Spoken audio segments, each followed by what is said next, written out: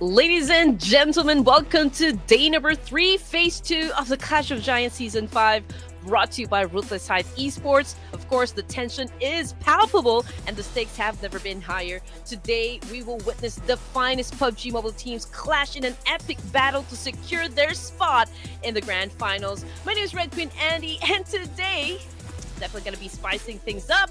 It's going to be Flavor alongside me casting for tonight's tournament.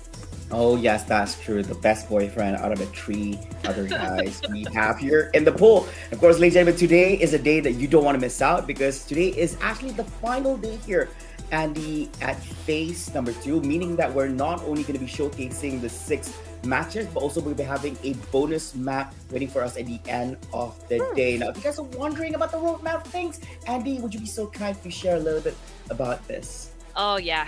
So we are already done with day 1 and day number 2 for phase 2. So for day number 3, as what Flava mentioned, we are going to be looking forward to having a 7 match for this evening. That is right. We're going to have a Vikendi match. This is actually what I've been looking for since day number 1. So it's just going to be the same thing. We still have 3 groups. We still got 27 teams in the lobby playing for tonight's event. So I just want you guys to just take notes and keep track of how well your teams are actually doing for today's set of matches. Oh, yes. And if you did miss out on all of that, do not worry that we'll be running it through together with you in just a short moment over here. And of course, looking a little bit on the calendar, today is not the last day here at the Clash of Giants. We also have the grand finals, which will begin tomorrow all the way up to Thursday, 24th October 2024. And on that particular day, we'll get to know the winner and champion here at the Clash of Giants Season 5. And hopefully you guys are excited, all hyped up, because today all your questions will be answered, except love life questions, but at least when it relates to PUBG Mobile, it is all answered here, yes. And of course, we also have our prize pools here for the playoffs. We feature up to $3,000 prize pool, and of course, for the grand finals, we feature $7,000. Yeah, we can take care of the entertainment, just not matters of the heart, okay? Do not ask us any love life questions. But you're right, I mean, $10,000, that is the total prize pool for the Clash of Giants Season 5. It is actually divided into 2. So for the playoffs, if your team proceeds to the grand finals, they will, of course, share the prize pool worth $3,000. But you know what? We, again, have a bonus map that we mentioned just a while ago. It is going to be in Vikendi. It has been a while since I saw, Vikendi being played in the competitive scene. So I do hope we, I do hope we see it in PMGC. Oh yes, definitely. If we're not able to actually witness it this time about, probably be something that'll be brought in the different cycle itself. And if you missed out on knowing this is the group division for phase 2. I believe that if you were together with us since day number 1, you would recognize these groups. And of course, each group will be playing at least 4 matches here today. So it'll be rotational from time to time. I believe that the first match of the day will feature Group A and Group B. Now, Andy, interesting enough, today, it's not just about finding out who's going to be the top 16 for phase 2, but also find out who gets into the top 16 after the accumulation of points from phase 1 until phase 2. And not only that, I think, the best thing that could ever happen for this tournament is the fact that if your team doesn't make it to the grand finals, you actually have a chance to summon them back into the tournament by casting your vote for the fan favorite team, and they will be respawning back into the grand finals. And we also have an invited team coming from PEL, if I'm not mistaken. I'm not sure if we're allowed to announce it, right now. So we're just going to have to wait for the approval of the production team before we tell you which team it is. If I'm not mistaken, I think that after the conclusion of this first match of the day, and just before we kickstart our second match of the day here, we will be sharing with you which team is specially invited to join us here at the grand finals as part of the 18 teams we feature over there. 16 from phase 1 and phase 2, and 1 from the fan voting itself. Yeah, so that's gonna be a very exciting one, because so far we've only witnessed 17 teams in the lobby, and this time around with having another additional team. And I do wonder how this team actually fares against these other teams who have had a taste of each other on the battlefield across 6 days already from phase 1 to phase Mm-hmm. 2. So I'm guessing that one side is all warmed up with one another, and the other team is like a team which is hailing from a different competition, fresh baked oven from a different competition, and joining in into the fray. So that's going to be very exciting. You know what? I'm just actually looking forward if those teams that are part of the third page for the Phase 2 overall rankings would perform for today's set of matches. I mean, we still got Team Falcons. I believe part of the third page, if I'm not mistaken, and also for the Chinese teams. I mean, Thunder Talk Gaming, yes, they're doing extremely well, but I just want to point out the fact that during the live draw, and they were talking about like which teams they think is going to have like a slot automatically in the grand finals for the PMGC, and they were talking a lot about TIANBA and TJB. But right now, man, I'm not really seeing like their full potential inside the battlefield, and that is why I am really curious at the fact that maybe they could transform into the beasts that we know they are. Maybe just like have a sneak peek of what they can do inside a battleground. Oh yes, and of course it doesn't show much based on their current performance and the current standings and the leaderboard after the conclusion of day number 2 here at phase number 2. And who knows, they might just turn on their beast mode here in day number 3. And I do wonder if it's going to be enough to put them in top 16, not only for phase 2, but also making their way towards the grand finals itself. And this applies to, like you mentioned, Team Falcons by the like of teams like Vampire Esports, Alliance, T2K Esports, TIANBA, Claw and Esports, RRQ, and Stalwart Esports. So these teams being mentioned, they're currently in the third page when it comes to overall rankings from 19 to 27. So it takes a little bit, they have to try a little bit harder compared to the other teams here to make their way into the top 16. And this includes A1 Esports and Team Secret, as they're currently placed in 17 and 18 place. Yeah, that's the thing about A1 Esports. Rowdy is, I believe, one of the heavy hitters, inside the PUBG Mobile scene. And yesterday's performance, I think they were just going for the placement points. They were not really so aggressive when it comes to getting the kill points, which is, of course, definitely not going to work out. What it takes, to be included in the top 16. You just have to exert really such huge effort, considering the fact that, all of the teams that we have here are all high level skill players. Yeah, and I think that the thing about A1 is that they don't want to be in the same situation as they were in phase 1, because they were so close to making it, and they were in 17th place. They did try so hard in the last map they were featured in, which was round number 17. Unfortunately, it was not enough because the teams in round 18 did manage to collect enough points to drop them down from 14 to 17. So I guess I don't think their hearts can take it. I don't think their fans could bear with another devastating, I would say, devastating result like that again, I guess. So we'll see if they're able to actually come out on top for this. But of course, our amazing production team is also displaying the current overall rankings of all the teams here after the conclusion of what we saw just earlier on over here. So we do hope you guys are excited for this, because today we're going to be witnessing, most likely we're going to be witnessing some insane and crazy stuff happening. Exactly. You know what? We have a total of 27 teams in the lobby competing right now just to secure a slot for the grand finals here in the Clash of Giants Season 5. But you know what? The only placement that matters would be from top 1 to top 16. Right? So we are going to have the final 7 matches for this evening. So this is their final chance to actually break their limits, just like push for their boundaries. And right now for phase number 2, I think Roy Esports really doing an amazing job. RQ kind of popped off yesterday as well.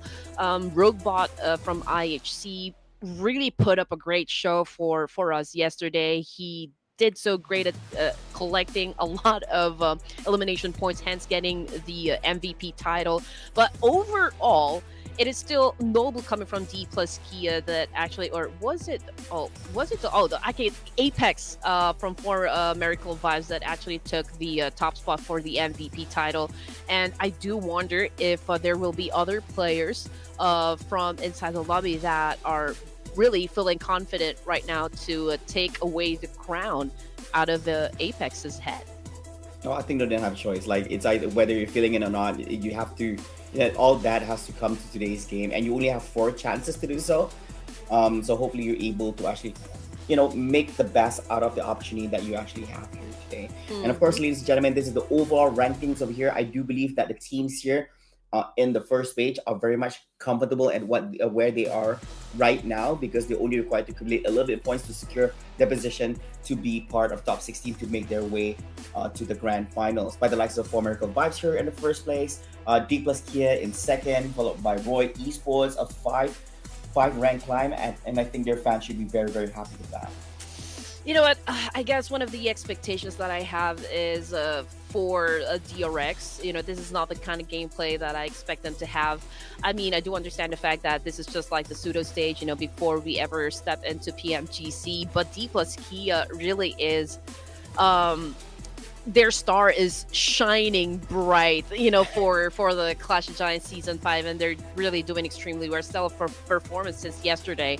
So I really do wonder if like the likes of TJB and TIANBA will do something for today's set of matches. I mean, the goal is not even like be included in top 16 anymore, but to just actually show up, because I do believe a lot of fans out there, not even just the fans, for the viewers, to see like, okay, what can TIANBA do? What can TJB do? I mean, the analysts for the live draw are really talking high about what TIANBA and TJB can do inside a battlefield. Like, they're really making it to the PMGC. So I'm curious if we're going to be seeing that kind of energy for day number 3.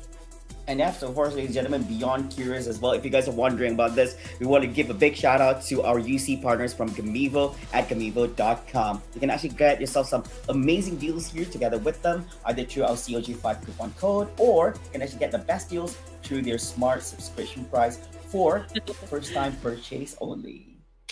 Oh man. Oh, I do have something that I want to, bring up. I got a whiff of like little whispers, in the ear, but we'll talk about that in just a while. Okay, so because we have a feature right now wherein you can actually ask us a question. So all you need to just follow the mechanics that you can see on the screen. This is courtesy of Gamivo. So don't forget the official hashtag though. It's hashtag COG5 and hashtag Gamivo. So again, if you're going to be lucky, then your comment or your question will be flashed during the live stream. Oh yes, I am a little bit curious about those whispers that you were mentioning about. But of course, ladies and gentlemen, let's have a look at what we are about to witness here for today's matches. Here we have 7 matches, match 13, all the way up to match 19. So it's going to interchange between ERANGEL, Mid-Miramar, and our final match today will be Vikendi. And the teams playing for this first match of the day, match number 13 at ERANGEL, be none other than Group A and Group B, which features these teams that you see on your screen. So okay, so let's bring it up. So there was like I caught a video talking about like HORAA Esports being included in Group Yellow, and as you all know, I'm pretty sure that you guys are updated with with the group stage for PMGC 2024, and they're saying that HORAA Esports is actually part of that death group, right? But DRS is actually part of an okay group. So what do you think about that? I would love for everyone to join in this conversation. This is something that I think needs to be discussed. But anyway, I'm gonna let you guys be busy about that one, because Flava and I, as well as production team, will have to choose our team for this match. Yeah, for the first one, I'm gonna go first on this. I'm gonna go Baguette on Alter Ego Aries for my side. Okay. What will be yours? I do wonder. Man, I'm gonna go with HORAA Esports. I wasn't able to pick them yesterday, so yeah, I'm gonna go Purple Heart on this one, since we're gonna kick things off in ERANGEL. Yeah, they have been doing well anyway, so I do wonder if they're gonna snowball into getting themselves with a chicken dinner here for our first map of the day at ERANGEL. And productions, what will be their choice over here? So we got our representative from Nepal and Malaysia, and they are going at Bingo Xavier. Strong choices, strong picks as the opening. So this is one more thing. The Savior, as you all know, this is the team, the pride and joy of Vietnam. But Roy Esports, man, again, another stellar performance yesterday. They were I think really racking up huge number of points onto the scoreboard. So a question actually popped up. Um, if Roy Esports can actually take on the Savior. Hmm. Well, I'm guessing that I guess they can. I mean, I don't see a situation where they can. I guess, but Hmm. that's the thing, Xavier. I'm guessing that you're putting those two teams on top. I think Xavier looks like a more promising team. I Yeah. guess because of how much they really love the spotlight, especially when it comes to engaging in the battlefield and all that. But I'm not going to dismiss the idea of Roy being able to actually pull it off. Hmm. I think the advantage of D Savior is the fact that they have more experience, playing in a global competition. They have gone through a lot of tournaments already, so the experience is already there. As for Roy Esports, I think what they're holding right now is the fact that they are much faster, I guess, when it comes to like reflex, since they are more, they're younger in terms, if we're going to be comparing them to the roster of D Savior, they are like, the newly born vampires, right? If you guys already watched Twilight, so they have that kind of superpower when they just turn into to the vampires. They're much stronger compared to the old vamps. But anyway, of course, we're gonna be starting the game because that is what you all want. So, ladies and gents, prepare for match number 1.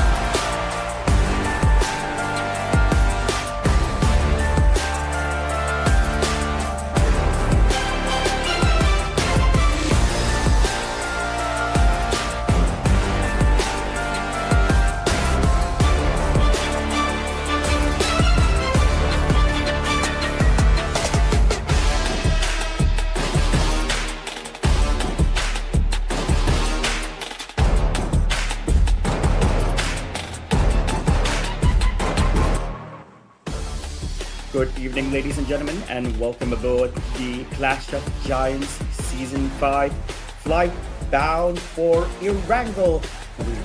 We're really sorry for the short delay that we had, but please fasten your seatbelts and refrain from smoking while the no smoking sign is on. Ladies and gentlemen, you'll join together with me, Flava, and of course, none other than your in-flight service director, Madam Ray Queen, here to be your commentators for this flight. This is going to be match number 13 and our first match for the day. Yes, sir. And of course, teams are getting ready to obliterate each other. So we're going to wait for the teams, like which of them is going to have an early fight. But as for now, we can see the map and it's ASI 8. We can see also Falcons dropping around Novo. There are two teams actually headed towards a military base, so we are expecting a fight to happen in just a while. But for the other teams, they chose to drop in the main peninsula. Of course, we do have marked territories when it comes to ERANGEL, so we'll just have to wait and see what kind of rotations we will be witnessing for our first match this evening.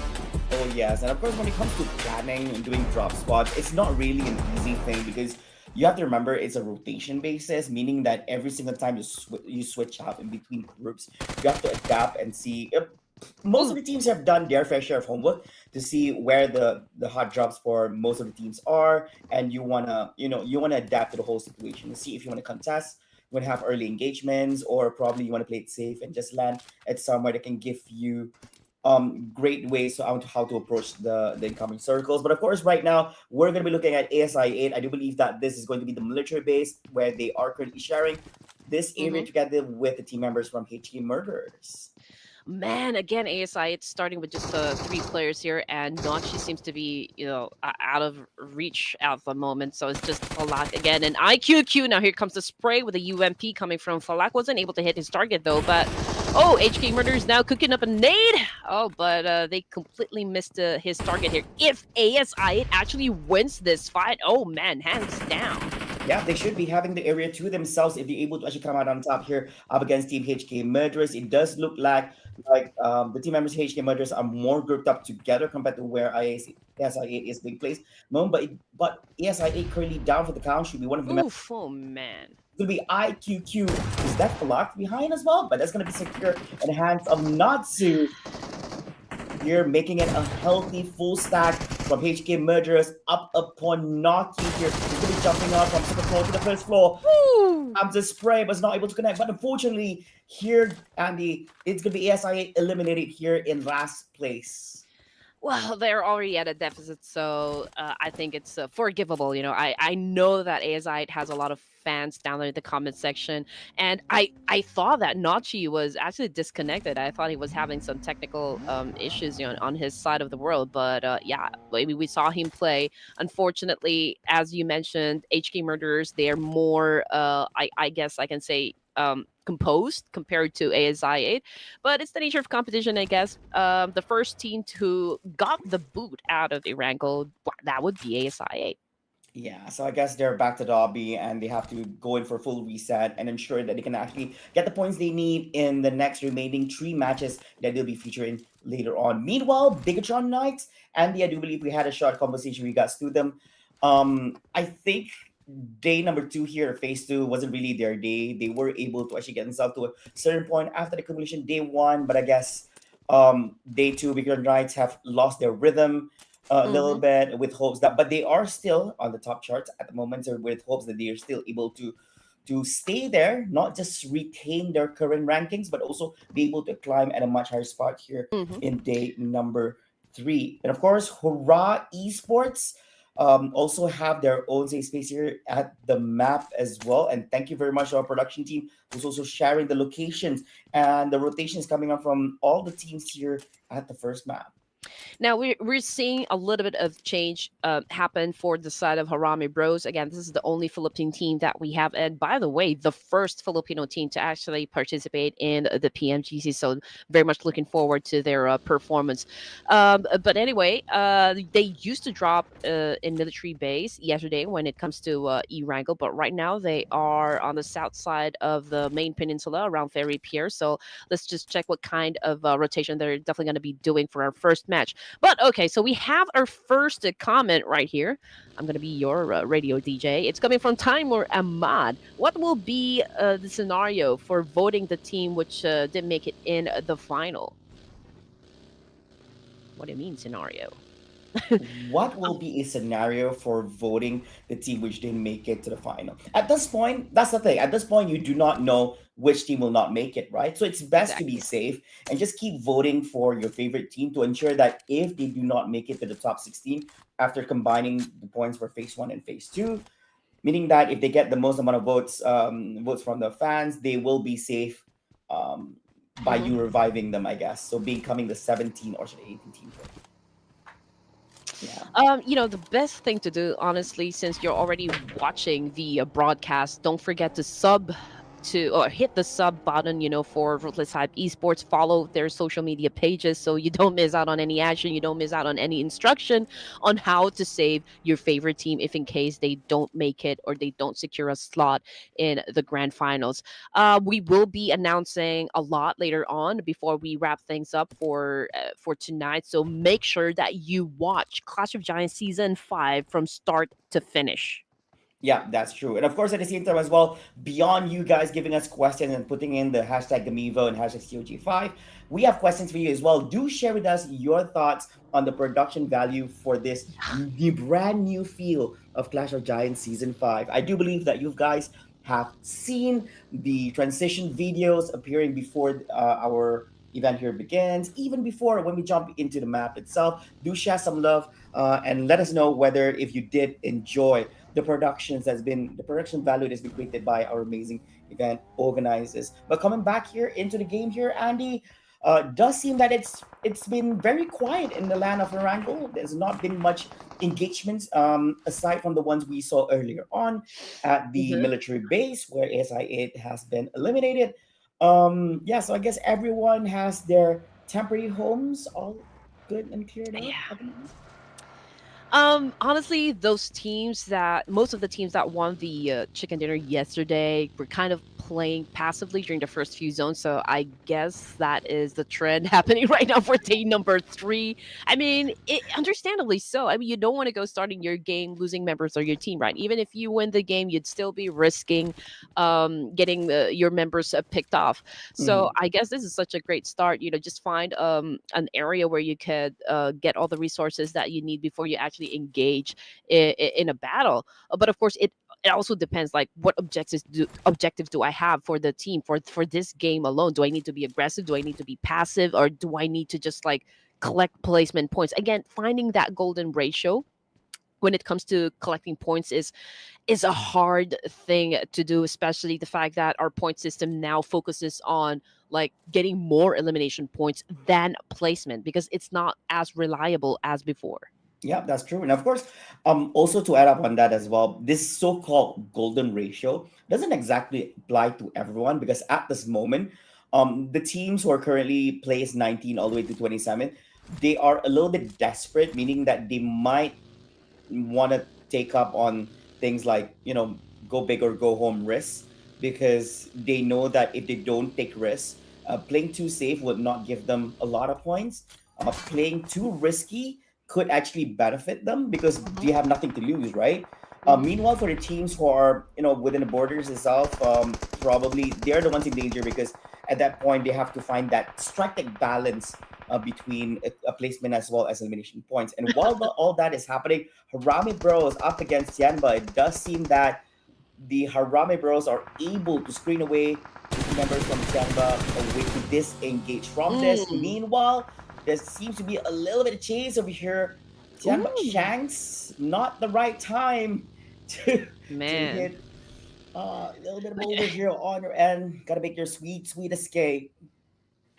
Yeah, Jappy means business, though. I mean, the moment that he was able to shut down one of the players from Tiamba, he just confirmed the kill right there. And the kill fit is definitely popping off since we've got BTR Team Falcons as well having an exchange somewhere around ERANGEL. But you know what? Just to add up to what you mentioned or what you said just a while ago about risk, I mean, PUBG is all about risk, high reward. That is the thing. This is all about survival. But at the end of the day, I mean, in order for you to get to the top, you just have to collect a lot of points here, just like what IHC is doing right now, eliminating HORAA Esports with just 1 point.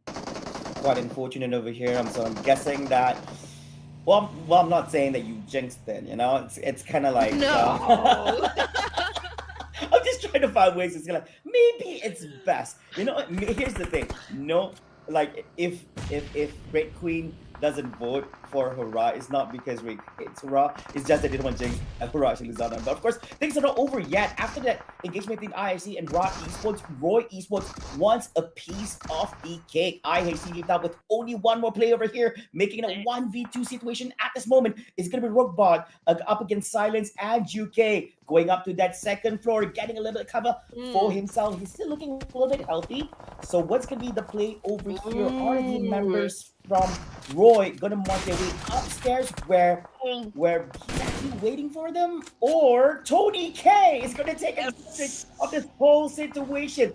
Well, all this happened. Vampire wants a piece of this cake as well. Oh, definitely, definitely. I mean, Rogue Bot, he did get a little bit of help, from Vampire Esports, so that put us down to a 1v1 situation with IHC. But then again, Vampire Esports, they know when to come in. The timing was like perfect, and that was just unfortunate for the side of IHC. But then again, it was just one elimination point, so I guess that is okay. The thing is, the rotations that, I mean, it's already pre-planned. They've already had a chance to go through day number 1 and day number 2 broadcast, so they know what kind of rotation they need to do in order for them to maximize, to utilize everything, from what happened since the 2 days that we've been having this tournament. But in the meantime, let's talk about the kill feed, because Claw, I think they are getting annihilated one by one. HK Murders now already putting up 6 elimination points. Oh, yes, and of course, this time about doesn't look too healthy on the side of HK Murderers. I think that bag's actually Claw left out with only one team member here at the moment, making it a 2v1 situation because Natsu and Slayer still down for the count at this current moment. That's going to be a secure kill in the highs of Zazel. Marching forward, it's going to be pickup. It's low and health here. Dustin Keyman is able to secure this and should be no problem. A 1v2. Ooh. He batches in, and that's going to put HK Matters back into the lobby. But they were able to grab themselves with 6 elimination points before going down. Yes, sir. And Claw, unfortunately, left with just one member, and this is just stage 3, and it's gonna be difficult, though. I mean, to even like pick smart battles here, considering the monsters that we have inside the lobby here. But Vampire, okay, they already have 2 elimination points, and right now there's just a lot of teams surrounding them. And there's BTR, there's A1, there's FaZe, there's T2K. Most of the teams actually are within Jorgapul, south of Jorgapul area. DRX, if we're gonna have a map overview in just a while, DRX already climbing up the Gatka mountain just to have that great vantage point. Oh yes, and of course they're definitely going to be capitalizing on that with that information, with the amount of information at hand by having at a such elevated position. It can benefit you a lot. It can tell you things whether or not you want to approach certain team fights and more. Vampire, honestly, Andy, I was actually hoping for another team to actually go back in the same building where all the action happened earlier on, just so that it keeps coming, you know. But I guess Vampire was the last team to I guess enter the building, and nobody else decided to actually engage back together with them here. And they're still looking very healthy as well. They come out on top of 3 teams, I guess. I think 3 teams if one of them was eliminated at the same premises. We will see. Meanwhile, there's a lot of healthy teams here still surviving, other than Claw. Claw being the only one with 1 surviving player left, meaning there's no one providing any form of support. So I'm guessing the best way for you to approach this is by placement points, I guess, at this point, even though you're able to, you have already secured 4 elimination points, which is already great. At this point in the competition, and also in this kind of situation, keeping your members intact, I guess, will always be like a huge advantage here, because you have to make all of the advantages work on your side. I mean, you have to get the best position, you have to accumulate a lot of points just to stay on top, you have to make a series of good decisions to land a chicken dinner. And it's hard because we've got most of the champions in just one lobby. That is why we are really excited about what's going to happen with PMGC. This is another version of what might happen for PMGC. But let's take a look at what is happening between the Savior and, of course, a DRX. Who is going to be the king of the mountain? Saisei getting a little bit of damage. Saw is already on the ground here. Same thing goes for Levi's, though. So let's see what kind of a strategy the Savior will be pulling off at this time, considering that they're on a 2-2 split here. And Alter Ego Eris, is asking, can I join the game? Can I play with you guys? Oh, it does connect though, so he's definitely going to benefit from that. So I guess from a very advantageous position going up against DRX, somehow he got turned around because 4 team members here making it a sandwich in between Alter Ego, DRX, and as well as Xavier. Chuacho, what's going to be the play over here? Is he able to actually make it 6 minutes escape from this situation, or is he going to continue pursuing this team? It doesn't look like he's going to come out. I think it's not going to be a very safe place for him right now, but DRX, here's the spray coming up from Rosemary, does not connect, he's not able to tell where Hyunbin is, but after escaping smoke, he got shot out here in between 2 of the players from Alter Egos Esports. They marching forward, try to find Chuchum from the Xavier, cooks up the nade, but I guess that's not going to be really a great idea. Was able to swap out with the weapon, but it's not going to be enough as he is pretty down here. Leaving out 1 more team member, Nate T. I'm guessing he's very, very far away from where all the drama has been happening. And you know what? There was like a huge error on the side of DRX. Yunbin actually shut down Sois with a nade, so that is unfortunate for the side of the Korean team. And that is such a good spot, right? They're coming from Boys to love Alter Ego Eris, and now they're dealing with the remaining players of the Savior. But you know what? Alter Ego Eris says, we are the kings of this mountain, so stay away. We are now down to just 10 teams remaining, and now we're looking at Vampire Esports versus the Bangladeshis, A1 Esports. I'm so glad production took that angle from Alter Ego Esports from behind. I thought they were just gonna keep cooking. I thought they were gonna slowly but surely sneak upon team members from DRX, but I guess they just went for engage. And meanwhile here, things are pretty messy in between A1 Esports as well as Vampire.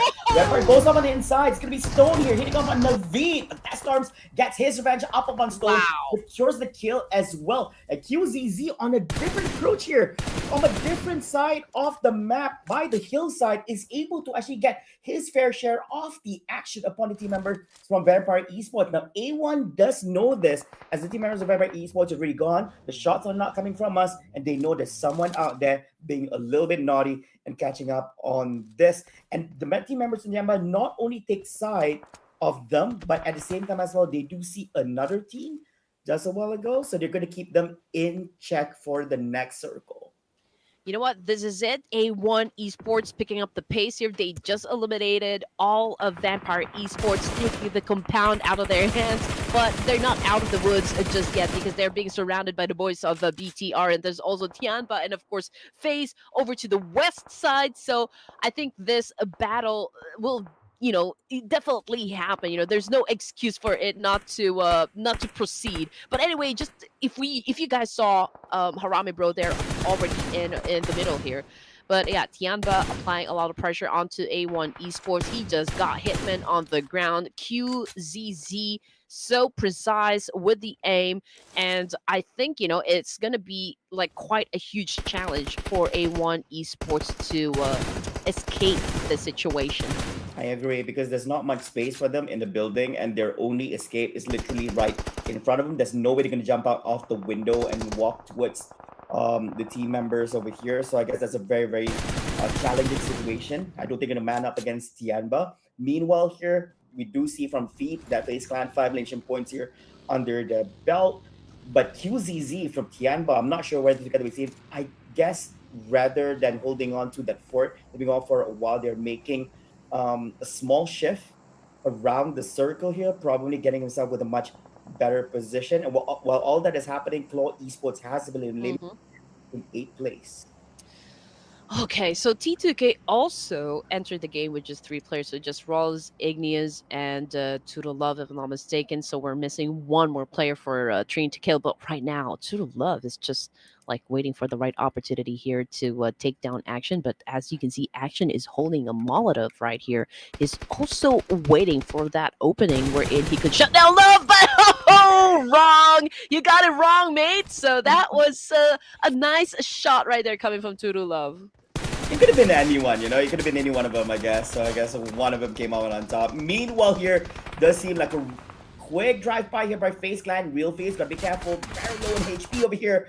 And of course, he got shot out here in hands of TIANBA. Is gonna be down for the count and eliminated here in hands of XC. TIANBA is definitely having a great run here in this first map of the day. Will they be able to actually snowball their current situation and grab themselves with more points and better placements? There's only 7 teams left at this point, and they are in an okay position, because the only ones to the right now is only Alter Ego Ares, which is in a very comfortable, a much more comfortable situation because there's no nearby teams. In the middle, we have Rami Bros, and here we have Falcons and T2K having a battle of so I'm getting a battle over who's going to be handling over this place. We have Tops on the top side. We also have IC on the other. So I'm guessing that if shots coming out from the members of T2K, IC is not nearby to actually pick him up if he actually drops down on his knees. I mean, there can only be one team that could really claim the territory, right? So it's Falcons versus T2K, it's FaZe versus BTR. HARAME Bros already down there in the middle, so I don't think they're going to be joining into the mix as well. They're going to be anticipating, of course, the teams that will be headed towards their direction, but they will just have to wait. I mean, there's no pressure at all for their side. But anyway, SA will not say anything as he had been gunned down by Genvos. It's too small of a cover anyways. There's no way that's going to protect him. So I guess that jump coming in was enough to actually jump on him. But FaZe Clan does have their eyes. It's going to be 9 noise having his side up upon BIGETRON Knights at this moment. Meanwhile, the clash in between T2K and Falcons have not been sorted out yet here. Actually, if you see here, OB is actually very near to Tops and IC. They do Ooh. manage to regroup themselves, which is a good idea. But can they get this off? There's so many containers here. I'm not sure if you're able to nicely cook up the nade and land to where you want it to be. It's gonna be a very, very hot one. So Mm-hmm. it's gonna be Ingenious together with OV up against Tops and IC at this point. Ruts, um, I'm guessing he's providing long range support if he has sight upon IC. He crosses over that middle, but IC throws on the smoke grenade so that Ruts is not able to actually see IC begin to move to this side itself. Great smoke over here. OV down on his knees. There's still no opening for OV, and Ingenious to actually pick him up. Can he Mm-hmm. actually do so? It's gonna be Ruts and Oh, Falcons. what? Tops is down, leaving his only teammate behind. IC. Can he make something happen? No, No. he does not. Ingenious grabs his hand on it, and that leaves Mm-hmm. Falcons in sixth place with no elimination points. You know what? T2K, they were putting a lot of pressure onto the side of Team Falcons. I was about to say that, okay, if Team Falcons was able to get past through T2K, then it would be like a great tandem, great team effort, coming from Team Falcons, considering that Rolls is just waiting on the other side. I mean, they are being the Heimdalls, for this circle, the gatekeepers. And it's such an effective tactic, coming from the side of T2K, since there were two coming from behind, and there was Rolls, of course, that will be greeting them up front. But anyway, this is for now a good position for T2K. I mean, they have covers. They don't have to worry if there will be bullets sent over their way, because they have some sort of refuge. But for TIANBA, oh man, they are actually getting murdered by BTR as of this moment. There's currently one down, but there is still time for a quick pick up here. But yeah, it could be hard. Yeah, I don't think it's gonna make it, because this is an open space. Oh yes, and they're taking shots not just from BIGETRON, they can shots from Alter Ego Ares at the same time as well. I couldn't really tell, but I'm guessing at this current moment, the two Indonesian teams are taking shots at them. And HARAME Bro, probably if they do see sight of the team members of TIANBA, they might just take their shot as well at the moment. Meanwhile, Alter Ego do have sight on team members of T2K. They're max down. Two of the team members right now goes over secure. Try to give up Ingenious. Try to do a little bit catching up for himself. The smoke is there, and it's gonna be enough here. And Hansel Alva 7, he managed to clear the team members of T2K, and they're now currently in the top 4 with the likes of Rami Bros in the middle, Alpha Ego Esports, BTR, and TIANBA by the outskirts. And right now, Rami Bros here, Andy, are currently in the circle. They're not required to make any full movement. They just have to screen off these 3 teams away, and this could secure them their chicken dinner.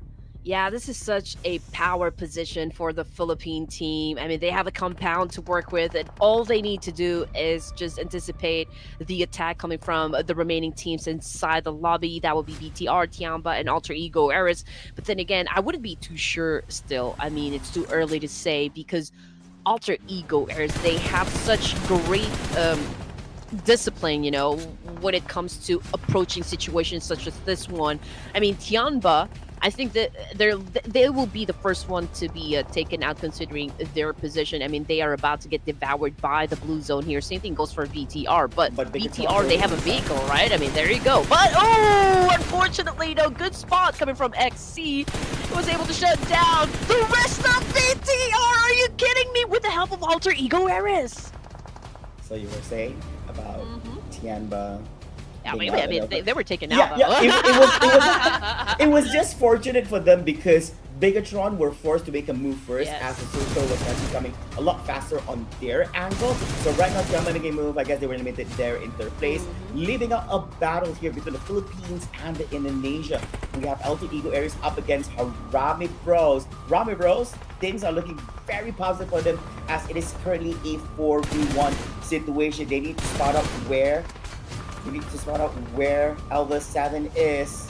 So charging forward, it's going to be Jappy here with a little bit of support from Padrales, IGG, and Rage. He gets one, but he doesn't have much HP on him, and it's going to be IGG getting that last shot and securing that winner chicken dinner for the Philippines here. The team Harame Bros.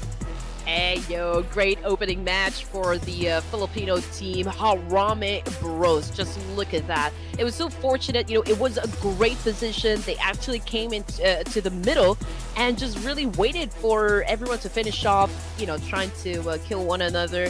And Harame Bros, perfect timing, perfect everything. The fact that they are still a complete squad, up until the end zone is such a huge advantage for the team here.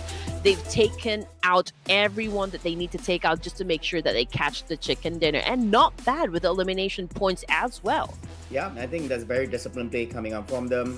The circle is also favoring them in the last few circles anyways. But of course, this is a much needed great run from Harame Bros, knowing that they're currently placed in 21st after the end of phase 2 round day 2. So we do wonder, I believe there's a lot of Filipino fans out there who's curious to see where they stand in the rankings here at phase 2 after such a great run here, and also grabbing a winner chicken dinner for the team. But of course, shout out here for all the other teams as well. I think some of them played really well. I think TIANBA, they had a good run here at the early segment of the map, but unfortunately at the end over there, they were put in a situation where I'm guessing position-wise, it wasn't so favorable, but they did hold on as long as they could. For as long as they could, really. I mean, they didn't really have that much cover. I mean, I think they were just working out on those little potato hills that we have been seeing out there in the open space of ERANGEL. But yeah, I mean, alter ego areas as well. They were on a split. They don't have anywhere else to go. The prime location, that is why it is such a power position for Harame Bros, is that compound right there. That is the only compound inside the circle. So everyone was just like moving targets. They're like sitting ducks outside of the zone. And that is one more thing. They are also outside of the zone. So the pressure is really high. And it's such a great match for Harame Bros. And they know how to capitalize on that situation. So I just want to say to everyone, if there are Filipino fans out there watching right now, Clash of Giants Season 5, aba, mag-ingay naman kayo dyan. Okay, I might need translation for that. You can't just here's come on, Andy. You can't say that and leave everyone hanging. I was like, Paulanin nyo naman ng Philippine flag. Okay, so for what I'm all we saying know, was you could be cursing in Filipino language. Give us some context behind that. Okay, so what I was saying is that I want the Filipino fans to show their love and support to Harame Bros by making a lot of noise down there in the comment section. If they can, make it rain Philippine flags down there in the comment section. That would be a lot. But of course, we don't also want to take out the spotlight for Otta, coming from Alter Ego Airs, as he is the Gamivo MVP of the match, putting out a total of 4 elimination points and 855 damage output. Oh yeah, and of course we do see his teammate over here, Alva 7 in second place, one of the top performers here for the map, followed by QZZ and TIANBA and Federales from Harame Bros here. And of course, we do see a lot of this. I'm guessing that I think it's been a while since we saw other team members of Alter Ego being featured here. We got too used to seeing Rosemary face, but surprisingly, right, I had this discussion together with Contra. Surprisingly, we do see that Alter Ego Aries is taking a different approach in how they engage in team fights. Instead of having Rosemary becoming the main fragger of things and all that, somehow he's actually the one who is actually at the forefront, giving an opening for his teammates to actually provide cover. So that's why we keep seeing Alva 7 more than Rosemary when it comes to the top charts here recently here in phase 1 and phase 2. Definitely. And just to pay close attention to what happened from Zone 1 up to Zone 9. So this is actually how they moved. As I mentioned earlier, I'm used to seeing them drop around military Sosnovka military base. I always mix out the words.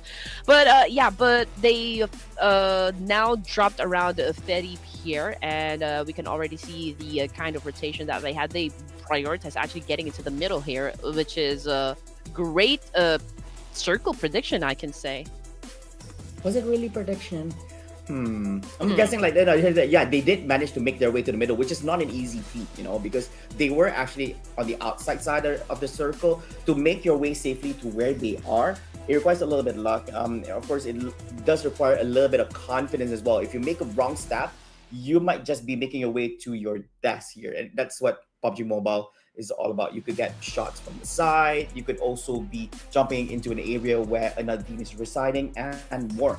Of course, after the conclusion of that match, we're going to be looking at the match rankings over here. HARAME Bros in first place with 17 points after bagging in 7 elimination points and the 10 ranked points for winner chicken dinner, followed closely by the Indonesia's Alter Ego Aries in 17th place, and the TIANBA from China here with 10th place in third place. Okay, so unfortunately for the fans of ASI at Esports and D Savior, they did exit the game empty-handed. But you could understand what happened with ASI at Esports.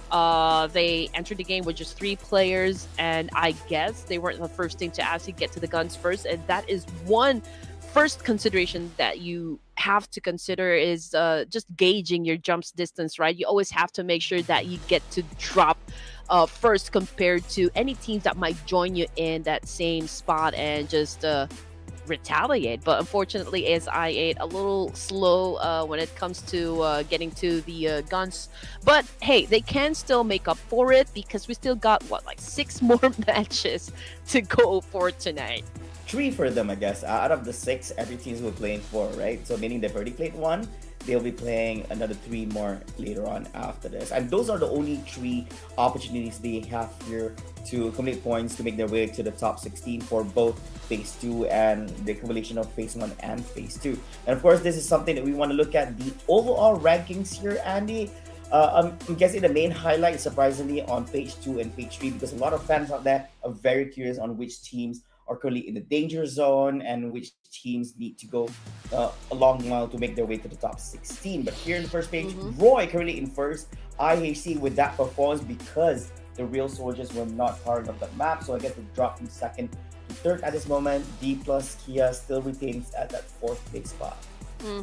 And by the way, guys, just in case you guys are a little bit confused that we're showing you guys a lot of numbers, this is just phase 2 of the overall rankings, so you can see which of the teams here are doing great for phase 2. So now we are looking at page number 2. BTR moved up 3 ranks. We've got a T2K as well moving up. Same thing goes for phase. As for Alliance, D Savior, and Falcons, they continue to be pushed further down just because they haven't picked up the pace just yet. Yeah, and of course, these are teams here being featured in page number 3.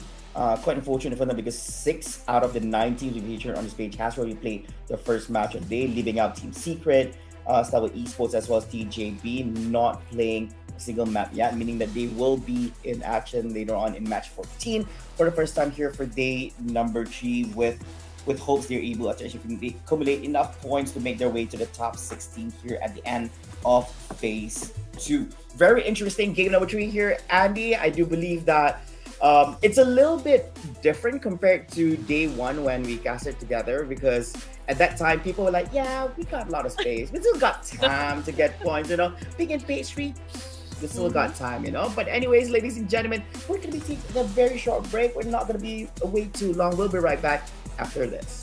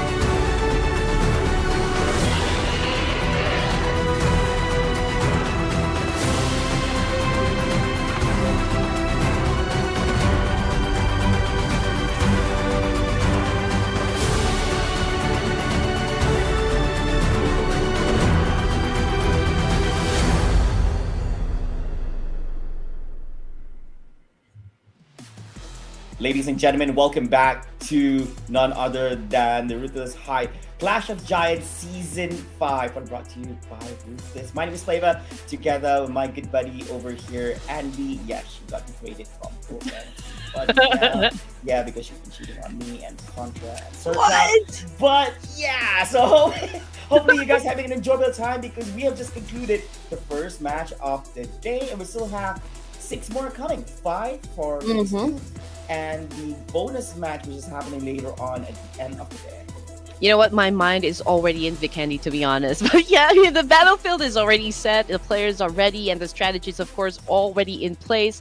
From the desert dunes of Miramar to the diverse terrain of ERANGEL. But you know what? Here we go. The grand finalists. As you can see, we got a fan favorite team that you guys can actually revive if in case they did not make it to the grand finals. And we also have a special invite happening for the grand finals, and that would be Reagan S Gaming. So this is a team from China as well. And did you know that Flower actually came from this team before he transferred to Thunder Talk Gaming?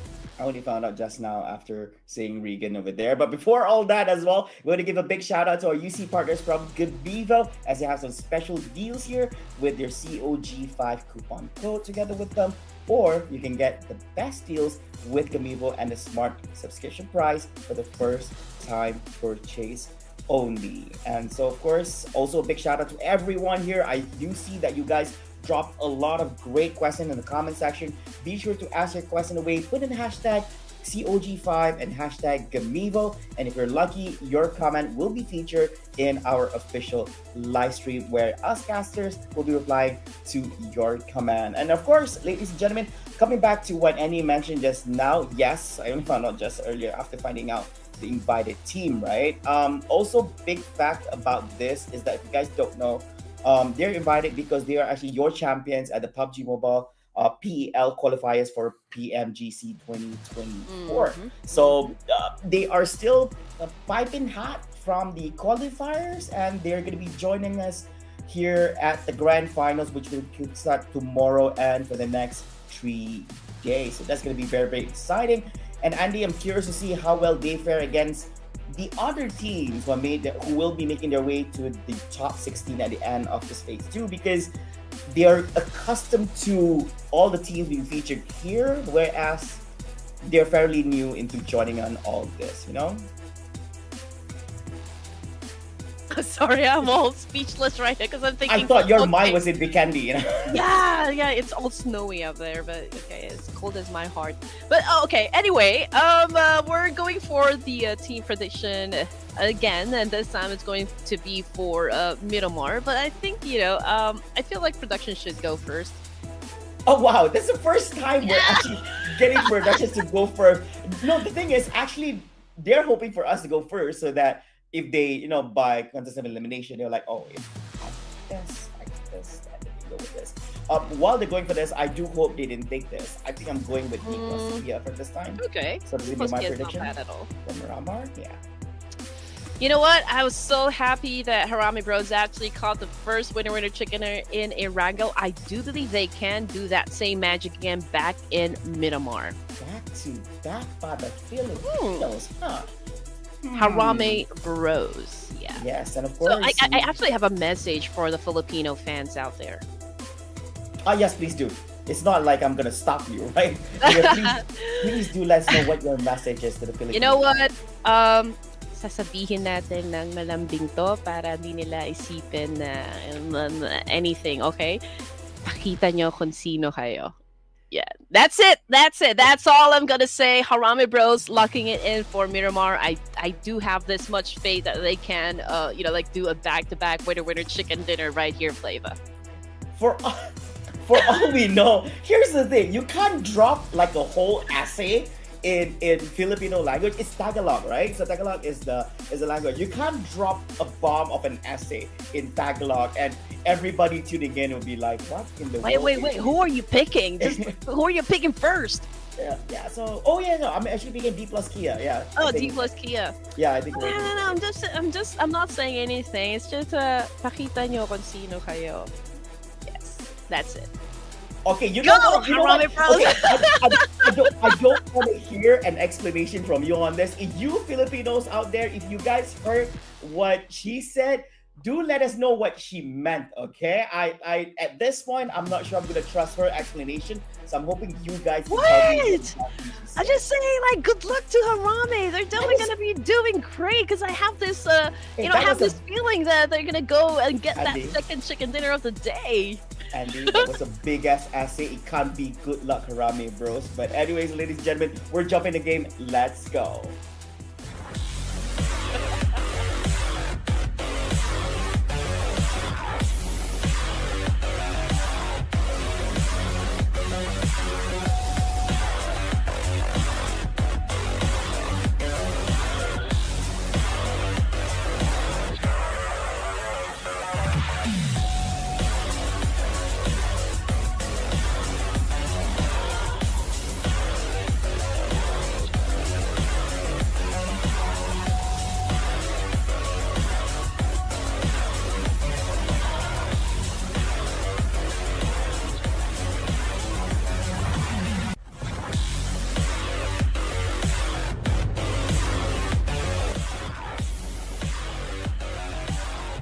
Ladies and gents, from the lush fields of ERANGEL, we now move to the scorching deserts of Mid-Miramar. The vast and unforgiving landscape will, of course, test our players' endurance and strategic prowess, and only the sharpest shooters and the most cunning tacticians will survive this arid battleground. So everyone brace yourselves for a wild ride in match number 2, where every grain of sand could hide a new challenge. Why does Red Queen sound like a different beast altogether just because of Harame Bros won that game 1 of the match itself? But ladies and gentlemen, welcome back to this match number 2. Things are very heated up because we're coming close to the end here of phase number 2 of BIGETRON Season 5. We're back again to Miramar, and we believe that not just us casters, including our production team, and you guys out there very curious on how your favorite teams will be performing this time about. Now the flight path is traversing from south to the north segment, a little bit more leaning towards the west side this time about. I'm very curious to see where the hot landing spots for these teams will be. Now there are some hot locations of here at the map that we do know of, and we're curious to see if that's going to be their choice of destination at this point into the game. And the circles out, it's going to be leaning more towards the segments of Los Leones by the likes of La Benita and the others here on the southeast side. Well, it's already an expectation that Los Leones will definitely get crowded considering the size of this area right here. We can actually fit at least 2 to 3 teams, and they don't even have to battle right off the bat. But then again, it is always an issue when it comes to Miramar, the resources, the loot. So you really have to go to the prominent cities here, and we only have so much, for Miramar. That is why, we'll definitely be seeing a lot of clash happen, an early onset. But anyway, let's check it out, which of the teams here will be having their fight. So in Los Leones, I can feel that it's Alliance and Team Secret, probably D plus Kia as well. That could be a potential fight. We've got T2K up north, together with DRS, so that's a fight also waiting to happen. But if we're going to be discussing the teams that already dropped in the center of the map, that would be RQ, Harame Bros, Thunder Talk Gaming, and For Miracle Vibes. Oh yes, they're also clustered together. Meanwhile, while all that is happening, Alliance is also sharing the compound together with Team Secret on the outside perimeter of the circle by the likes of DRX and Vampire Esports, which comes to no surprise. Vampire has always been known to actually just, for some apparent reason, just always engaging up with some teams here at the early segments of the game. And it does seem that one of the team members, or probably 2 here on the side of Vampire Esports, joining on together with the members of HORAA Esports on the north side of the map, which is going to be very interesting because No Fear as well as Mr. Boro is on a different side. They might just regroup. Mr. Boro making the movements up top to provide a little bit support for Mafia Ninja as well as Malik from HORAA Esports. Here we do see Void Donkey, which was not together with us in the first match here, Andy, as this is going to be their first map on the day, getting himself comfortable on the map with hopes they're able to actually engage with someone I do Mm. believe is Xavier here being their neighbors on this compound. Yes, sir. The pride and joy of Vietnam. You know, D Saver is actually one of the top contenders that the analysts chose for, their predictions to get a slot in the main event of the PMGC. And there's a reason why. I mean, D Saver have already proven themselves time and again, not to mention the accolades that they have under their belt. So D Saver is definitely one of the formidable teams that you need to watch out for in PMGC. But speaking of live comment, we've got Akish Love having a question right here. What are your predictions for the grand finals based on what we have seen so far? Oh wow, I think I can start first on this. For me, I think I can confidently say like teams by the like of For Miracle Vibes or D Hmm. plus Kia based on their consistent performance. I think they're the ones to be on the lookout for. They might just place very comfortably in the top five if they do run things the way that they actually ran here in phase one and phase two. And yeah, I guess that's my response for that. Mm. Yeah, I can say the same thing. I mean, For Miracle Vibes is really displaying not their 100 like potential inside or what they can do inside the battlefield, but at least they are up there. You know, they are showing us what they can bring into the table. So yeah, For Miracle Vibes is definitely one of the choices that I have for PMGC as well. But in the meantime, let's check out what is going to happen. Vampire Esports now going up against HORAA Esports. Malik is already on the ground here. So HORAA Esports playing at a deficit.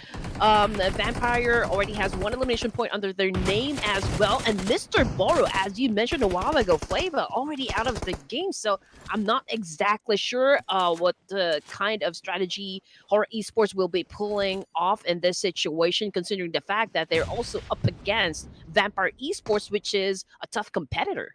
I hope it's not too late for No Fear to make his way because Mr. Borrow, when he wants to actually provide support for his teammates, he became a casualty, and this time it's going to be Mafia Ninja down for the count, meaning that No Fear has already made his way up there and he's going to get sniped out in the hands of Vampire Esports. Earlier on, actually, they were actually separate two to two, so two going up against ZRX on the other side, but there were no engagements. So Mm. instead, they regrouped up, went towards the team members of Raw Esports, and they were just lucky enough. It was a very favorable position in terms of numbers, as they only had to go up Ooh. against two and plus one and more. And while all that is happening, remember that side on Void Donkey and the Xavier, we do see a shootout over here. We see Vaxis here down in the hands of the members from Void Donkey at this current moment, and he's already out, leaving three of his team members here: Potato, Rizak, and Zatak, Void Donkey. So gotta be careful going up against the team members from the Xavier, as they still have four team members on their end. Yes, sir. I believe the one who took down Vexy would be a player from D Savior. Oh, okay. But Zeta was able to drop a DX as well. So I guess it's a three-way battle happening in this particular spot. But it doesn't change the fact that D Savior just lost a member here. So they're now operating with just three members. I think they are down here in Monte Nuevo. But the good thing about it, I think the fight is already done because D Savior's getting ready to reposition themselves inside the map. You can just say they ran. Reposition such a nice, but yeah, they run away between their tails. Nah, okay. Fight or flight. Yeah, they just reposition themselves. I guess so. That I guess they're disengaging from this. Void Donkey losing at one, Xavier losing at one, and they're making their way to a different spot. Xavier, it instead of going marching forward towards where Void Donkey is actually positioning, it's actually going on the outside perimeter towards the main road. There's still no one there, but teams by the likes of DRX and HK Murderers are actually very, very nearby, and potentially we could see an engagement over there. Meanwhile, we're Mhm. looking at RRQ Ryu here, which is currently in the middle of the circle. Like as you mentioned, sharing the perimeters together with by the likes of Rami Bros and 4MV, and this could be a very Ooh. entertaining clash. Oh, definitely, definitely. You know, RQ. I expected this team to really perform well, and they did just that yesterday. So I do hope they can bring in that kind of energy back again for day number 3, as this is already the final day of the playoffs. Yeah, they are all together in one spot with Harame Bros. The same thing goes for Four Miracle Vibes. There's also alliance that will be coming fresh from Los Leones, and not to mention, of course, the voice coming from Thunder Talk Gaming, who is about to enter the safe zones here. So I believe this is where the party is at. Oh yes, it is. It's not the kind of party that you're Party, used to. party, It's kind party. of party that everyone wanna be part in. But around Rainbows, he were looking at Federalis.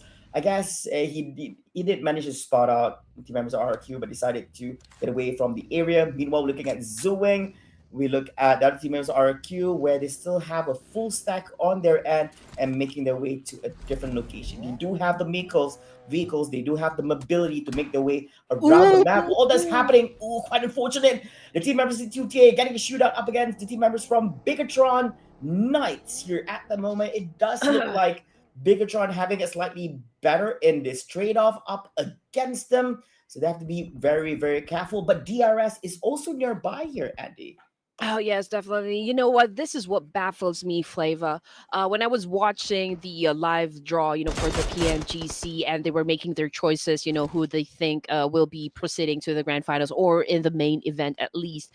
And BTR, it's not a team that they actually mentioned for that specific event.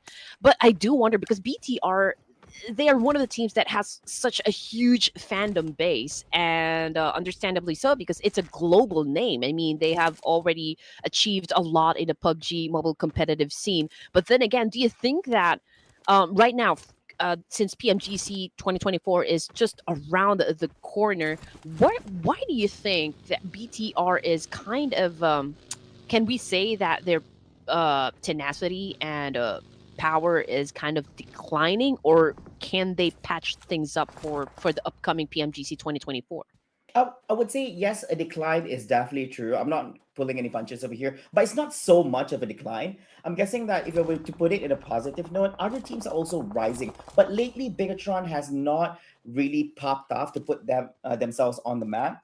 I Hmm. think that Alter Ego Aries, when we look at the Indonesia segment, Alter Ego has been stealing that spotlight a little bit more than what Bigatron has to offer.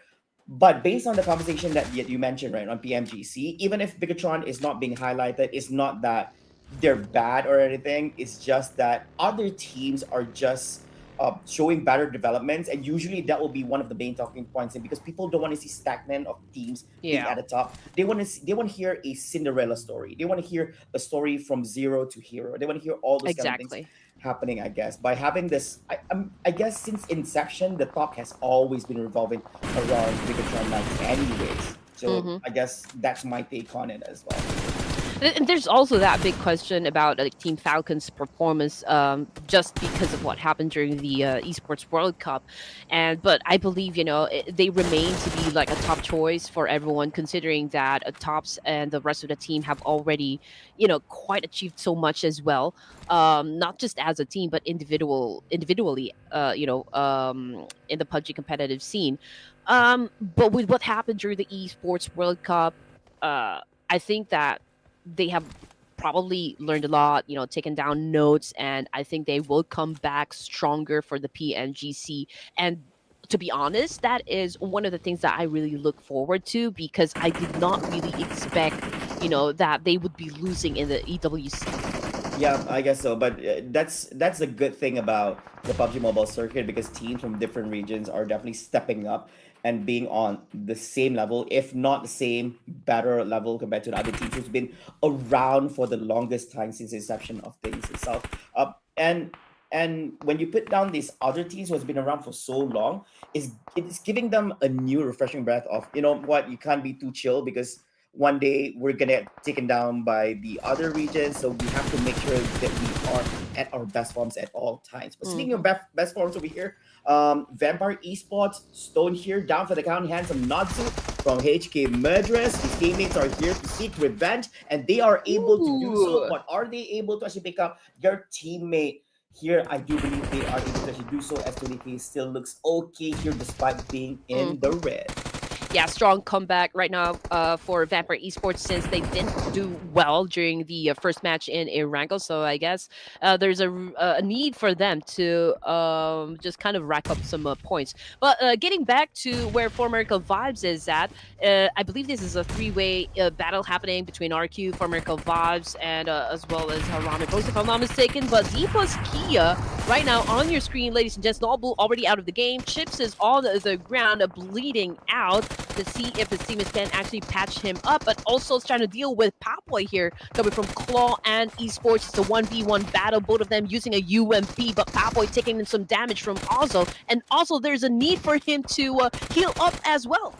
Yeah, but he doesn't have much cover over here, so have to be really, really careful. Meanwhile, the team members from Claw, but Dusty is going to be hit from the back of here. Wow. Yet another. Can Fabian be able to make something happen here? But it's very low in HP. He doesn't have an opening to do any form of patching up. I think that's what I was saying. He is able to do so and get his takedown here upon the members of Claw Esports. Nice rotation here from him. But at what cost, Andy? At what cost?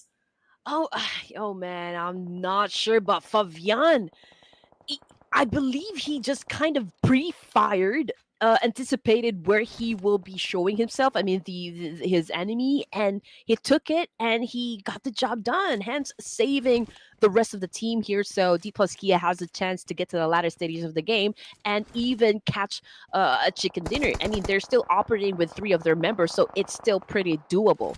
But anyway, we're looking at the 14 teams remaining. This is already stage 4 with 30 seconds on the clock before we move into the next zone. HARAME Bros, I believe Rig has been picked up. He's currently knocked down, and he is being surrounded by the likes of RQ, Voindunky, Formerical Vibes, and not to mention that T2K is also just within proximity here. Yep, that's true. Of course, taking a shot here, but again, Ganfos from BIGETRON Knights upon the team members from Vampire Esports. I'm still surprised that they are still alive, looking quite healthy from their end after what they went through from the start of here. And while all that is happening, Voin Donkey is eliminated here in 14th place. What 1 elimination points? I think this battle between T2K up against the Xavier at this compound, it's going to be a long one. That Nate's going to connect, hitting off on Ruds. It's down here.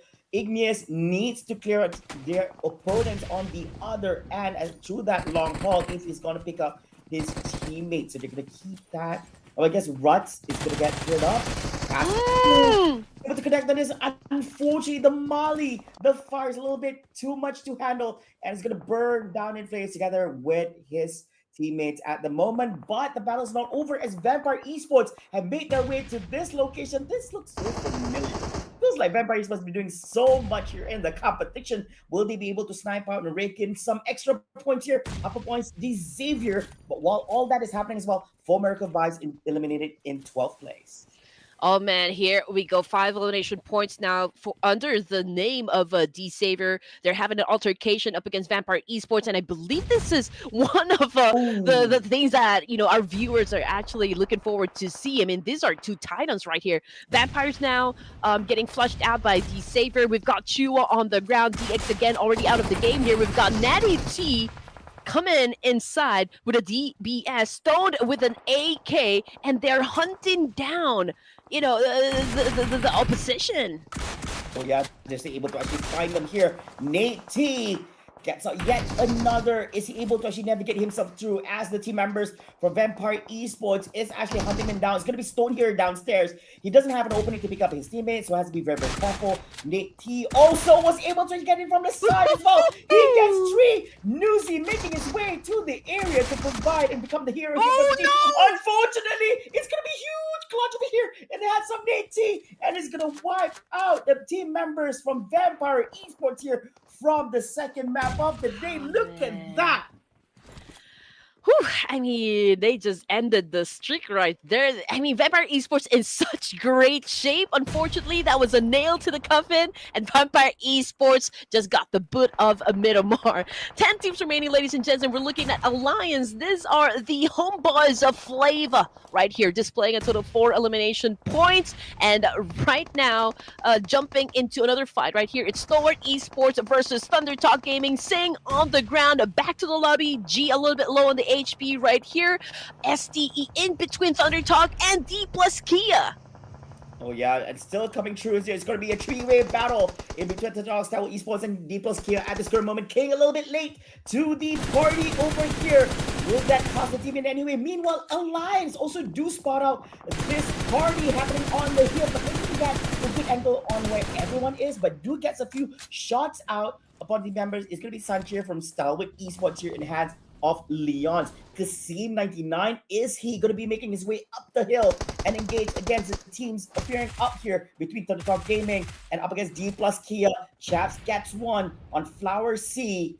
Gonna go for King down over there. Will he be able to actually make it? So we also have Fabian trying to get a different angle of here with hopes that it can actually translate to a big victory. But Kasim also waiting if he can get himself with a little point for Alliance. Doji from behind. That's going to be a dick look from Alliance. Still nothing yet. Okay. I thought Kasim will be, like, okay, I'm out of here. But you know what? Alliance is not stopping dealing with D plus Kia. 6 elimination points, though. We're looking at 2 remaining members. But that is, again, an accurate shot coming from Fabian with an AUG. But you know what? We still got more players from Alliance that could actually finish off D plus Kia. But then again, D plus Kia, they're such at a great pace right now dealing with their enemies. So, yeah, DRS Gaming also joining into the mixer, so this is a pandemonium starting right now, Flavor. No, this is going to be a very bad one.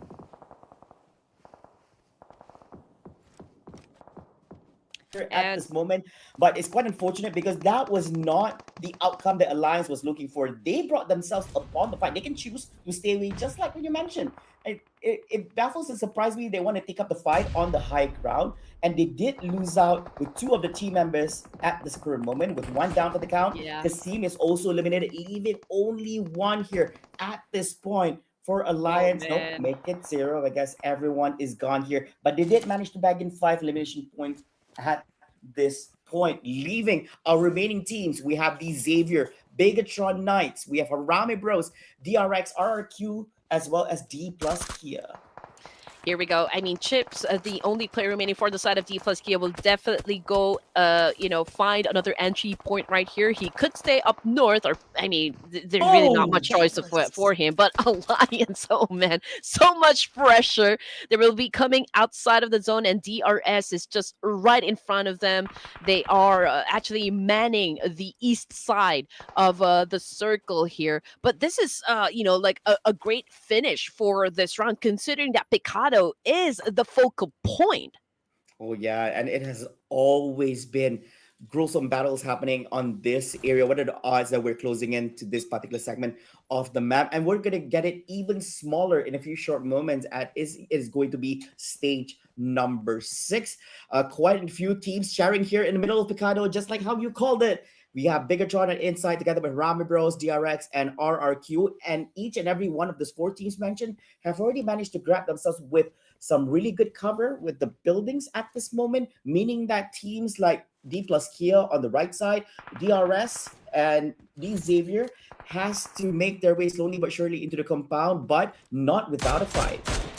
Honestly, I think we will be seeing stage 9 happen here, considering that Picado, we have a lot of buildings here they could hide. They could find themselves a good refuge spot right here. And yeah, I mean, there's really no pressure for the side of BIGETRON since they have the biggest building here. I believe it's such a power position, to be honest. But then again, they're working with just 2 of their players, so that is a disadvantage right here. For Harame, they're operating with 3 players, DRX with just 2, so I guess DRS is probably the only team with a complete set of players? Yeah, I guess so. at the moment, so I guess it looks very promising at the moment. Yes, they are, and they're looking very healthy at the moment as well. Not much elimination points, I would say. I believe that's 4. But while all that is happening, the Xavier gets eliminated in 7th place. But with 9 elimination points, they should be okay with that. It should be at least minimum of 10 to 11 points back then for this map. And here we are looking at X from DRS Gaming. So happens to be the only team here with a full stack of players at this point into the game, and currently at stage number 6, still closing in. And if I'm not mistaken, everyone except for chaps from D plus Kia have made their way towards the inner side of the circle, but he has to make his way to the inside. But it's gonna be oh, this is bad. They want to have a hit-on fight up against RRQ, who's waiting for this to actually happen. But Flames on the floor over here. Killer YT needs to find an opening, jumps over Boulder a little bit too hard, but instead it's gonna be Snape here catching the fire from his own team's Molly over here. Yeah, I mean, DRS, there's really a need for them to take this compound out of RQ. I mean, they have nowhere else to go but to actually move forward, and taking this compound is an essential move for them. They're successful. RQ just got eliminated with 4 elimination points. DRS is still alive. They can reset, they can recuperate, and it's a good timing, supposedly, for Chaps to get inside. Unfortunately, he gets spotted as well, so they're no longer part of this game. So unfortunate for D plus Kia. We're down to our 4 teams remaining. Harame Bros, again, being in the middle of Picado right here. DRX with 2 members, BTR with 2, and a DRS. So the number advantage goes to the Philippine team as well. And I'm not gonna say anything, but again, pakita nyo kung sino kayo. It does seem like it could possibly be yet another chicken dinner for the Philippines, but DRX, BIGETRON, and DRS would definitely not allow such things to happen, despite having less members than what Harame Bros has to offer at this point. But as the circle gets even smaller, this is going to force the team members from DRS to march forward by a few steps. Harame Bros is right in front of them, so as together with Hyun Bin just behind Harame Bros in that building, and Satar and Genfos from Bigetron Knights also has their cover there by the warehouse at this moment, and that makes that kill on Sohan, making it the 5th elimination point for Harame Bros, leaving one more team member from DRX, which is going to be Hyun Bin, and he's only hiding on that one building in the back of the air. Meanwhile, a little bit of cook from Federales goes it over to the side of the direction of BRS. Was not able to connect to anyone here at this moment. Is that going to be trouble here for them? Yeah, I mean, there is a lot of pressure onto the side of DRS, considering the fact that they are at the edge of the circle here, and Harame Bro knows exactly what to do. They just need to throw in a lot of nades, perhaps, just to kind of disorient them.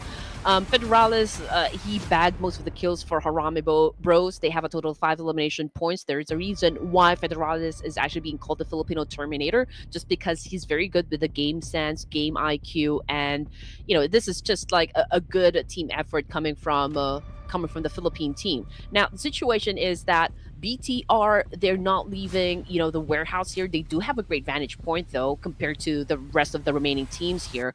But then again, we're looking at just 2 members, and that is Genfos and Satar. But we do know that the caliber of these boys and what they can do inside the battlefield. So this is a tough stage 7 for the 4 remaining teams. Yeah, but they have to make it happen. This is what's being handed to them as well. But at the current moment, they're already within the circle anyways. So I guess they have to hold on to it. That was kind of funny because he saw the snowman. He was like, that was a guy. No, that's just snowman anyways.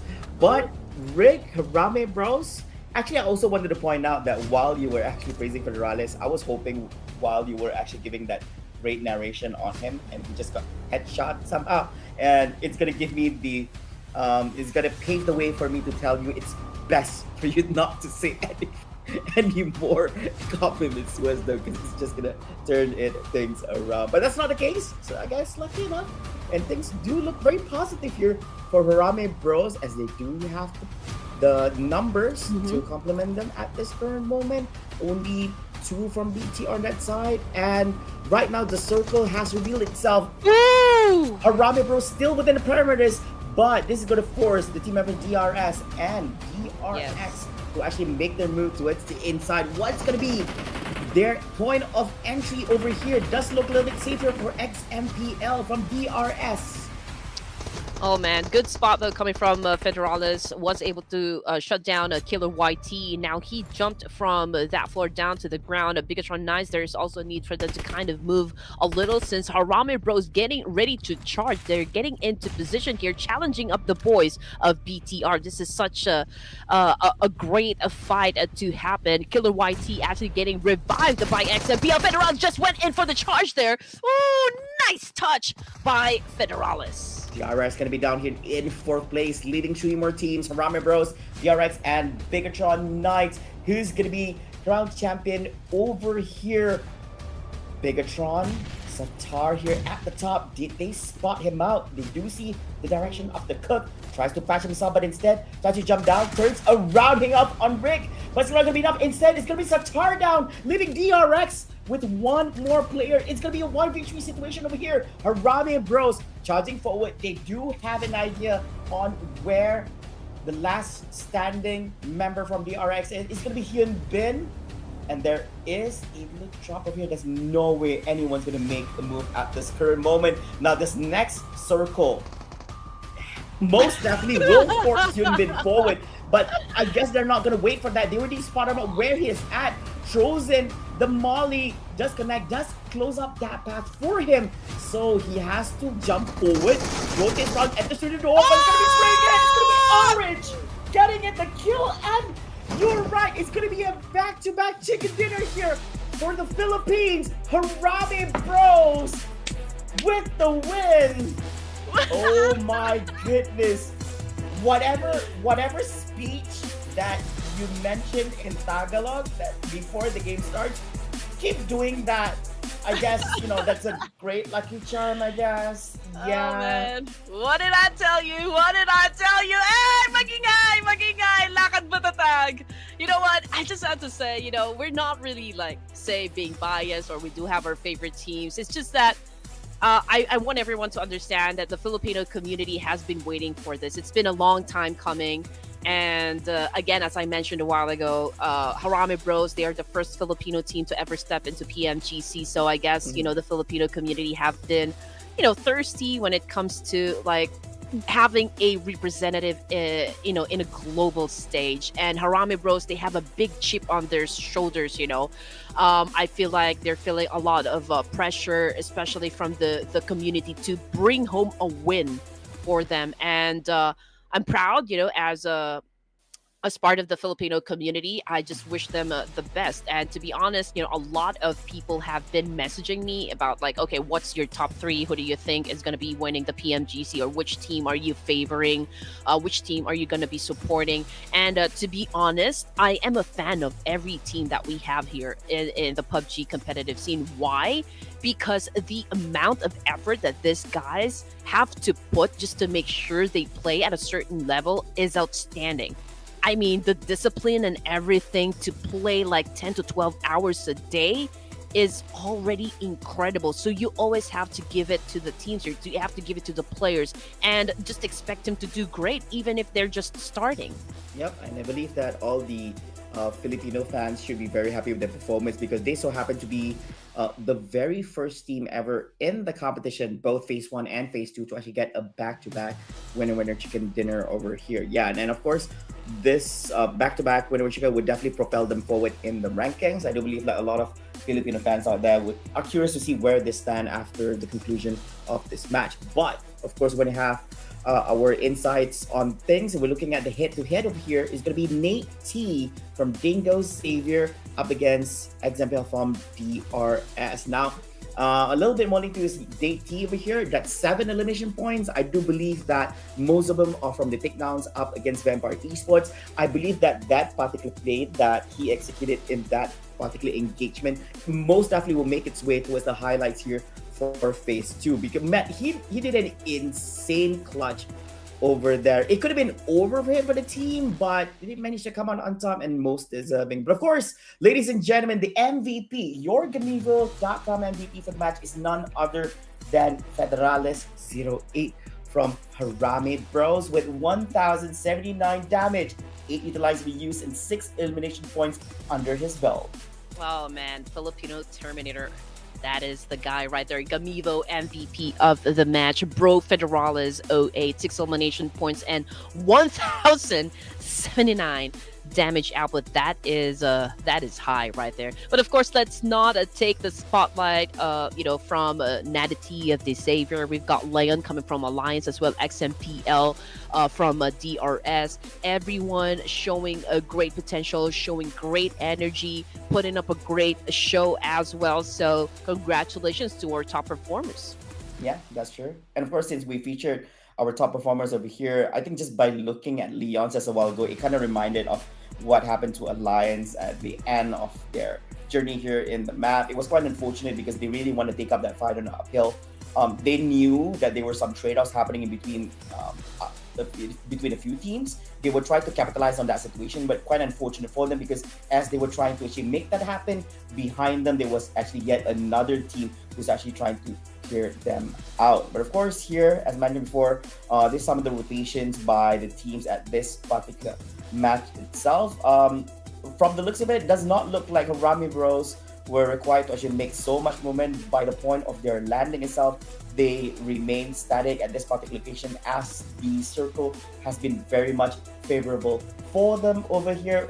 Very much less movement compared to what we saw early on in the first match itself. And yeah, it did contribute to them getting themselves with a chicken dinner. It wasn't by sheer luck. They put in a lot of effort into making it into a victory as well. They picked up some really good fights and they made some really good decision making to translate that into a big victory for the team. And the same, I would say, goes to some of these big teams here at this point, by the likes of DRS. I think they played exceptionally well here for the game. BIGETRON, Knights holding on strong until the end over here. And of course, kudos to DRX, while Hyunbin, although his teammates were actually down, he was able to actually grab himself with some good placement points for the team. Oh man, again, you have to make a great decision step by step from zone 1 to zone 9 just to make sure that you land a chicken dinner, and it's not always easy. That is why you always have to celebrate the winner for each of the matches here. And right now it's a total of 20 points for the Philippine team, followed closely by DRS Gaming as well as D Plus Kia and D Savior. I mean, those teams that I just mentioned, they ended the game with a double-digit score. Unfortunately, though, for Team Secret, Claw and Esports, and even the Purple Hearts HORAA Esports, it's just a series of unfortunate events, and hopefully they can come back stronger in the next matches to come. And again, I just have to remind everyone that there was a phase 1 that happened, and now we are playing with phase 2 where teams actually got reshuffled. But then again, the total points will be added, and we will find out later on which of the teams here out of the 27 will be advancing to the grand finals. Ooh, and that's going to be very, very interesting for everyone to witness. But before all that, we're going to be looking at the overall rankings after the conclusion of that match number 14, which still happens to be our second match here of the day. So here, HARAME Bros, after climbing up the ladder, they climbed it up even more. I kind of lost track where they were earlier on, but climbing up 3 ladders right now. They're currently in 4th place under IHC. But because they've already played the first 2 matches a day out of 3, meaning that they'll be resting next round and they cannot get any more extra points. But here at page number 2 is where the most interesting part out of all. Alliance making the way to the 15th place. I guess they're safe for now, being part of 16. T2K in 16th place, FaZe at 17th, and Falcons Esports at number 18. Again, I'm still waiting for the Chinese teams to pop off. Again, Thunder Talk Gaming, this is the only team that I think really have been performing well from the get-go. And I just have this great expectation coming from TJV and TIANBA. We did see them perform in Clash of Giants in the previous tournament. So hopefully we could see a glimpse of that one happening for the set of matches this evening. There's also Team Falcons.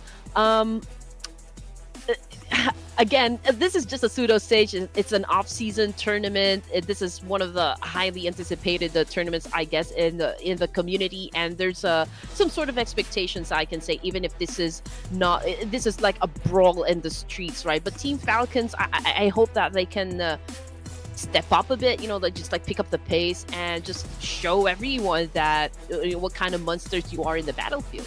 Yeah, I agree, and hopefully we'll able to actually witness that in the next remaining matches, because today is the last day here at phase number 2. So don't go away, ladies and gentlemen. We're gonna be right back after this with our third match of the day.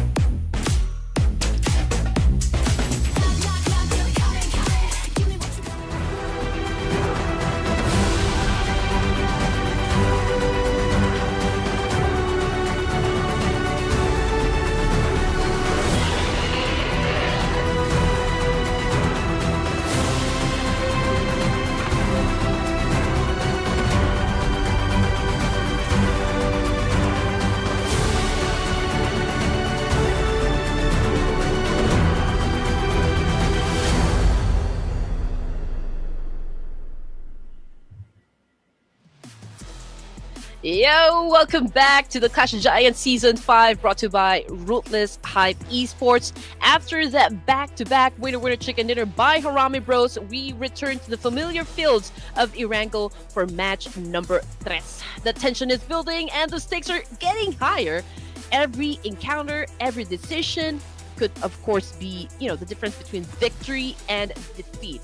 As the sun sets over the island, who will rise to the occasion and claim their place at the top? The battle continues. My name is Red Queen Andy, together with Flava, and we are still your casters for this spectacular tournament. And of course, ladies and gentlemen, we want to give a big shout out to our UC partners for this event from Gamevo at Gamevo.com. Grab yourself some amazing UCs at amazing prices by using Gamevo plus our COG5 coupon code, or get the best deals with Gamevo at smart subscription price at first time purchase only. So this could be your opportunity to do so. If you haven't done so, this is a huge opportunity for each and every one of you to actually grab yourself some UCs and grab items you like in the game. And of course, a big highlight to you guys, other than that, if you guys want to ask some questions away to me and Ray Queen, you can get your questions be featured here at the official Clash of Giants Season 5 live stream by asking your questions in the comment section, and be sure to put in the hashtag COG5 and hashtag Gamibo. Yeah, after all, this is a gathering for all PUBG Mobile fanatics out there. If you have any questions about the competitive scene, or if you have some questions about your favorite teams, just not any hard questions, okay? No love life, please, okay? Keep it clean. Don't forget the official hashtag COG5 and, of course, hashtag Gamivo. And then, of course, just to give you guys a continuation of the battle, it's going to be between Group B and Group C back in ERANGEL. Yes, and this time about, there's no way that Red Queen is able to actually predict a back-to-back-to-back chicken dinner for Harame Bros anymore, because they're not even playing. So I guess you have to go with a different choice this time about here, Annie. I'm curious to know what your choice will be. But let me tell you mine for this real quick for our productions. It's going to be Roy Esports for this time about. I'm just happy I got 1 point. That's it. But yeah, for Group B and Group C, you know what? This time I feel like it's going to be DRS Gaming. Ooh, so DRS, Roy Esports. What is going to be production's choice this time about? Oh, I think my production here. Yeah, Roy Esports. Yeah, so production is going to be making their predictions. Now, of course, for those that are tuning in as well, make sure to drop your prediction as well. Who do you think is going to come out on top here in this game? If your favorite team is not being featured, probably you want to try to predict the teams that's being featured at this point. So it's going to be a big one here. Oh, Roy Esports. RMB. Roy Esports for Flava. We've got For Miracle Vibes for the production. And of course, Red Queen will definitely go with the Real Soldiers. I mean, these guys, highly decorated soldiers, and it was a great match for them, just a while ago. I feel like this time they're going to hit the jackpot. It could probably be their time. It's been a while as well. We saw them excel at certain times. I believe that when they really pop off, man, it really shows. And we really had a heated discussion on them as well, because I think they really excel when it comes to getting those elimination points, but not really when it comes to placement. But somehow, after that question was being posed by our great audience over here, DRS managed to prove everyone wrong by also begging in a chicken dinner just for themselves. So I guess, beyond being soldiers on the battlefield and eliminating their opponents, they are also able to stand at the top of the food chain with a winner chicken dinner.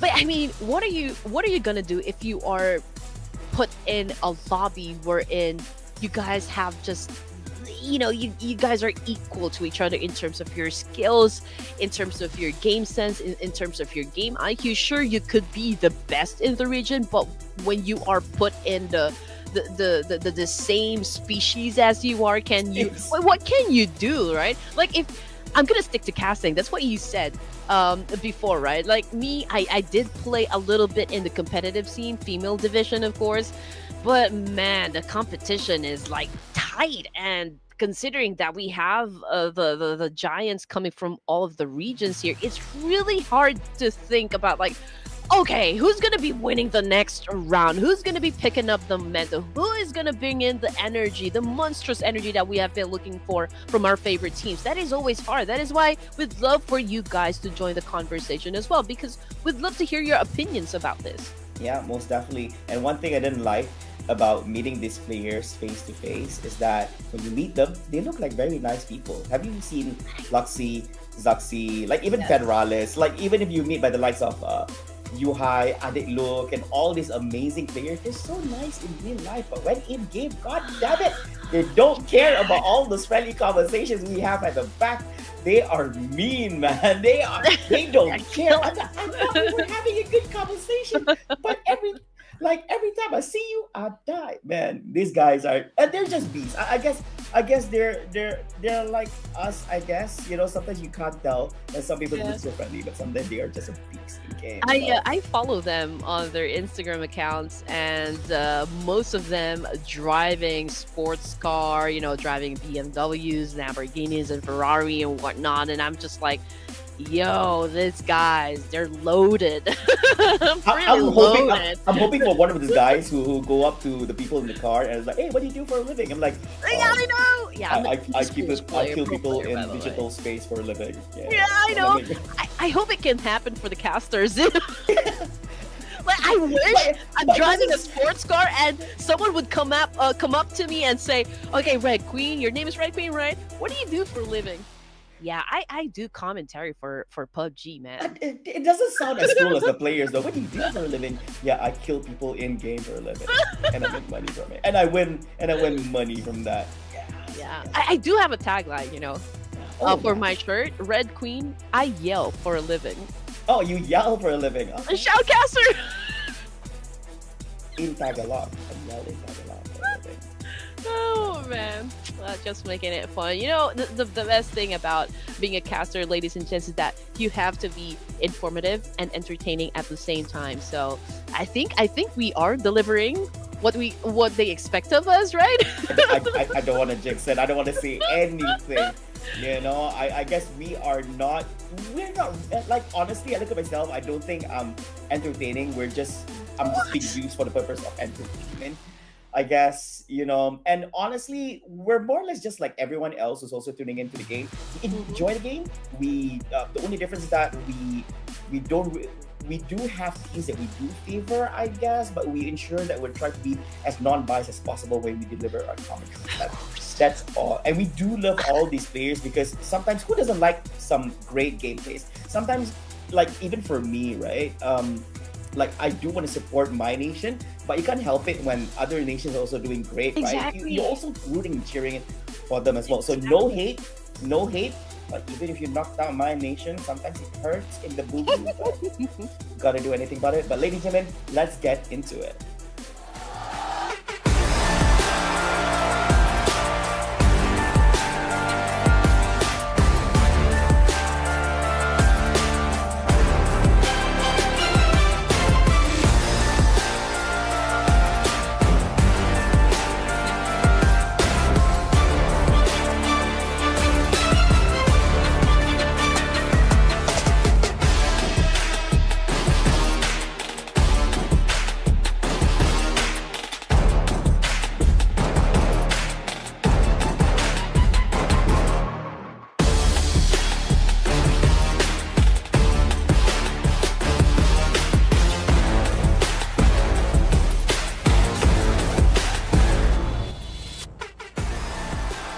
Ladies and gentlemen, behind that beautiful production value you've just witnessed just a while ago, no, we're not in a next Netflix movie. We are actually jumping into our third map of the day over here. Our third match also happens to be our match number 16, if I'm not mistaken.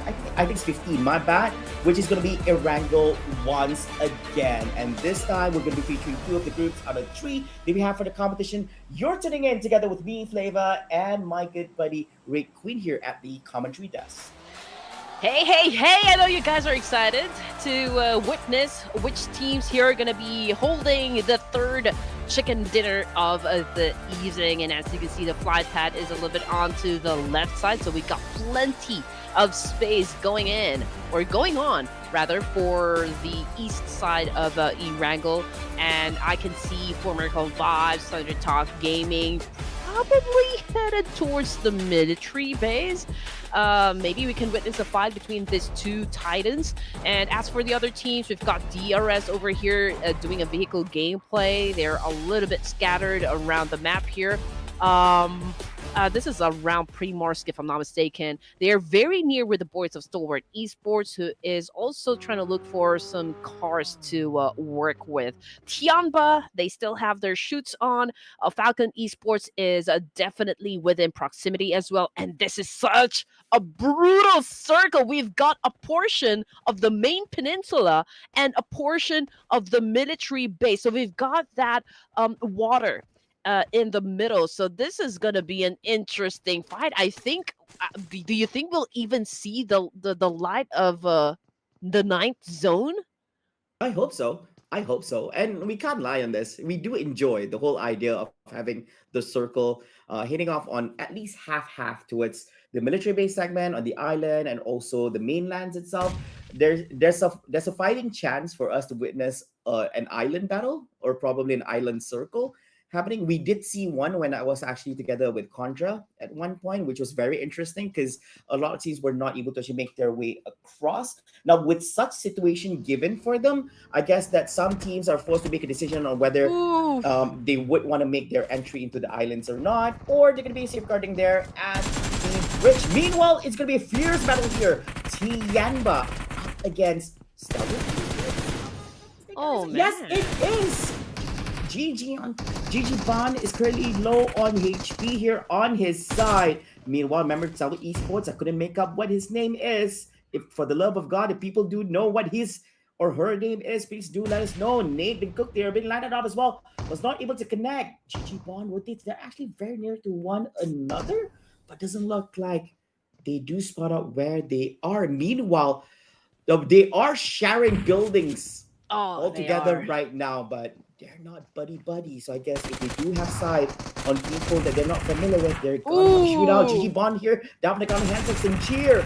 We sell with Esports. Meanwhile, secures that kill on zooming by ESI Falak on a different part of the map.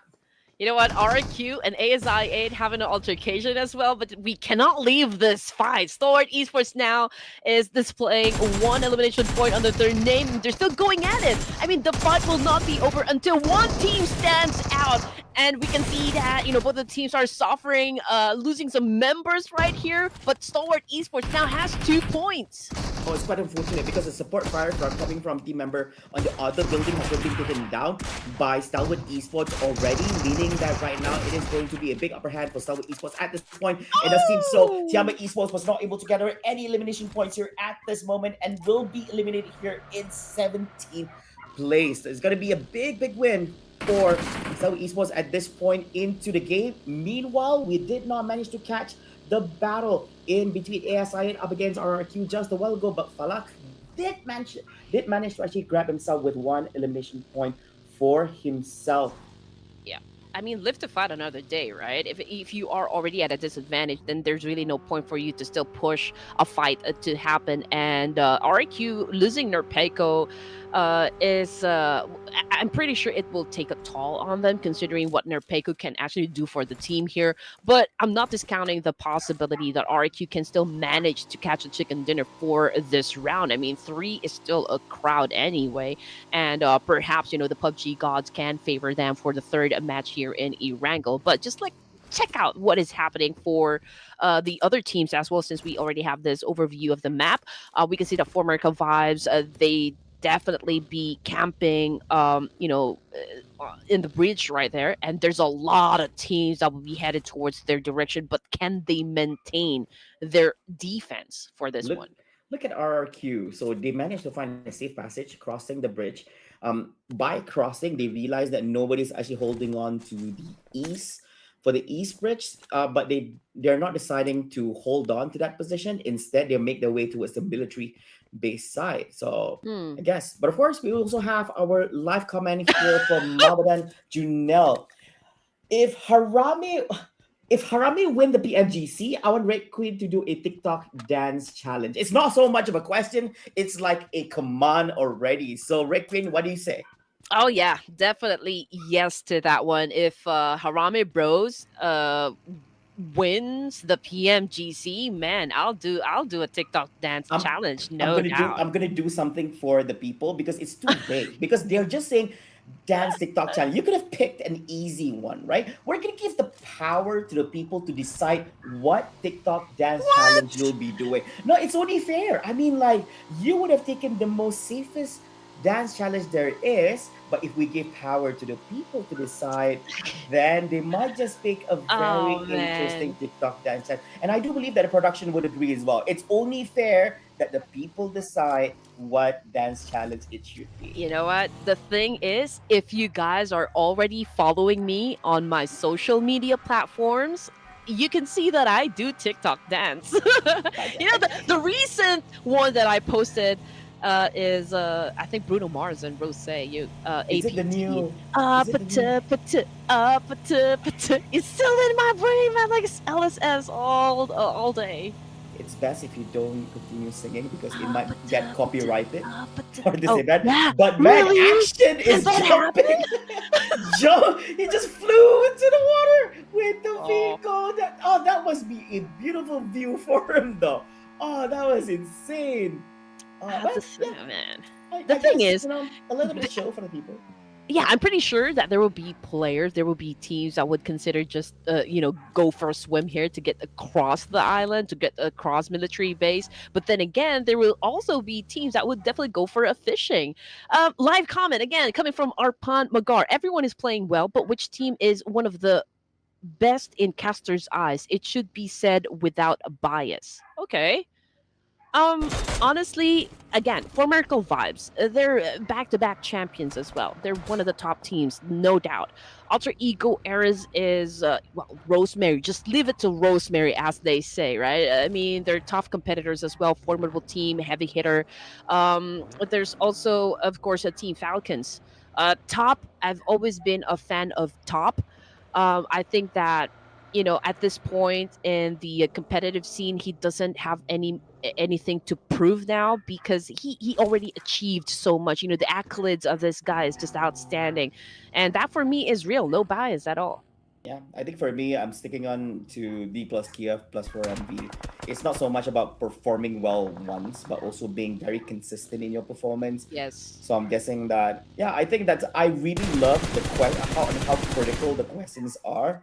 Yeah, and most definitely non-biased because I don't know the players, but I do love to see how well they have performed so far based on what we see. And for me personally, as an individual, as a commentator, my data is only based on the recent 3 months performance only because Mm, anything beyond 3 months is outdated, I guess, and cannot be used. Because I don't want to reread back about last year's champion for PMGC because yep. by this time it will be a different ball game altogether. Anyways, so that's how we've reached to Yeah. that point of answers. Great question, people. It is. It is. It is a great question. The thing is, we do have data, we do have numbers, and numbers don't lie.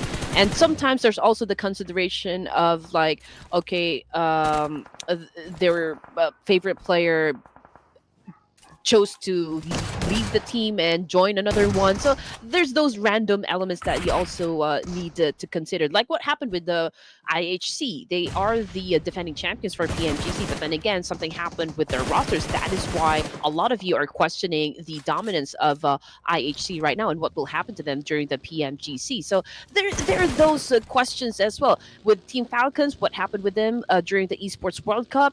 A lot of you guys had your hearts broken just because of what happened to Team Falcons. So again, you just have to tune in and watch PMGC because it's definitely going to be epic. Yeah, most definitely. Sometimes beyond numbers don't lie, but sometimes there are just unpredictable thing that just happens. Sometimes a good talk by the management team during the break time would just buff up these players and just make them perform out of the blue in situations where they shouldn't be able to actually perform. And I believe that everyone has seen their fair share of those kind of things happening from time to time, right? But Mhm. coming back into the game over here, we are looking at Olio from Alliance, the C99 who's currently on the top side. Olio is currently down by the ledge, meaning he's going to be having a little trouble getting back up on that hill, as right next to him is actually the C. Kasim99, aka Genie OP from Alliance here. Currently all alone in that building, trying to provide a little bit of cover for Mm. Toji, which is Adit Look from Alliance. He does manage to clear out that enemy from behind. And FaZe Clan is going to be making their early exit here in 50 planes with 2 elimination points. Falcon might just go up against Dark R from 4MB here on this side. They do have teammates by the likes of Baron. We have Reefus here on the top side.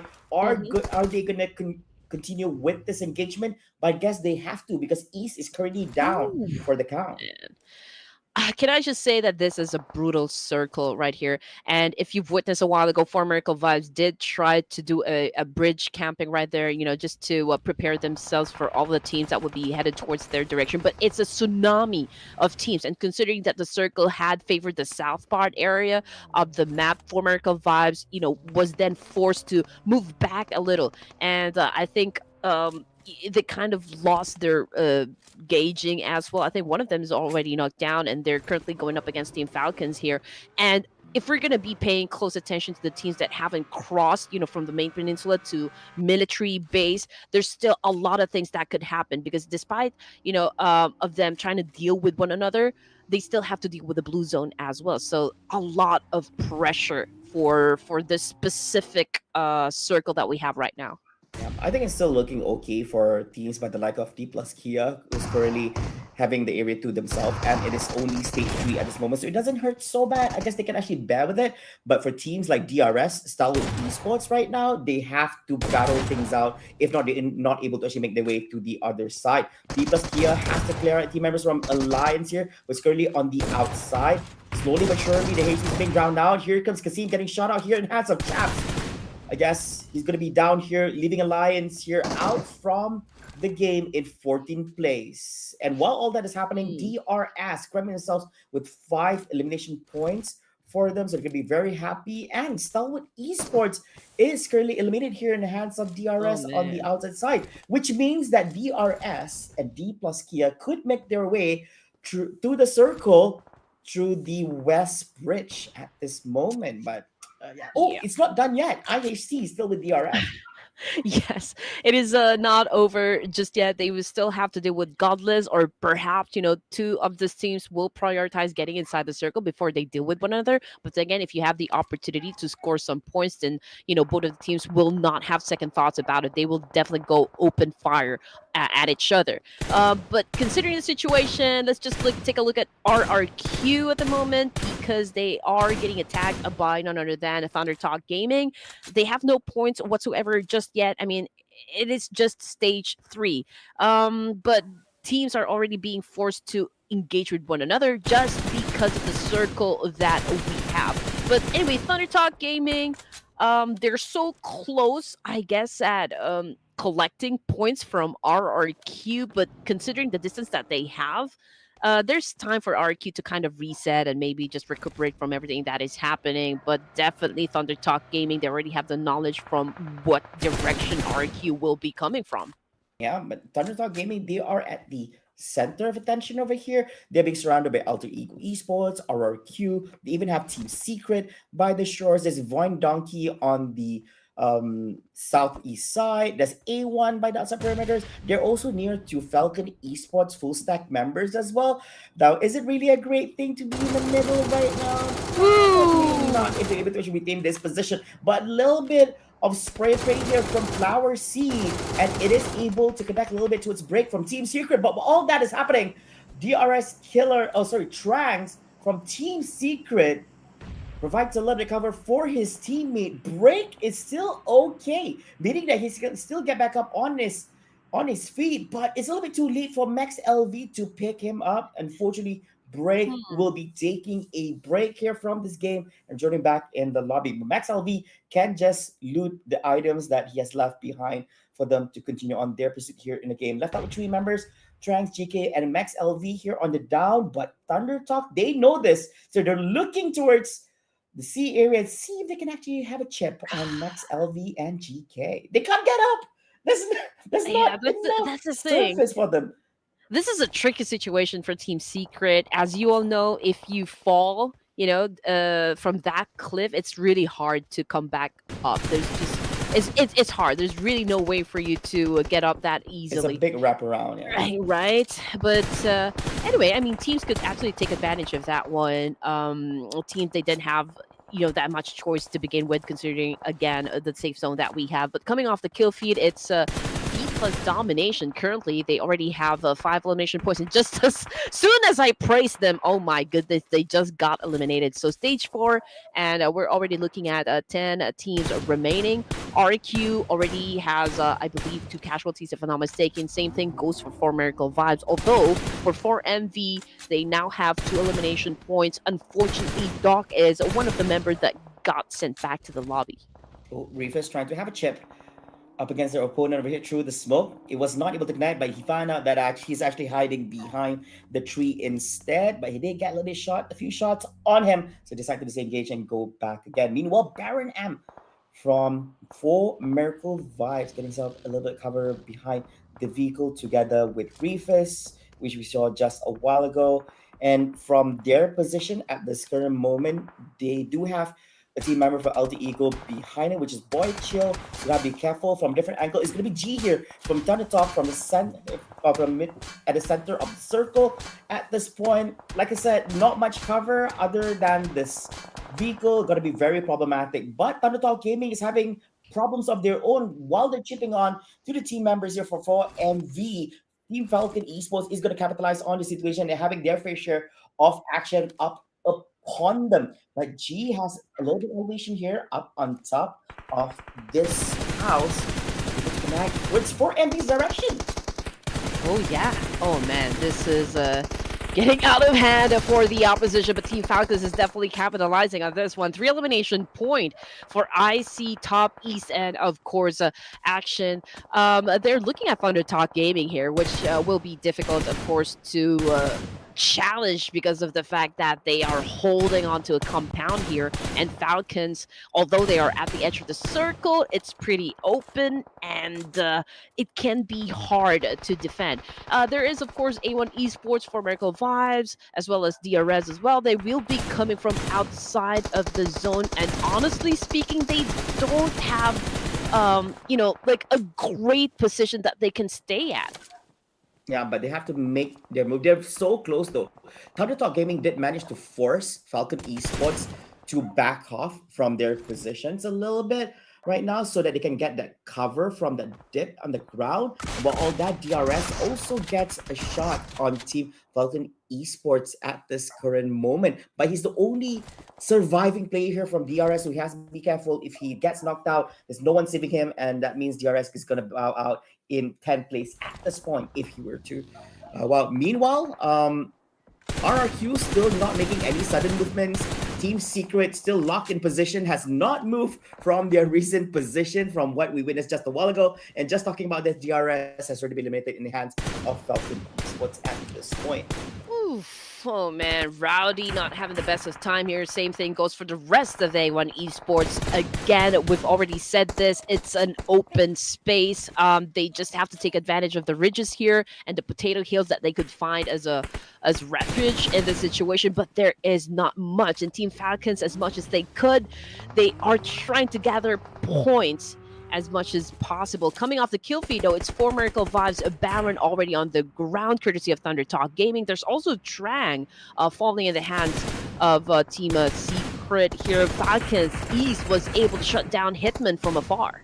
Yeah, so I would assume that they are having the shootout up against Void Donkeys at that side of the map. But here, one of the attentions, it's been a while since we saw them, but it's going to be A1 up against members from Void Donkey. So I'm guessing this is going to be a little bit helpful Team Secret because they're also having shootouts from different side. But that cook from IC's nade is going to connect and put A1 Esports back into the lobby here in 9th place, not being able to secure any placement points or even elimination points here. And the game continues here. Yeah. These are your top 8 at this moment. Falcon Esports, we have Void Donkeys, Team Secret, Roy Esports, Alter Ego. We still have the 7 alone, RRQ, and Thundertalk Gaming. Well, to be fair, this is really a hard circle. And, for the side of A1 Esports, I believe they just have to really put a little effort on getting as much elimination points as possible. But perhaps they can do that in the next matches to come. This is not over just yet. But for the remaining teams here, we've got 8 teams remaining. Thunder Talk Gaming is such, they are in such good position. This is a power position, to be honest. They are the only team that has a compound to work with. And as for Team Secret, Roy, RQ, and even Voin Donkey, um, man, it's a massive cleanup right here. Man, it's really, you have to pull off a tricky maneuver here just to make sure that you survive. And now that we have our next circle, RQ, Roy, I don't know what's going to happen, but I do believe a fight needs to happen between these two teams that I just mentioned. Alpha 7 is still alive for Alter Ego Ares. I can say, I guess, I mean, all of the teams here just need to focus. If they cannot get an elimination point, they should focus on staying alive as much as they could just to get the placement points. There's no reason for them to actually make a move at this current moment. I guess the Blue Reaper will be forcing them to make the move. Meanwhile, while all that happened, Roy is bowing out in 8th place. They only have one member anyways, right? So now Falcon, rather than coming out from the north side a while ago, this time they're coming in from the east side instead, with hopes that this is a much safer entry, because earlier on they did try to engage together with Thundertalk Gaming. Unfortunately, that didn't go so well for them. But being in this position now, Voin Donkey do spot them out. But Vexis is getting a little bit of shootouts here by the team members from Falcon. Not really a great idea to look behind, but he's going to be spamming out the smoke grenade, provide him a little bit of cover so he doesn't get shoot out here at this point. I am wondering where Alpha 7 is at the moment, because it does look like all of it. I would assume nobody spotted out where he is because they were not trade-offs. Oh, yeah. Yeah, he's just keeping quiet there. I guess it's just hiding behind crevices down there near the ocean, I guess a coast area. The best thing to do right now is just really be quiet, not move a muscle at all. RQ, they're getting a piece of the action right here, and Asa is the only player remaining, if I'm not mistaken. So, tough circle, I can just say. And the best team to win this would be Thunder Talk Gaming. But if Falcons can actually make a move up against Thunder Talk Gaming, then we can talk business. But for stage 6, considering the situation that we have right now, I guess the best team to actually get the chicken dinner here would be Thunder Talk Gaming. Yeah, but Falcons do have the numbers though. I mean, I guess that's numbers compared to Thunder Talk. But right now, Falcons diverts their attention. They're going to fight up against Voin Donkey over here. Now, this is going to be very helpful to us Team Secret by redirecting Voin Donkey away. Team Secret can make more movement. Here comes some Nate cooking here from both sides. Here comes a throw. It connects, but not enough. It does hit off on Razak a little bit more, so he's currently down here on his knees.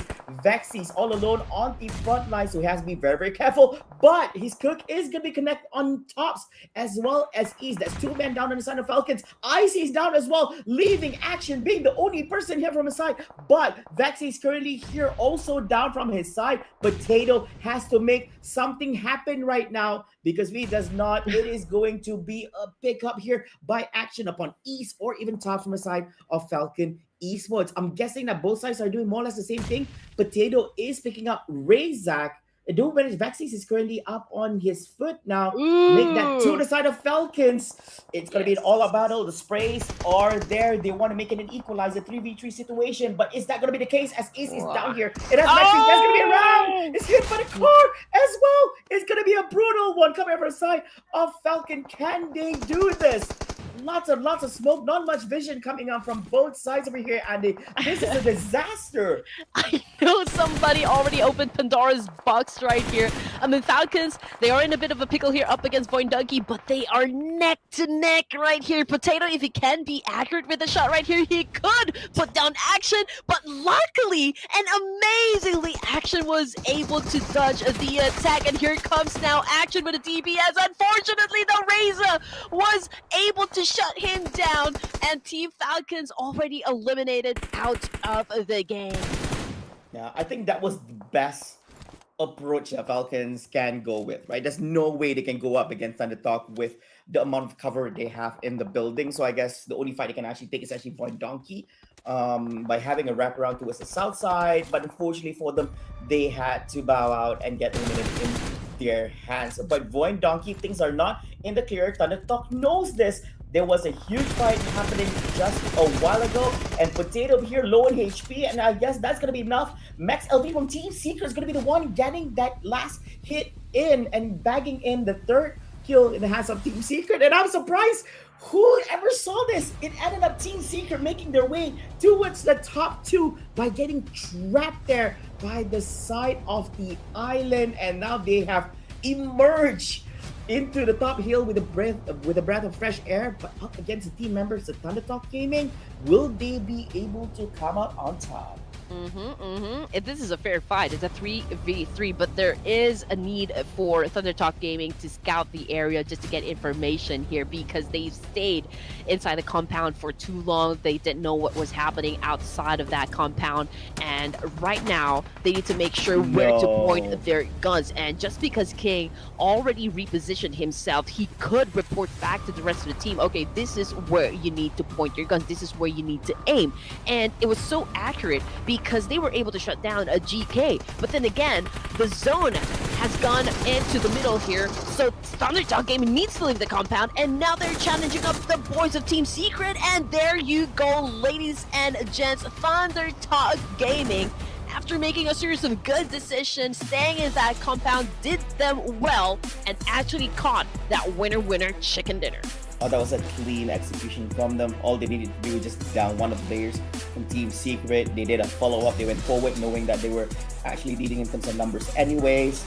And after getting the second guy, I think a 3v1 situation is a little bit too much for Team Secret to handle. And there we go. Thundertalk Gaming with their first winner chicken dinner here on day number 3.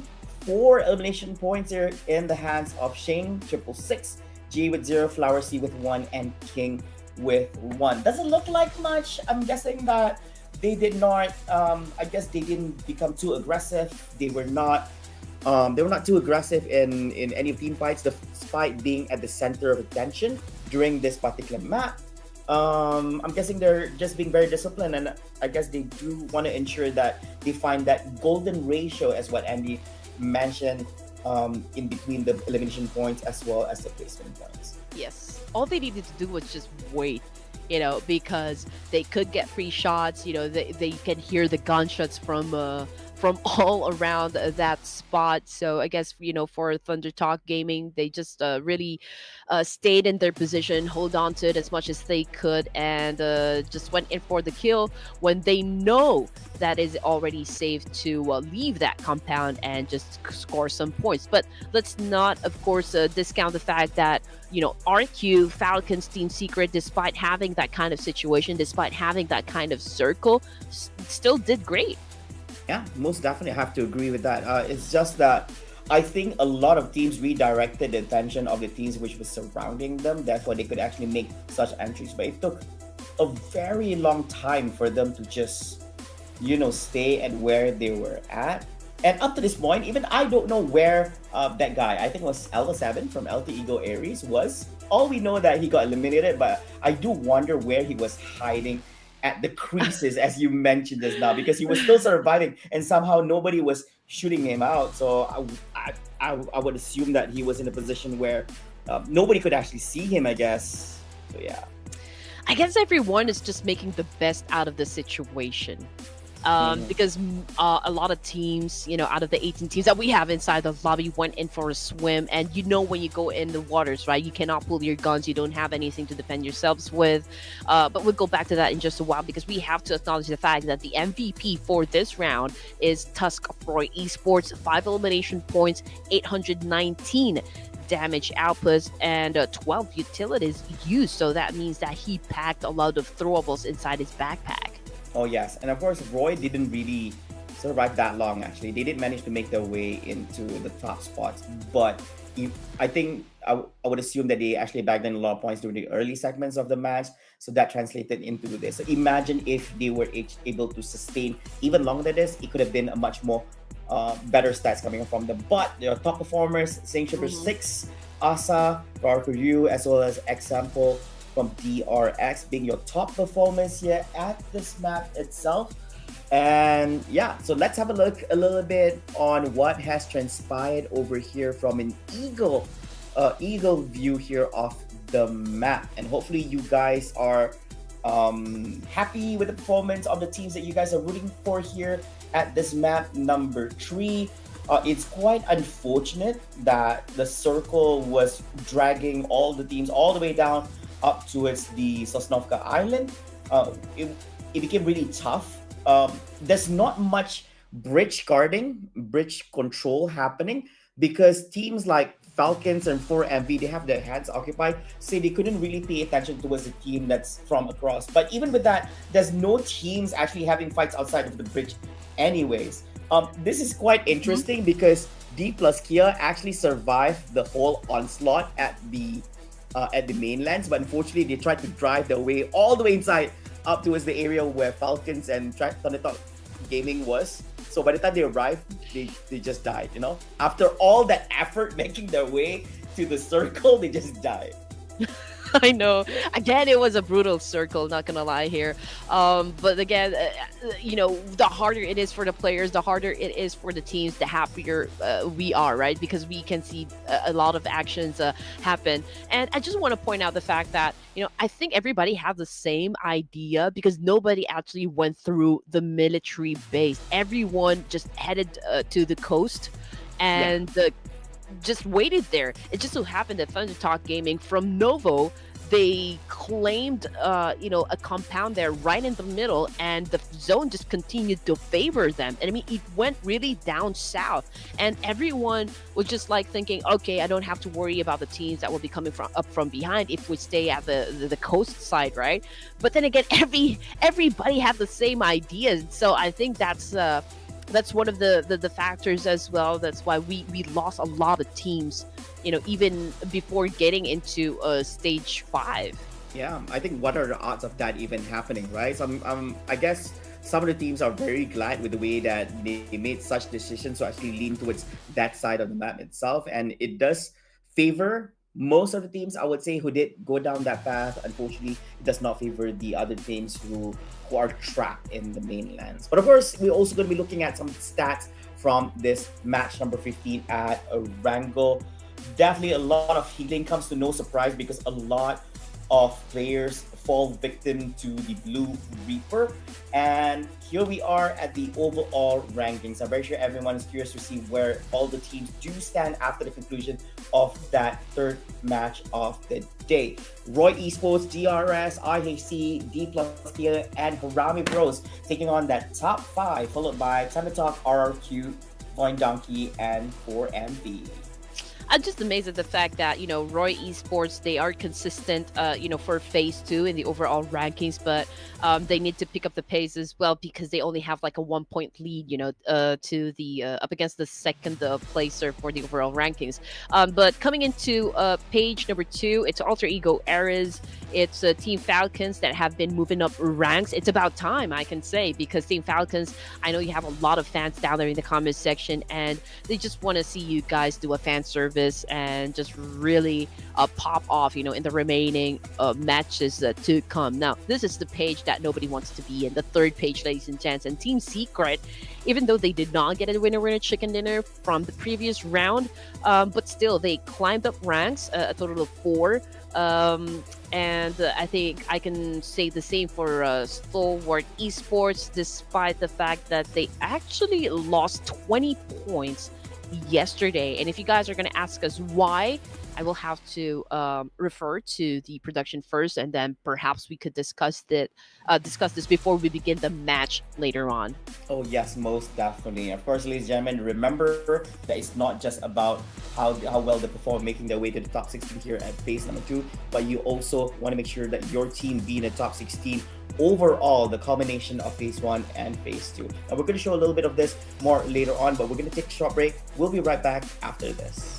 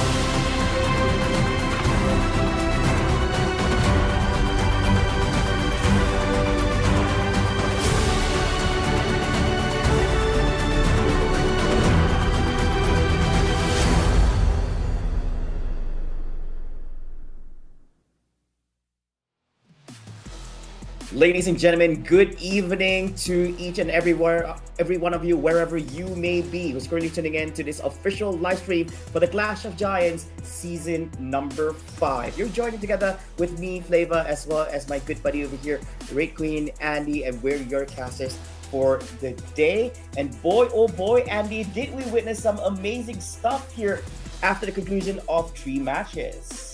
Oh yeah, and I think this day number 3 shaping up to be an epic showdown.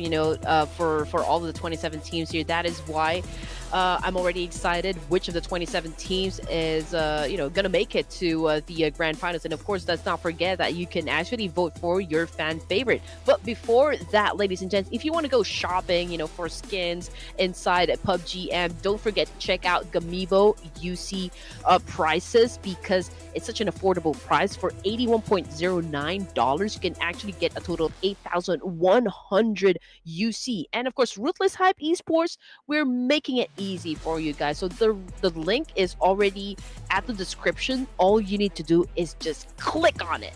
And of course, if you do want your questions to be featured here in our official Clash of Giants Season 5 live stream, all you have to do is ask your questions in the following format: question, and then put in hashtag COG5, hashtag Gamivo. And I have to admit, today has got to be some of the best questions being posed by the people itself. It's not the usual, normal boring ones, I guess, but they have been. It's improving over time. Today has got to be one of the best ones. I'd say the more crazy the questions, the better. Okay, as long as the questions are not about love life and stuff, we Gucci.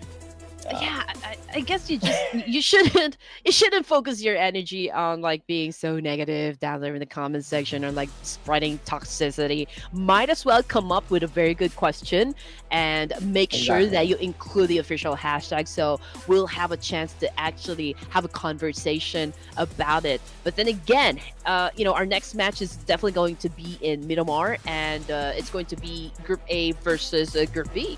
Yeah, so some of the teams in Group B have already had their fair share of rest and observe how Group A and Group C battled things out in that last round itself. We're curious to see how they're performing this time about as they're back. Now, of course, Andy, we did witness HARAME Bros getting that back-to-back chicken dinner, and I'm curious, since they're back once again this time about in the groupings, are you going to be leaning towards having them as your prediction this time about for a third time? What are the odds of that even happening?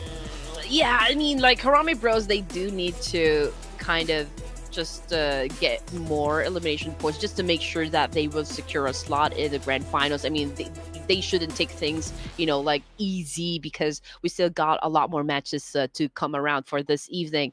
But having said that, there are also other teams that would like to step up their gameplay, and I do believe a lot of resurgence will definitely happen for the next matches to come. And so yeah, I think for this round, I'm going for HK Murderer. Ooh, interesting. I did consider, but I ended up going with HORAA Esports here for this match number 4 for the day. So HORAA is going to be for me, it's going to be HK Murderers for you. And so it's not you going for the prediction on HARAME, but it's the production. So production does feel that this team that's hailing from the Philippines is able to actually get themselves with a back-to-back chicken dinner? 3 chicken dinners? Is that even possible? I mean, like for those tuning in, right? You have to understand, HARAME Bros couldn't get that in the last game because they're not playing, right? So I'm guessing that even though there's a gap there, but this is still, since they're playing, it could possibly be a back-to-back. But the chances are 3 back-to-back. It has happened before. But I don't know. I'm sticking to it. I think HORAA is going to be doing it this time about. They're all warmed up. It's already halfway through the matches already. They should be able to have this in the bag. If it's not them, I guess it could be your prediction here, Andy. I mean, I would love to see HORAA Esports actually catch a chicken dinner. I believe they have been working hard, from the get-go. Sure, They've been experiencing a lot of upsets, games not really working out for them, but it's not impossible at all for them to have a major comeback here. We still got time, we still have some matches to consider for HORAA Esports. And as for my choice, HK Murderer, I feel like they're just gonna have an explosive performance, for this round. There's a consistency coming from this team, and perhaps they're just waiting to be favored by the PUBG gods this time. And as for production, just in case you guys don't know, although like HARAME Bros, they're Filipino players, right? But the owner is actually Nepali, and I'm such good friends with the production team, and I love Nepal. You guys have been very supportive of me being a caster here in a Ruthless Hype Esports. That is why I just want to spread love. This is just the game at the end of the day, so just relax, get your snacks, and enjoy the matches.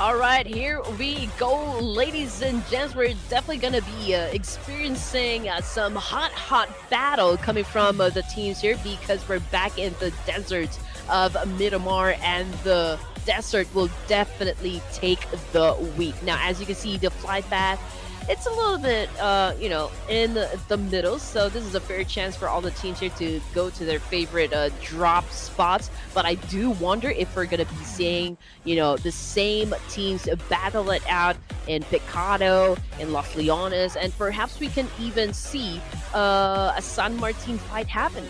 Oh yes, most definitely. I think that's one of the hot spots of those things actually happen here, but we'll just have to wait and see what the teams will be doing, and sometimes we just get surprised by their ways of decision making. But as usual, when it comes to the final day of things, especially when coming in to the final 3 matches of the day, some teams will tend to be a little bit crazy, as some of them are desperate for points, therefore would wanna engage themselves with early engagements upon some of the easier targets compared to the ones who's currently in the top rankings. Some of them, for those who are really kind of safe in the first page, would wanna take their time, not really playing passive, but trying to strike a balance between aggressive and passive here in this gameplay. Meanwhile, the ones who's actually the most worried are actually the ones who's in page number 2 in the middle, where because the gap of points between the teams in page number 2 is not even that big. Honestly, it's actually less than 20-point gap between the ones and ranked 10th and actually ranked 18, which means that it's a very, very dangerous situation to actually be in. Exactly. Even though we are nearing the end of the playoffs, just like what you said, the score gap is not really that significant, and there's a lot of things that could happen. We'll definitely be seeing a lot of reshuffle still in terms of their overall ranking. But let's check out what is happening with DRX. I say already on the ground here, and we can see that QX is holding a micro Uzi. We've got IHC Esports Godless with a this is not a shotgun. This is a sniper, if I'm not mistaken, right? Yeah, close range can definitely work, I guess. But we'll see if you can actually. You gotta make use of anything that you have your hands on here. But a small rotation, Hyunbin, because he does have a little bit of cover, he's able to channel this information together with his teammates. So Godless has to be very careful. His low HP, doesn't have anything in his pocket to patch himself up here at this moment. So he has to make things work. Meanwhile, this gave an opening for his teammate Saisi to pick up Hyunbin up on his feet. making it a 3-1v1 battle? That's going to be insane. Can Godless come out alive from this trade-off? Meanwhile, QXZZZ having his hands full up against Zyle at the patrol station. Ooh. Oh man, he's got to reload. He's got to reload. Zeal is trying to do a dance here. Ooh, he just threw a knife at QXZZ, but completely missed him. Now, he's a little bit low on his health. That's why he needed to back away just a little. Roguebot already on the ground. Godless already on the ground as well. DRX seems to be winning the fight. Oh my goodness, this is going to be a very big one here. A little bit spray coming from Zyle, but no popping here from the hands of DXZZZ here at this moment. So it showed himself, but right immediately after that, Dino OG was able to channel those shots. Zyle's waiting, like when is he gonna show himself? But still hiding inside the building, but he gets shot up from the outside from the team member from DRX. Zyle's just having trouble here because nobody is showing face. Oh, Finally, QXZZZ, as soon as he makes his way outside, Zyle's waiting for this to actually happen. Demo OG here on the ground. Where is his teammate? Where is XC? Is he able to actually be in position to pick him up? Does not look like it, as currently he takes a future together with his teammate. Okay, TIANBA also having a conflict with A1 Esports, but let's check out what is happening between IC and, of course, DRX. Fortunately for Joel, he was able to find a way here to save his team. He was able to shut them all down. 4 points for just Joel. This is insane. Of course, we do have our live comment. Oh my gosh. Lutfi, who is the oldest player in PMGC 2024? Oh, man. Hands down. I don't know, man. I have no idea. I don't think the PMGC official page actually has or showcases this particular information. Man, I don't have a. We don't have one. This is a question that we have to apologize to everyone that we don't know, man. If you guys know who's the oldest, may he be 30, 40, 50 years old, do let us know. Who is the oldest guy or girl? I don't know. I have really no idea. But in terms of like, okay, which do I think is like, I don't want it. I think that this is a trap question. This is a booby trap. I don't want to. If it's a booby trap, I guess that question's for you. Oh, mic drop. Okay. I mean, it's not for me then, I guess. Yeah, but yeah, we don't have the answers. We're being honest. But you're a fan of booby traps, like. I guess so. Is this a trap for me as well? Oh, you're putting me here. You're putting me in a danger zone over here. Oh, nasty. But yeah, if you guys do know who the oldest player is, please let us know. Let us know, man. We don't know, man. We usually check and highlight people who are like the young ones, like 18. Oh, this guy is one of the youngest, the oldest. Mm-hmm. Oh man, that was a tough question. Not gonna lie here, but map overview, ladies and gents. TIANBA and Alter Ego Airs will be coming from south of Mid-Miramar. Same thing goes for D Saber as they make their way onto the safe circle here, and I believe if they can take up a compound here, they could probably have an altercation with HARAME Bros. That's a potential fight right there.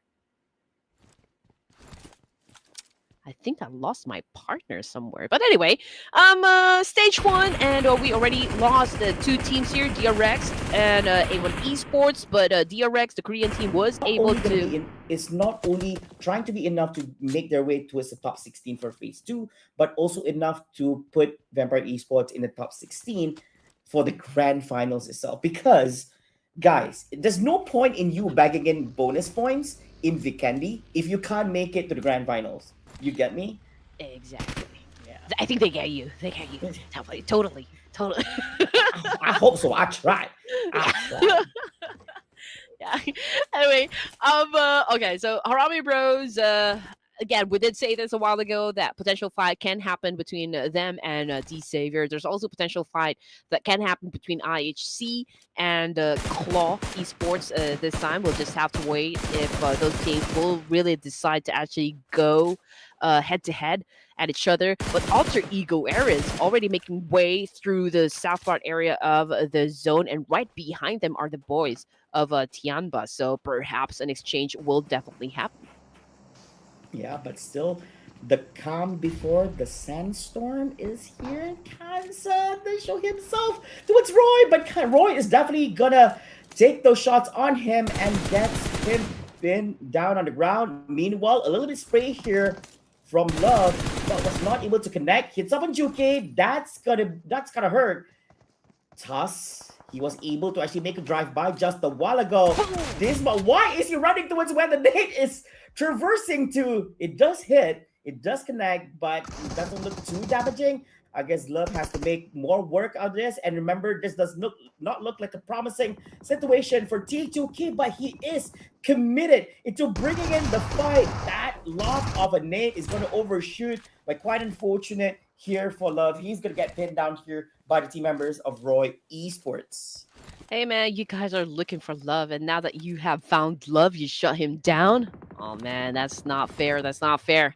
Kidding aside, yeah, T2K not having a good time at the moment because of the fact that they already lost 3 of their members. So we're now looking at just roles right here. And as of the moment, he is doing a massive spray up against East of Team Falcons, and we might witness a hot pursuit happen inside Miramar. Oh yes, we do love our fair shares of chase at the map. Just make sure that if you're the one chasing, you have the positive outcome from that trade-off. It'd be funny if you're chasing and then you lose out the battle, you know? But ASI8, now they had a few early bowouts here in the first 2 matches that they appeared in early on. So hopefully they are able to actually get themselves with a much better footing here in Miramar once again. Leviso from D Xavier also getting himself in position together with his teammates at the compound. No one is actually within the premises. FaZe Clan here also residing, taking their place here at the warehouse as nobody is within sight. I guess everybody is having their own safe space here in Miramar. Nobody is invading at the moment, but they do see sight. Here we need to watch them from D Xavier looking towards the direction of where team members from Vampire Esports are. This could be a very big battle over here. Vampire Esports up against Xavier. We saw this earlier as well. It did favor the Xavier, if I'm not mistaken, yes, but unfortunately there was an invasion from the other teams right after it usually happens. Okay, so Chua, a while ago, he had that element of surprise. He could potentially shut down Tony K, but I think Tony K saw his head pop up a bit on top of that roof. So I guess Tony K already aware of the fact that, okay, there's someone on the rooftop right there that could shut me down. So he's not really exposing himself that much anymore. And just look at that. He's already cooking up that nade. So yeah, we just confirmed it. Vampire Esports, they already know that there's a team in front of them. And this is a fight now. There's no excuse for this fight not to happen. He does have the high ground vision here. Meanwhile, Leviso and Nate T trying to make an entry from the ground up. If they're able to actually make this work, they do have cover fire coming up from Nate T, but is that gonna be enough here? But just in case, Vampire Esports is also looking out on their 6, on their 9, as well as their 3, just in case if there's a third-party team trying to take a shot at them at the same time as well. But it does look like a convincing 3v3 situation in between them here, as Vampire Esports do have a full stack. Where is the other guy? Where is it? Are we seeing double layers? Not seeing here. And D Xavier, yeah, they actually have 4 people as well. Where is the other guy? Yeah, I mean, production is stretching out to the best of their abilities. So DX in the back there. So we see one guy, and yeah, we're just missing one Vampire Esports here from our vision. Ooh. Oh, it was Newsy. Oh no, Newsy is all alone over there, but in the division of Harame Bros. This is a different fight. Yeah, different position. Yeah, Harame Bros looking to join into the mix as well. Oh man, they're really feeling confident after that back-to-back winner with a chicken dinner. But I think one of them got knocked down. We'll just have to confirm that in just a while. As for TIANBA, it's a late entry, for this Chinese team. They are still outside of the zone. Same thing goes for IHC, but IHC working with just 2 players left. Now here comes Levi's, since Harame Bros open fired up against their 1 one teammate right here. Levi's looking to avenge, looking to retaliate. He's throwing the nades, trying to check out, okay, where are you guys hiding? But the Savior, oh man, they are ready for the challenge. Challenge accepted. Oh yes, so I guess they're accepting this challenge. I thought they had a different challenge early on up against Vampire. I guess they want to go up against HARAME Bros. Now, HARAME Bros, they are currently having a great lead here in the game as they had a great run in the first 2 maps they featured in. Will this come to an end as Jappy is pretty down for the count here in the hands of the Xavier at this moment, making it a 4v3 situation. But meanwhile, while all that is happening, Alter Egos Esports, Octa down in the hands of ASI8 here at this point.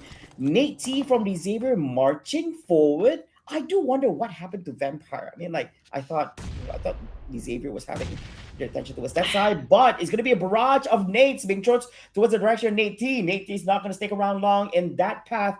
He's going to be having a little bit of cover for himself. Slow rotations from HARAME Bros. We have 2 team members making their sweet escape, as it does look like they don't want to have this fight. Yeah, I guess, for the side of the Savior, they saw HARAME Bros to be a much more threat compared to Vampire Esports. That's why they took the fight first with them and just left, Vampire Esports. It's the same thing that is happening, for Roy. HARAME Bros left the scene and they just let Roy and the Savior actually go head to head in this situation. If I'm not mistaken, a while ago I just saw Chua. He's holding an M249. That is a great gun to have if in case you just want to open fire and make it rain bullets right here. And as for Roy, they are descending from the top of that mountain right there. It's just so fortunate that they can do that behind that mountain, so they do have that cover they need up against a D-Savior. But again, this is round number 2 for D-Savior and HARAME Bros as D-Savior tries to flush them out of that compound. We'll see if another round is required, but I guess this might be the end of line for one of the teams as they want to face head on. Nate T leading the charge here. Is going to be a vehicle coming on an inside, forcing Nate T to switch up between the inside and outside perimeter of the area. Getting a little bit of cover. There's lots of smoke here. Does a little bit of spraying as they don't have a clear idea on where the team members from HARAME Bros are. The HARAME Bros are currently on the track side. Ooh, gotta be careful here. Orange leaving straight here to watch him, but Nate T gets his revenge up on Rick. But Orange trades us with Nate T. Leviso also trading Orange. It's a back-to-back trade-offs in between those teams. Living out here with Leviso being the only team member from the Xavier. Up against Federales, up on top. Will be able to come out on here. Oh man, it's all up to Federales right now. It's a 1v1 situation. Will Levi S12 kill for the Savior. Man, HARAME Bros already out of the game. Now we're checking out Alter Ego Airs versus ASI8, and we can already see Boysil giving damage, of course, to the opposition. And I think they were able to win that one, and is about to see his feel his demise. Oh yeah, a little bit too late here, jumping outside the perimeter. Silenced as from Roy Esports was able to actually finish him off here. Team Falcons leaving out with one more team member is going to be Action. Duty spot his position. He comes up on top, hits on Noes, hits on Silence, hits on gets on 2. Wow! Chasing up one more here. It's going to be Juke being the last member here from Team Roy Esports. Can he make something happen at this point in the game? He's trying to. He still have one more teammate, but down for the gun, but it's going to be enough. Juke clears out Action, the last team member from Falcon Esports, and eliminates them in 14th place. While they only have 2 elimination points here, Roy Esports gets to live another day. Can I just say, okay, Team Falcons lost the fight, but did you see what Action did? He ran out of bullets using his UMP, he danced it off, and then went for the drop shot using its M416 and was able to shot his opponent. And I mean, it's just so insane. That was wow. Badass. That was badass. Oh man, most lovely. Was... I think it's quite unfortunate he was not able to actually continue on from there. If he did manage to clear out Juke, that would definitely be a great story because he was definitely not in a very promising conditions anyways. Wow, that was great. great. That was great. Okay, but anyway, back to T2K. Rose is the only player remaining for the train to kill, but of course, it is not impossible at all for Rules to clutch this one and eliminate the remaining players of Roy. This is already a 1v1. Rules cooking up the nade. Unfortunately, Juke found an opening right there and just seized the moment, securing a point. T2K out of the game. Felt like he was the only member remaining, and then he went in there. I get it because he saw that Roy was already exhausted to a certain degree after that fight, but it was not enough for them to just go down that easy, you know. So he was like doing it for honor, but yeah, I guess he was all alone. Like if he was down, there's no one helping him. He's just, I guess the team will be eliminated. But here TIANBA up against Alter Ego Esports in our on this. Yes, Alter Ego Esports. There's also ASI8 on a different side as well, but who is not third partying at the moment because he doesn't have an angle. It's an all-out battle. QZZ having a little bit cover, does manage to connect his shots up and on Octa, but Rosemary making some magic happen here with the triggers as he shots down.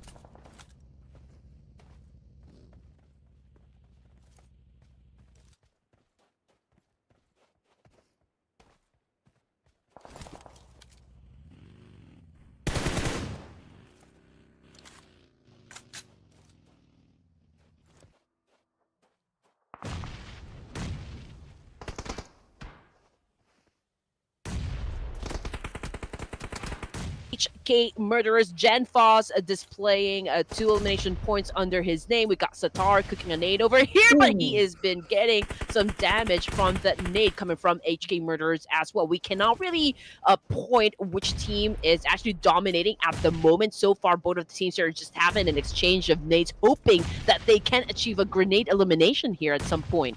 Yeah, we're seeing some cooking battle in between these two teams. While they're at it, they're just exhausting the utilities they have. Hopefully it's enough. If they don't, then I guess they have to switch up to their weaponries and have a shootout. This is going to be a tough one for both sides because positioning-wise, HK Murderers is also right all over the place at this moment. So they have to make sure that they're in a good position to make this engagement happen. You see things have slowed down in between though. I would assume that most of the nades are being utilized. And it's best if you don't use all of them as well because you gotta be ready for the next one that's coming. But while all that is happening, Roy Esports unfortunately bows out in 12th place, but did not go down empty-handed as they do have 8 elimination points for themselves. We're also looking at this eagle eye view of the map and where the positions of the teams currently at this map.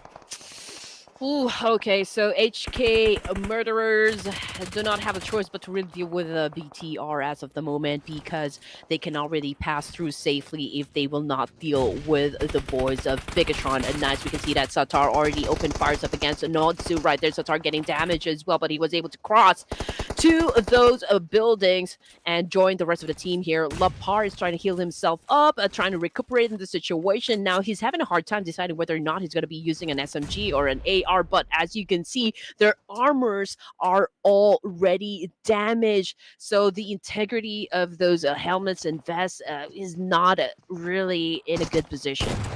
Oh yeah, low integrity. Is gonna pop up real soon. You might want to replace them with a much better one. But given the circumstances, your hands are currently full here. Dealing with your opponent, there's flames on the floor. There's no opening for you to make an entry through that segment. You want jumping forward through the fire, but you're low in HP, but still able to sustain. That's gonna be Pekka. Here's a high ground. Look out here for Hansi, but that's not giving now. BIGETRON Knights bows out in 10th place in the hands of HK Murderers. That they are definitely murderers here in this game, but they're low on stuffs. TIANBA, QZZ, they capitalize on this, and that's it. That's gonna be it. TIANBA Kilo Z does maximize his positioning here and also eliminates HK Murderers, who was just a while ago having a shootout up against BIGETRON Knights. hmm You know what? QZZ actually has a stellar reputation in China for being really one of the best PUBG Mobile players in the scene. So I'm really excited for him to perform in the PMGC. He is still alive, dealing with HORAA Esports. It's going to be a 1v4. I do hope he still has enough resources, of course, to fend himself.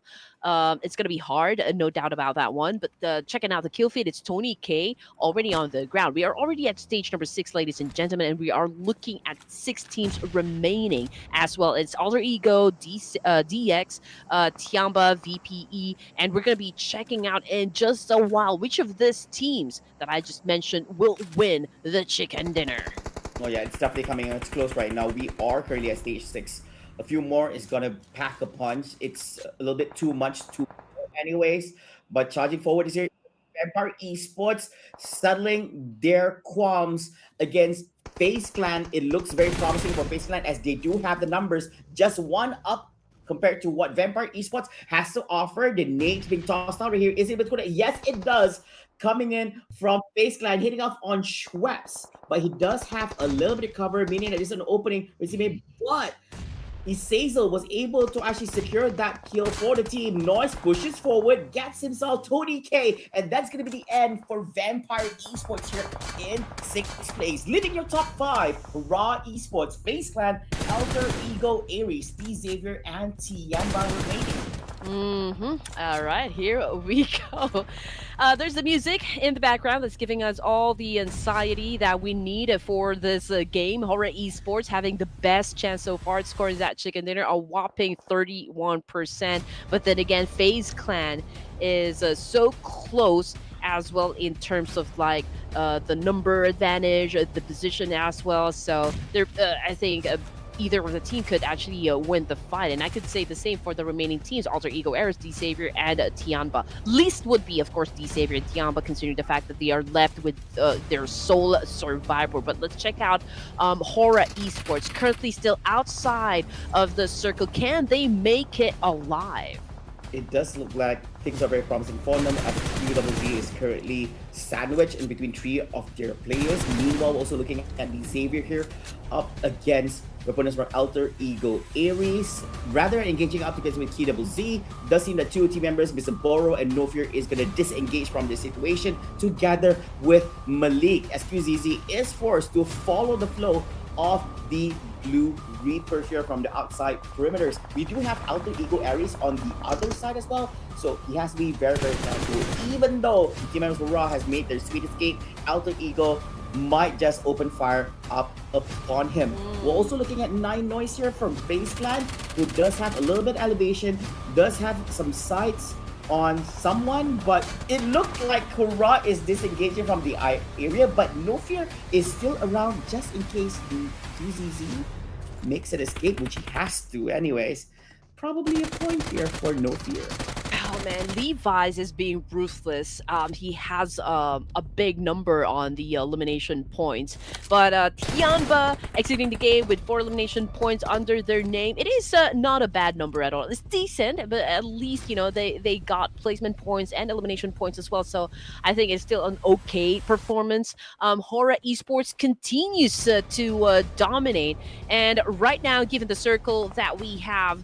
I think there's not much pressure just yet for teams to engage at the moment. But then again, the circle had already shifted, and it's forcing the teams to meet in the middle. But the thing is, HORAA, they still have a little bit of that high ground advantage. Same thing goes for FaZe. I think both the teams here that I just mentioned will have an altercation first before they deal with Alter Ego Ares and perhaps Levi's of D Xavier.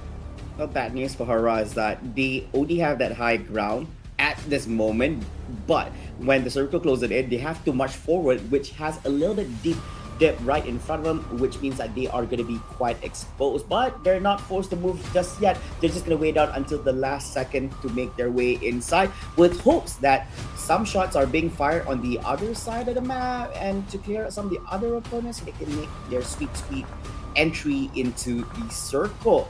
So here we go, Malik together No Fear. I guess they're doing a wrap here on the different side, because when your location is compromised, it's not a great idea to just remain there, because all scopes are towards that direction, and it's too easy, I guess. So you might want to reposition yourself and pop your heads at a different space. But Leviso all the way down there gets spotted out hands of Elba from Alter Ego Esports, and his shots are able to connect. Is there anyone who can actually help him out of here, coming up from the Xavier? Alter Ego Aries, my bad. It's, yes, there is actually one on that side who's able to pick up. This is gonna be okay, but the Leviso is all alone here. Might just crash together where Alter Ego is, and that's gonna be the end of the Xavier in number 4. And here we go. It's a 2-1 split for the side of HORAA Esports. No Fear is just keeping his vantage point, trying to provide support for the rest of the team here while they are busy dealing with FaZe Clan. But you know what? Malik was able to recuperate in the situation. Unfortunately, that was an accurate nade coming from Vinny's wife, if I'm not mistaken. And so HORAA Esports is dealing in this situation with all efforts, because they're not in the best spot. Yeah, they have to make do with what they have at this current moment. No Fear is a little bit of a distance compared to where Malik and Mr. Boro is at this moment, as they're currently fighting with FaZe Clan.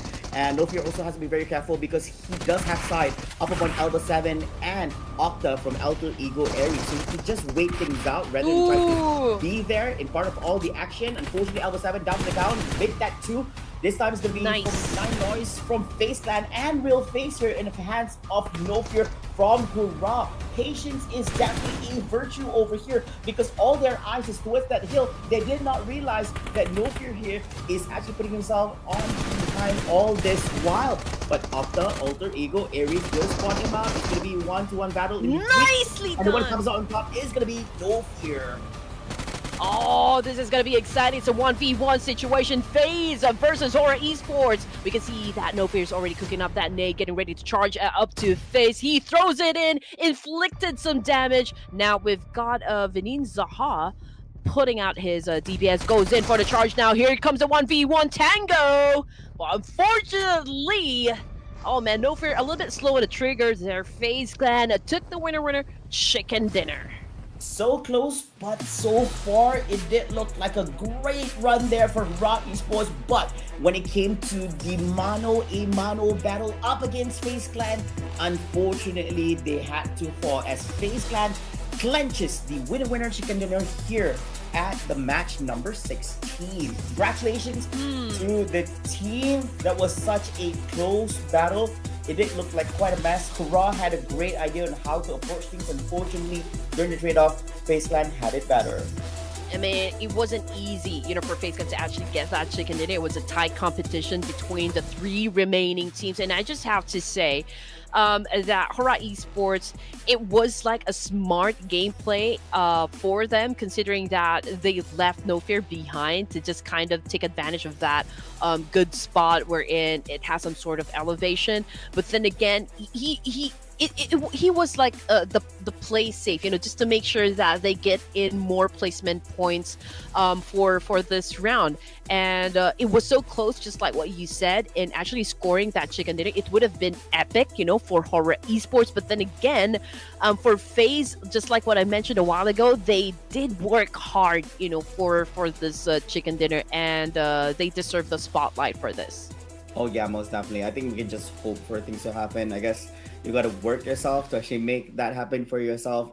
Like I said, it was so close yet so far, but I guess they should be happy with their performance up to this point as well. But the main highlight here is most definitely towards FaZe Clan, as they are your champions. And looking at the stats for teams to watch, by the likes of FaZe Clan, Alter Ego, Aries, Dingo Xavier, and HORAA Esports. These are some of the biggest teams that PUBG Mobile on the global stage has to offer, and most definitely most deserving to be here in the list based on their performance just a while ago. And I think during that last segment, there was so many great team fights to actually capture. There was great 1-to-1 battles, not just during the last segment, but also in between as well. And I do hope that we're able to recapture that back in the highlights later on.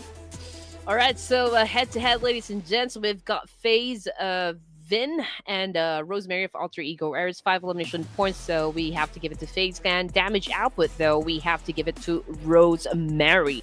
It's 1,201 damage output, so even though he only has like 3 elimination points, but the damage output is so incredible, that only means that he was able to drop more players compared to Vin here of FaZe. It's just so unfortunate that he wasn't able to transform that one into a full-blown elimination point. But the MVP for this round would be Levi's of the Savior.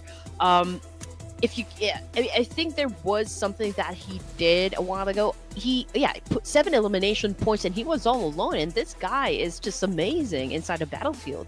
Oh yeah, most definitely. And if he did manage to survive even longer, he could have grabbed himself with even more than what he has at this moment. I guess in terms of numbers, I get it. Like other teams are having a much more better advantage when it comes to number of players at that point. But bagging in 7 just by himself is insane. But followed him and top performance sheet is going to be number 2 here. We have been Zaja, we have Zayel from IAC, and Rosemary 29 in 4th place here. So look at the amount of damage being dealt. Yes, Leviso has 1,103, but Rosemary has it slightly higher at 1.2k. Yeah, but just lacking in terms of elimination points. And again, it was really close for HORAA Esports to score that chicken dinner.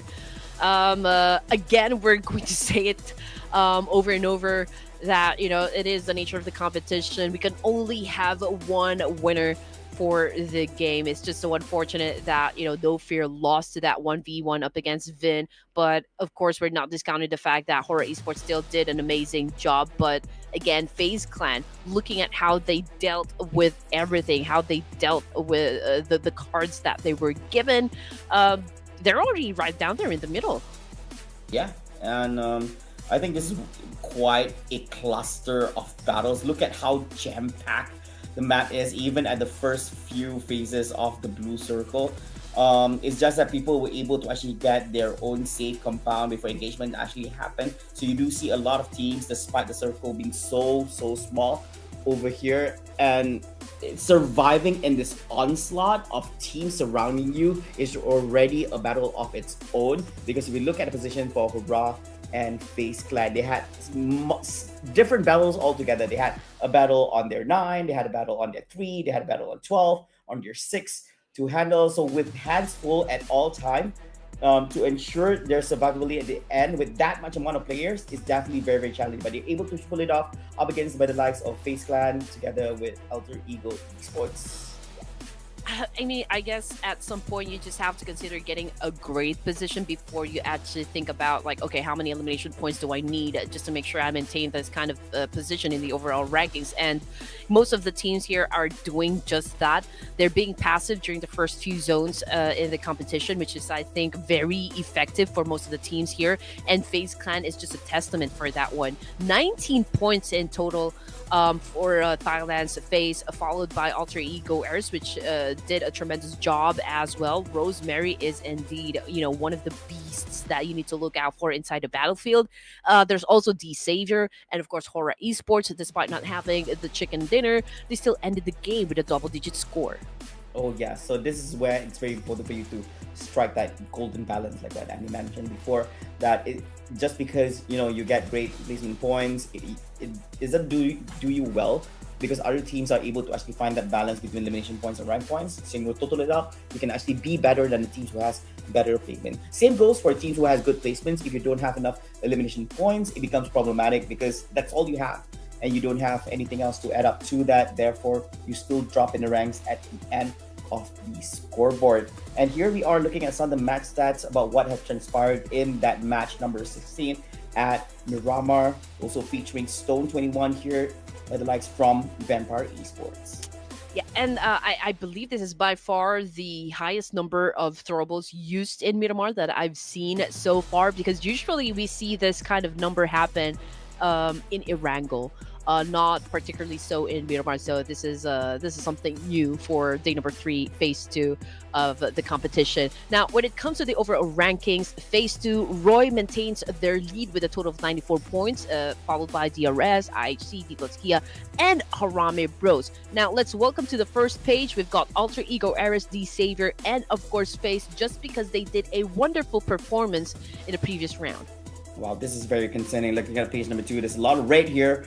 If I were to go to a class with this much red, I'll be spanked by my parents. But yeah, the only positive outlook from this is HORAA Esports making their way to number 18 here by going up 3 ranks from their previous placement at number 21. So I'm guessing that the Purple Hearts fans out there are very happy with their performance, with hopes that in the next final match run that they have is going to be enough to place them in a much more safer position, which is that top 16. And of course, our last page here, page number 3, the page that you don't want to be in.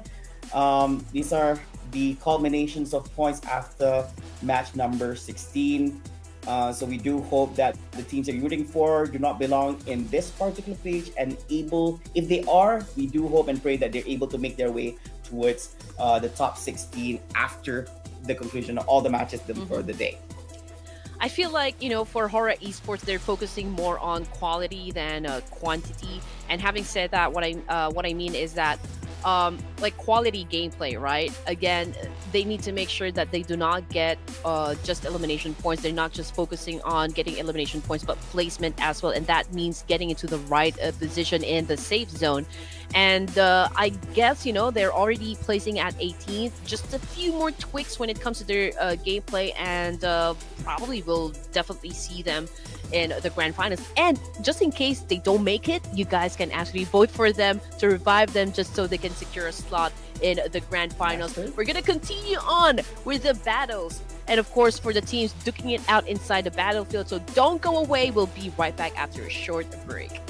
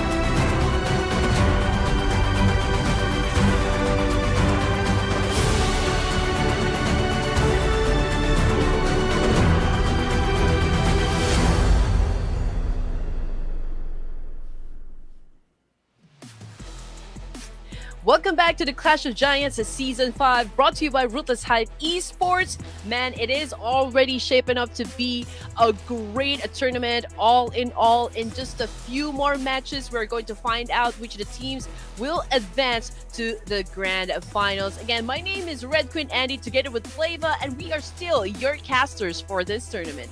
Oh yes, baby. We are going to be coming into the final matches here of the day. And hopefully you guys are excited. But of course, before we kickstart things off here at match number 5 of the day, big shout out to our UC partners from Gamivo. If you guys don't know this yet, you guys can grab yourself with some amazing UC deals from them, either using our Clash of Giants Season 5 coupon code, or for the first time users out there, get yourself with a Gamivo as well as your smart subscription price to get the best deals that they have to offer. So make sure to get yourself this, your families, your friends, or anyone you don't know, or any strangers out there. Yeah, get on board together with Gamivo. Yeah, get them fast. All right, here we go. And I know you guys are already excited just to check out what is going to happen for the matches that we still have for this evening. But before that, don't forget that we can actually feature your question on the live stream. So just make sure that you follow the mechanics you see on the screen. Type in your question, and don't forget to use our official hashtags. Now, if in case you missed the action that happened, we've got HARAME Bro winning a chicken dinner back-to-back Thunder Talk Gaming on match number 15, and of course FaZe Clan of Thailand for Mid-Miramar. And now I think we're headed back to ERANGEL, the OG map, the El Clasico map of PUBG.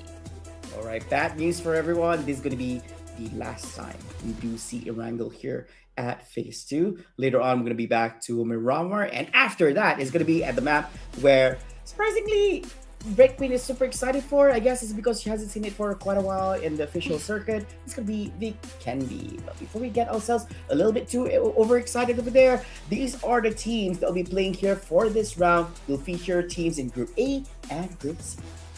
All right, and I'm just trying to, of course, familiarize myself. Okay, these are the teams that we're playing in the battlefield. Who am I gonna pick once again? Okay, so HARAME Bros, they already have a total of 2 winner chicken dinners, and production actually picked them for the 3rd time, I guess, for this day. But I mean, production, who are you gonna pick? Yeah, I like how we're throwing it to the production side this time about I guess, okay, before production actually does anything, since they're also not dropping yet as well, right? I think I'm gonna go with Stalwart. Yeah, Stalwart's gonna be it. Cool. Okay. It is their, oh no, this is actually their first run after the half wave, right? Because just now was Group A and Group B, right? So yeah, Stalwart. Really hard to pick a team right now, because I feel like more teams are definitely going to be aggressive, considering that we are down to our last few matches for the playoffs, and we've got 27 teams, and we only got only the top 16 will proceed to the grand final. So having said that, man, it is a headache. I'm telling you, it is a headache right here. Let's give a chance to, I think this time I'm gonna go with D plus Kia. Ooh, okay. They did had a good run. And they've been consistent. They've been playing out well in Phase 1 and Phase 2. I guess it's a very solid choice, but can they get a chicken dinner? Which is definitely the point of discussion over here. But HORAA East was so wow. So I guess since my prediction was so close of being true in the last round, production does have this strong belief that HORAA is able to actually get that chicken dinner, not the last game, but this game instead. Which reminds me that, if I'm not mistaken, they actually banked in on HARAME Bros in the last game for the back-to-back, but that did not happen somehow. But ladies and gentlemen, I hope you guys are excited, because we're going to be jumping into our 5th match of the day right now.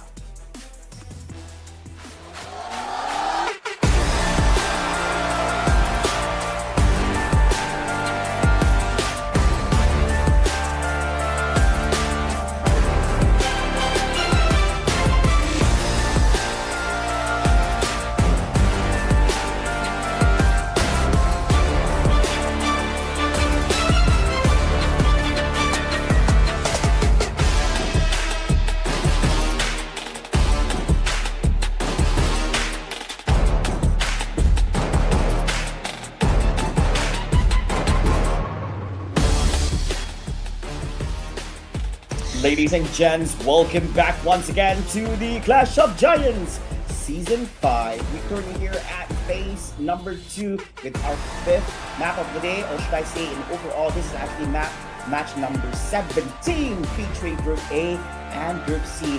You're joined by the ever beautiful with Queen Andy and the Oracle.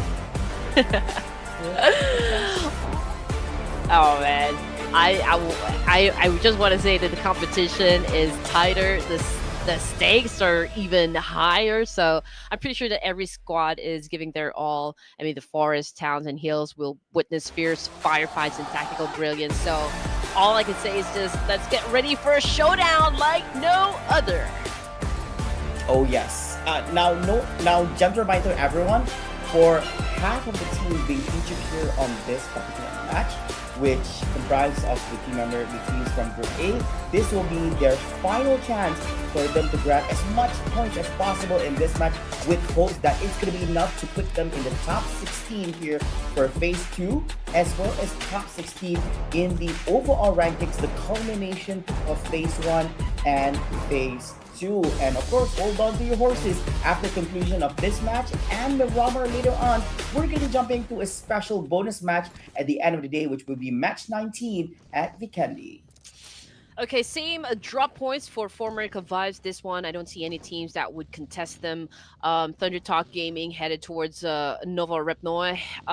We can see a lot of teams down south in the main peninsula. Of course, DRS is, I believe, around Milta, pretty close with Alliance. Same thing goes for Claw as well. But you know what? Stalwart Esports is close with HORAA, so I feel like that's a potential battle right there. But in the meantime, DRX also versus HARAME Rose coming off the kill feed.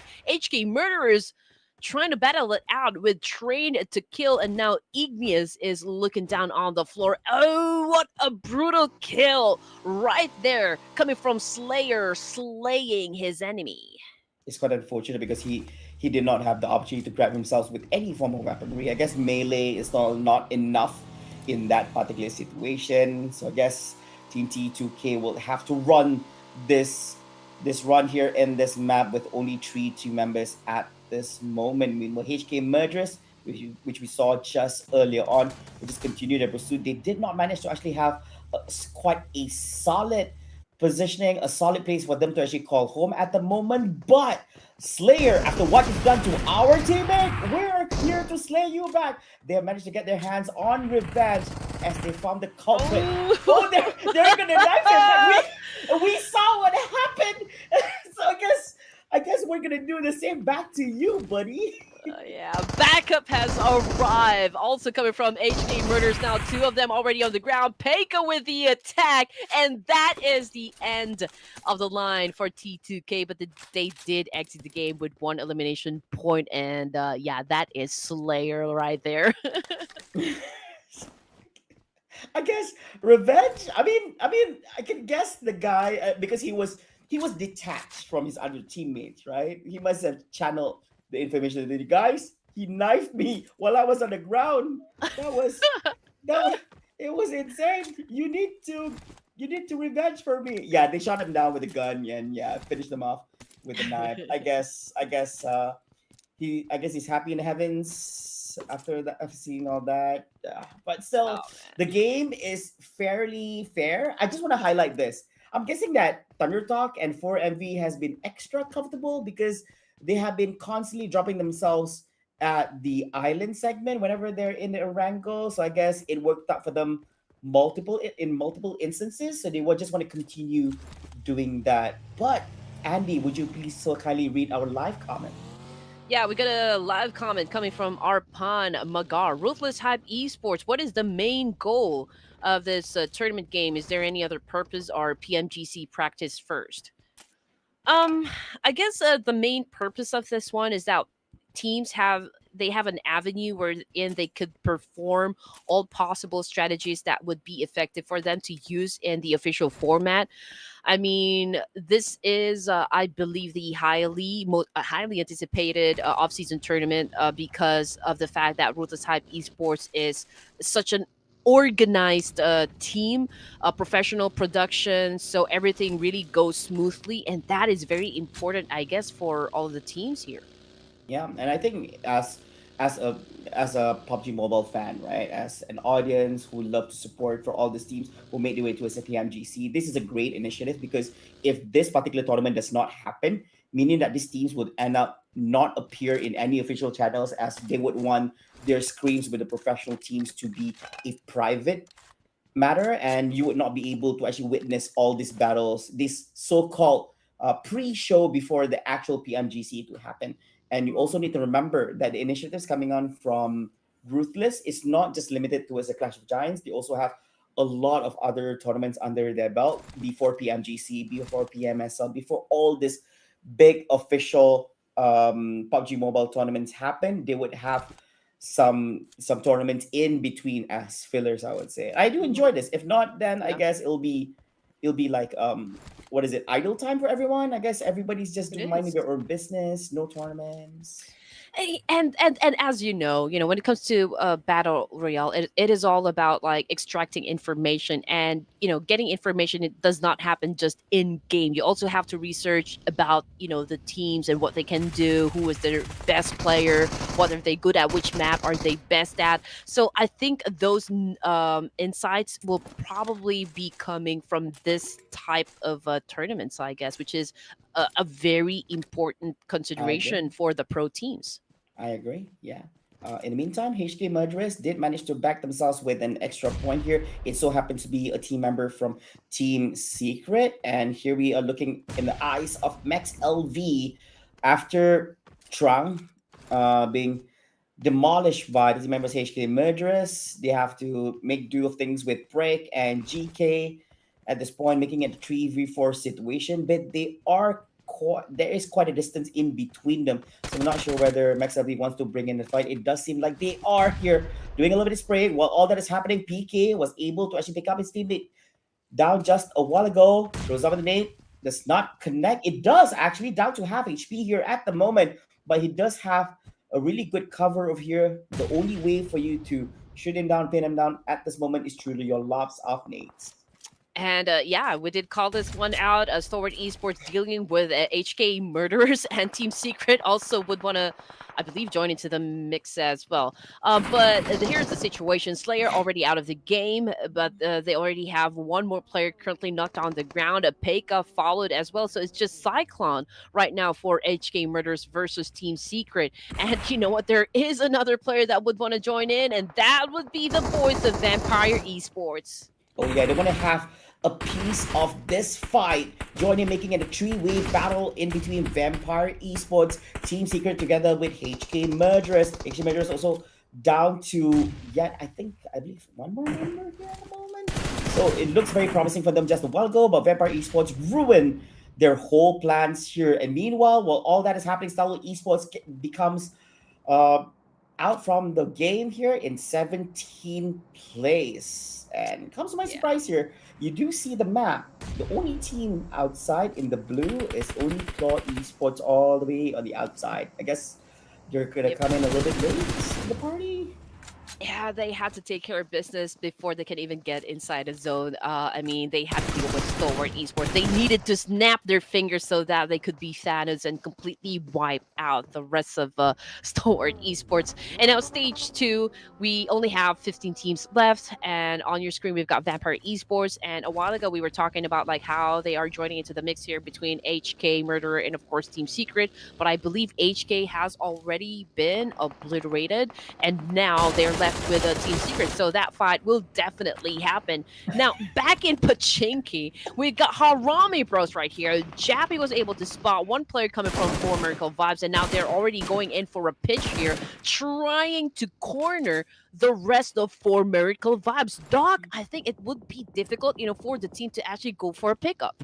Yep, it's definitely going to be very hard for them at this point, but we will see how they're going to approach this. But on the feet here, HK Murderous, after bagging in 4 good points here at the start and getting one from Team Secret, they are eliminated here in 15th place. Well, while all that is happening, Harame Bros, Federalis also grabbed himself with a point here at the tower. was not able to actually find anyone else here at this point. Guess they make do. Quite unfortunate for 4MV because just a while ago, yes, they lost out Doc, but Ruthless, he was struggling to get his vehicle over the hill, so the vehicle kind of slowed down to a point where it made it easy for the opponent to just shoot him out at that point. So that was quite unfortunate for him. So I'm guessing that SOAS is within, not within sight, but it's actually quite near here to the team members of 4MV. We'll see if anyone would like to take that shot upon one another. Oh man, I do wonder which of the team is gonna have a funeral inside the church. Is it gonna be Harame Bros? Is it gonna be For American Vibes? Or is it gonna be DRX? Because DRX is kind of just like, oh, there's a fight happening right over there. Maybe we could join in the fight because we do need some points, to maintain our position. Not to mention that D Savior is just around Pachinki area. Oh, very dangerous. And Yarax really likes to run this 2-2 movement. It puts them at a disadvantage in terms of numbers, but you cover more ground with hopes that two of the members are able to handle themselves on their own. What unfortunate sleep over here, getting rammed, hands off Alibi from Claw and Esports. But X was able to shoot him out of his vehicle. Key Mine tries to go for a trade-off. He's able to pin down X here on his knees. We didn't saw that. It's okay. Oh man. Sleepy has been put to sleep as well. 7 elimination points though for the side of Claw. DRS with 4. But yeah, Killer YT is the lone wolf here. He can shut down Claw, but then again, if he open fires, right? I mean, he could compromise his position, and that won't do him any good. He doesn't know this, but even HORAA is nearby as well. So I guess when they found this information, it's a very dangerous thing. Nobody wants to give it a shootout, but the members of HORAA Esports still in the Blue Reaper. Killer YP and inside, they're all scattered around, which could be a good thing. You cover more ground. You also try to screen out the team members from the HORAA Esports from entering. So while they're in pain for that short while, they could capitalize on the situation in terms of health points. Milea cooking up the nade. It does connect. What is going to be? Oh no, it's actually Milea. Hits out and Mr. Boro. Make that 2 as he gets his hands on No Fear as well. Facing out with yet another gets a Mafia Ninja. Leaving out Malik being the only survivor from HORAA. Gets a little bit of cover. Will that be a good idea? Whoa! YT all the way from down south. Taking that shot and bagging in the kill for the team. Okay, so you were able to get an elimination point, but the big question is, oh man, now that your position had already been compromised, definitely Claw has already their sights on you. Coming off the kill feed, though, it's definitely lighting up. BTR getting their members picked. Same thing with a Killer YT. He is already out of the game, so that means that DRS no longer with us. For Miracle Vibes, Baron also on the ground. Oh, this is Harame Bros. They have completely taken over Pachinki. Oh yes, they are going to be the guardians of Pachinki here at this moment, but trying to resolve this international water battles in between BIGETRON Knights and the Xavier. They do get their hands on one of them here so far for BIGETRON Knights, but while all that is happening from RRQ, Zooing also takes a shot upon a team member from BIGETRON Knights here at this moment. So it is a big battle between Vampire Esports, D Xavier, as well as RRQ at this compound. The Southeast Asia teams are not too happy sharing the compound with one another.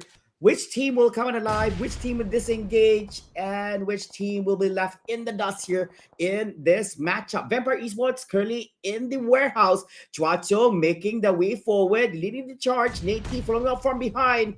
Together with yet another teammate here on the right side, it will be Leviso from the Xavier. Chuachong down for the count in hands of Nuzi. Make that another, but gets pinned down by Nate T. That's going to be a 1-to-1 trade-off. Are they going to go for more?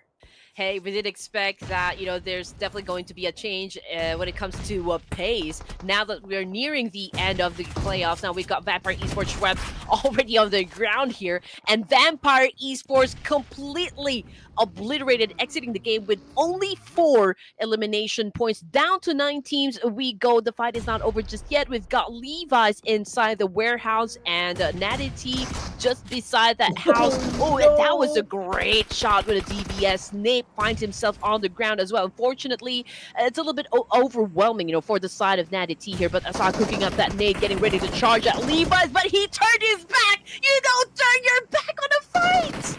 Oh man, he was cooking.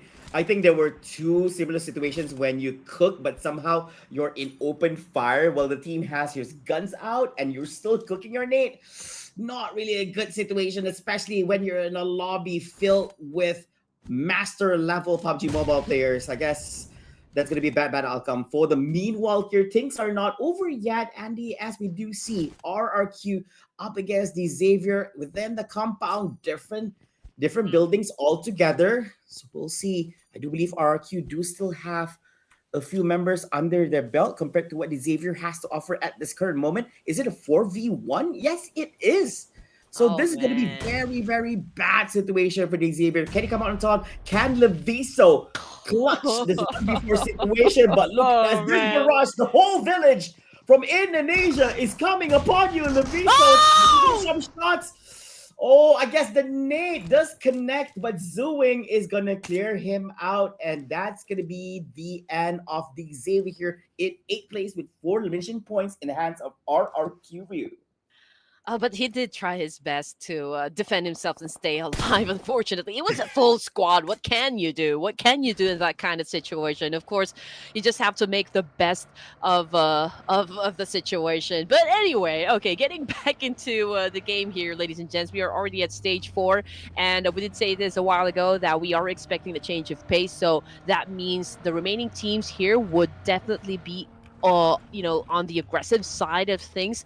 D plus Kia, they're not putting out that much elimination points just yet, but the fact that they are still here, included in the top 7 for this round, is very promising. But that is if they can take down Claw, because right now Claw, oh man, they are on a momentum here, considering that they already put up a total of 11 elimination points, and Milea bagging the most of it, a total of 6 for this guy right here. Can they stop the streak? Oh yeah, Claw, even though we haven't had much highlights on them so far in this map, but out of the blue, yes, as you mentioned, 11 elimination points right here, and they should be happy with their performance, but that's not going to be enough. They want to go for more. They still have 3 healthy members. Well, 2.5, I guess, but 3 members, I think that's still looking good despite having so much kills in their belt. It looks very promising for them to actually go for even more. But positioning wise, it's not going to be easy, as they're going up against one of the top 2 teams here in the leaderboard, which so happens to be D plus Kia, and they have 4 team members, making it a 4v3 situation. Huge advantage for D plus Kia. Fabian wanted to actually enter the circle, but decides to U-turn back, as they would want to take up this fight up against Claw Esports. And I guess answers will be found in a few short moments, but Claw decided to run away. There's no, I'm not going to be sticking around. Nobu tries to rotate around in the area, but having decided to drop off from his vehicle, let a few shots out instead of following his teammates. But it's not going to be enough to actually take Nobu down from his vehicle. You know what? Nobu has been getting the MVP title for some of the matches here, so it's very promising for D plus Kia, the fact that they're still alive. But the thing is, they're outside of the zone. Before they can even get inside the zone, they will really have to deal with Claw here. So I do wonder how they're going to be approaching the situation. We can see that Chips is right behind this rock, just having that element of surprise. He could potentially shut down at least 2 here from this angle, but just they're pretty spread out. They're going in for the pinch. Oh, they got them cornered! Claw right now getting annihilated by D plus Kia. This is not what you want after having such a good run here up to this point. But Malaya is going to make his sweet escape from behind. Hopefully, the shots from Nobu, it does hit on the vehicle, but does not connect to the player on the inside. But the vehicle doesn't look so good here. Integrity is being compromised. So he's gonna just destroy it. So it's gonna become a solid save. But he is taking shots from a different angle. So he knows that it's not just him and D plus Kia here at the moment. He's looking towards the direction where he got shot, but he doesn't Man. spot out where the guy is. You know what? Honestly speaking, they shouldn't have left the compound. They should have just let D plus Kia come at them instead of them just leaving the comfort zone. But anyway, I mean, it's still good. Melee is still alive. They could still go for the placement points. I mean, RQ already excited to join the fight right here. But in the meantime, it's HARAME Bros on your screen, ladies and gents, with 5 elimination points. Range is a casualty for the team, but then again, they're already part of the top 6. So great chance that they could score their 3rd winner chicken dinner of the night. Void Donkey is already in the middle, so they're just waiting, of course, for the teams to head towards their direction. D plus Kia, we've got Chips on your screen. They're dealing with RQ at the moment, doing a massive spray. Chips is a little bit low on the HP here, but no worries. I mean, he has his team to back him up in this situation. Unfortunately, Snape was able to perform a spell right here. The potion master rather was able to shut down an enemy from that range. Quite a rumble happening here on the east side of the map, but after such a successful run, D plus Kia just ruined everything here for Claw and Esports. And the game still continues. We have our top 5. We have HARAME Bros, RRQ, D plus Kia, Thundertalk, and Void Donkey. Chaps, not looking too good as Asa from RRQ View connects his nade cooked up on his face. As the game still continues here, RQ with the most healthiest amount of players here at this point. Oh man, I mean, Chips just became a salami right there. He got sandwiched in between 2 teams. Now D plus Kia found Yan, tried to make a difference. Unfortunately, he got shot down as well. It's RRQ dominance at the moment. 5 elimination points though for the side of the Korean team. D plus Kia is cooking out that nade, trying to get rid of the remaining players of D plus Kia, but an accurate nade coming from Osal, saving D plus Kia in the situation. The ghillie suit works. He couldn't spot the cook coming from Osal from a different angle over there. It does connect beautifully, but it does seem that members from RRQ still has one more team member still living healthy. Here is Osal rotating from behind. Could not spot out the final member, but he's going to be down here. I guess it's going to be enough as well, but he's going to fall in the hands of Rick instead from HARAME Bros. Unfortunate for them, they're not able to find that last guy, but it's okay. So it's a space for him to loot from the guy just a while ago. Now the music has been played, meaning that we're coming to a close here for this map, for this match on ERANGEL. What are your thoughts on this, Andy? Which team will emerge victorious from based on where they're positioned at and by the numbers they have at hand? Honestly, D plus Kia, I do believe they have the number advantage here. Void Donkey, the reason that they have the biggest chance at the moment to score the chicken dinner is because they already are in the middle. Thundertalk Gaming, I think they're probably doing a late gameplay right here. They don't want to leave a Pachinki just yet. I mean, it has some cover, so it's sort of like a refuge for Thundertalk Gaming. If they can deal with their enemies at a long range and score some points, then I guess there's no pressure for their side. But Void Donkey, just look at that. Zeta perfectly placed in that angle and just really doing a massive spray up against D plus Kia, eliminating them completely, which brings us down to just 3 teams remaining, and Thundertalk Gaming once again has the best chance of catching that chicken dinner. It looks like it can be anyone's game over here. 3 team members coming from Thundertalk Gaming. We have HARAME Bros by the likes of Federalis and Rick. And we have from Void Donkey, we have Vexis and Zataxi Double Z5 here on a different end. They do have quite a equal gap in between them. A much better cover comes from Thundertalk Gaming. So it depends on them on whether they want to march forward or not, because the circle is not forcing them. But I'm guessing that if they do have good sides upon their opponents, they would want to take up on that shot, contribute to the elimination points for the team. Rick shooting towards the direction of Void Donkeys, but not looking towards the right side because he's quite a distance between them and Thundertalk, and they don't even have much vision anyways. But King also having a shots upon Voin Donkey. This team from Indonesia is under heavy fire here from these two teams. Okay, I don't think, you know, Zeta can still be saved at this point, considering that, okay, Thunder Talk Gaming just sealed the deal with this. But now that the circuit had already shifted, Harame Bros, there's huge pressure on their shoulder, considering that they need to move. They need to leave that compound right there. And Thunder Talk Gaming now is flipping the script. They're trying to dictate the tempo of the game here. They have the control of the circle, no doubt, because they have the number advantage. So again, all they need to do is just wait for their opponents to come at them. Yeah, and actually right in front of them is it's not really it's actually quite open space, and knowing it's Miramar, there's lack of tree. Knowing it's ERANGEL over here at this particular area, it does not have as much trees as the usual areas. So there's not much cover, so you have to make do with the position you're at. Meanwhile, the last remaining team member here from Voin Donkey gets eliminated. Vexis is out for the count here, but with third place, they should be very happy with the performance at the moment. But 3v2 situation, a little bit too much to handle here for Harame Bros.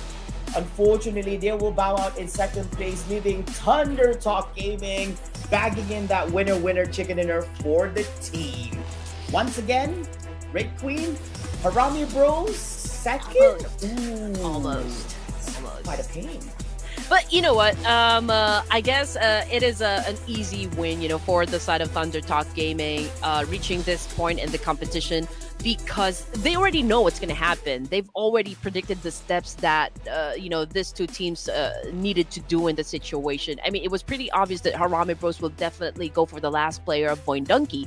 Voin Donkey pretty weak, you know, having the lone survivor man that compound right there, or man that small building right there. And the moment that Harame Bros made a move up against Voin Donkey, it was the opportunity that Thunder Talk Gaming was just waiting for, to kind of just swoop in and take the point, take the chicken dinner. Yeah, they kind of knew. It was like, if I don't make a move on them, right, it's either we get that 1 point or Thunder Talk gets us and that 1 point. Might as well we just go for the one, I guess, to actually make it a safe. They knew in terms of numbers, they were at a disadvantage. They could make something happen out of it, but it's a dumb idea to go towards Thunder Talk instead and wait for the circle to get any more smaller. You're definitely right on this. But one big thing I want to highlight is that Harame Bros has got to have or achieve one of the best runs in a single day. Starting off the day with a winner chicken dinner, followed up with another winner chicken dinner, and in the second half of the day, and for their third and fourth match for the day itself, they managed to get second place. I do wonder how much did they accumulate across these 4 matches. But bad news is for them is that this is their last match that will be appear on, because they have already appeared in 4 matches already, which will give way for Group B and C to play out in the last match. Whew. Okay, so it's Malaya and Federalis right now on your screen, ladies and gents. 6 elimination points, so this is definitely will go to Malaya, but the damage output is I think this is balanced right here. Assist, okay, we have to go to Malaya as well. Team contribution, so I guess in terms of numbers, Malaya did most of the work, you know, for Claw, but we can never discount the fact that Federalis did an awesome job as well, although he wasn't able to actually move those shutdown into a full-blown elimination point, but still, you know, it was a good performance all in all for Harame Bros. Now, for the Gamivo MVP of the match, we've got a Rig right here with a total of 5 elimination points and 931 damage output. Still, the number speaks for themselves. It is quite high for this round. Yeah, I think the comparison for stats just now, we don't see much from Federal, I said, because the other team, Claw, was able to actually grab so much points at the early side. I remember when we had a discussion about if they were able to just continue the way they actually ran the game, it would have been great. But it was quite unfortunate because D plus Kia kind of shut them down on there. And here we are looking at some of the top performers in the match, beyond Malaya, beyond Rig and Federalis joining into the fray. It's not other than Keymine, also from Claw and Esports here with 3 elimination points and 529 damage here at this particular match. Hmm. And by the way, just to give a brief background about Harame Bros, Rig is actually loaned from Raw Esports. So just to make everyone updated with what's happening with Harame Bro. And of course, in terms of like their winnings, recently they won the PUBG Mobile Challengers League Southeast Asia Fall of 2024. They got the first place, and this is the same thing with the PMCL summer of 2024. So it's a back-to-back championship for this team. But of course, we don't want to take away the spotlight, for Thunder Talk Gaming. And I did say this a while ago, Flava, that with all of the Chinese teams that we have, Thunder Talk Gaming is probably the one really performing extremely well in this competition. Oh yeah, most definitely, and they've shown it not just even before the competition even commenced, not just by them making their way towards PMGC, but also in terms of their performance, which is, I think they couldn't find the consistency over there. There were just times when they just do really, really well, and there were just times where they just flunk, I guess. I wasn't not as consistent as some of the top teams on the charts, but they proved themselves in most occasions. If we were to look at 100%, 50% on all this, right? I think more than 50% of the time they are doing exceptionally well. And we do hope to see more of this happening, not just here, not just the grand finals, but also in the upcoming PMGC. And of course, Milady, please do run us through the match rankings. Hey, and just so you know, before they even became Thunder Talk Gaming, they were also known as Sino Dragon Club and Dominus Esports. So they have been in the competitive scene for a while, I believe since 2017 in the PEL League. So of course, when it comes to like the experience and of course the facilities to train their players, they are all experienced. They know the scene pretty well.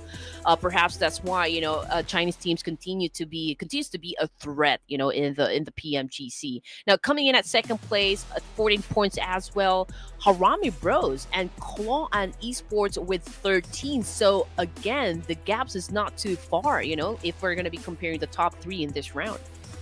I think Claw dropped in 7th place, so therefore they only grabbed 2 placement points. But their elimination points was enough to carry them over to have double-digit points at the end of the match. So I think things work out kind of great for them because they were able to actually perform that well. I wonder if the D plus Kia thing didn't happen, how crazy it would be in the scoreboards. But anyways, enough about all that. This is the overall rankings after the conclusion of that second last match here for phase number 2. We do see a little bit of shifts happening. Remember, some teams did not participate, but Harame Bros with yet another astounding performance goes up from 5th place to 3rd place. We have Thunder Talk going up from 6th to 5th, and we see RRQ from 10th place all the way up to 7th place. And let's not forget, from Indonesia as well, we have Void Donkey from 11 to 9. I'm pretty amazed at the fact that if we're going to be focusing only on the overall rankings when it comes to phase 2, Roy Esports is doing an amazing job maintaining their top spot. That's all I can say. We already played like a lot of matches for this day, and still they are at the top of the food chain. Coming in at second page, Alter Ego Airs moved 3 ranks down, but for Claw as well as DRS, and same thing goes for Team Secret.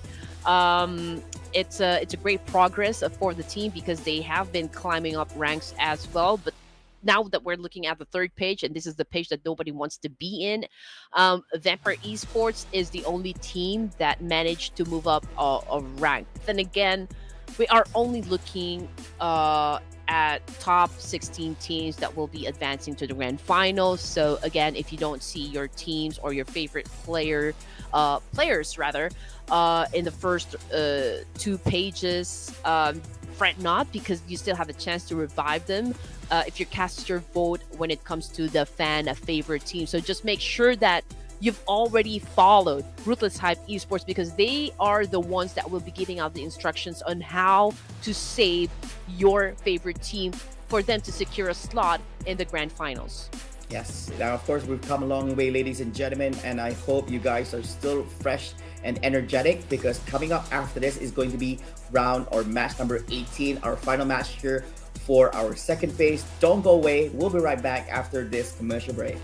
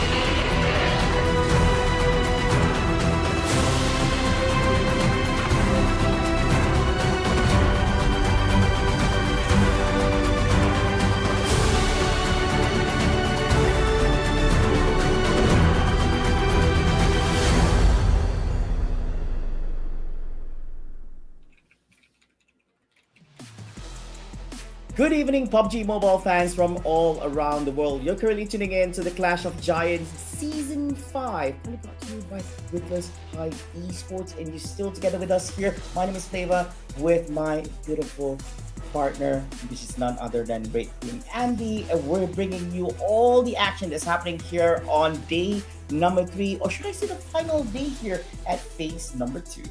Hey, you're right, but okay, so this is the last game, right? The last Miramar of the evening. But then again, we have a wild card going on for a lot of the teams here, which is, of course, the snowy tundra that is Vikendi. Perhaps we can see Elsa, somewhere around the area. It has been years, I'm telling you.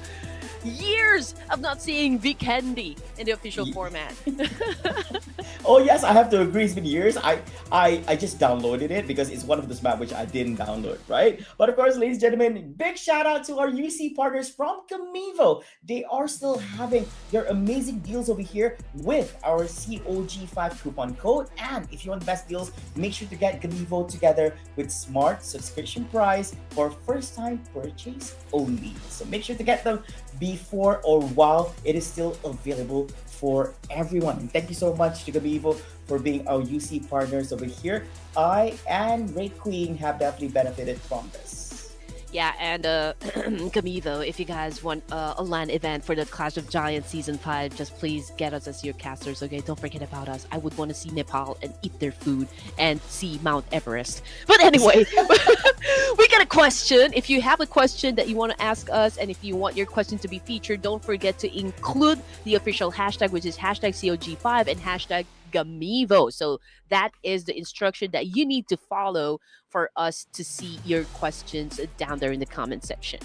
Oh yes, most definitely, and of course, keep those questions coming. We do actually. I just want to mention to everyone that we do actually see your questions in the comment section. But it'd be best if you ask this question and put in the hashtags. Put in hashtag COG5 and put in hashtag Gamivo, so that if you're the one of lucky comments being spotted out by our amazing production crew, they'll feature it on the live stream, and we will be more than happy to respond to them. Now, ladies and gentlemen, if you guys don't know this, this is going to be the last match here for phase number 2. After this is going to be the bonus map. This match will feature the teams from Group B and Group C. And you know what that means? That means that the teams from Group A will no longer be able to gather any more points. Up to this point, it's only for the teams for this groups only. Man, I'm already thinking, okay, which of the 18 teams is gonna win the fight?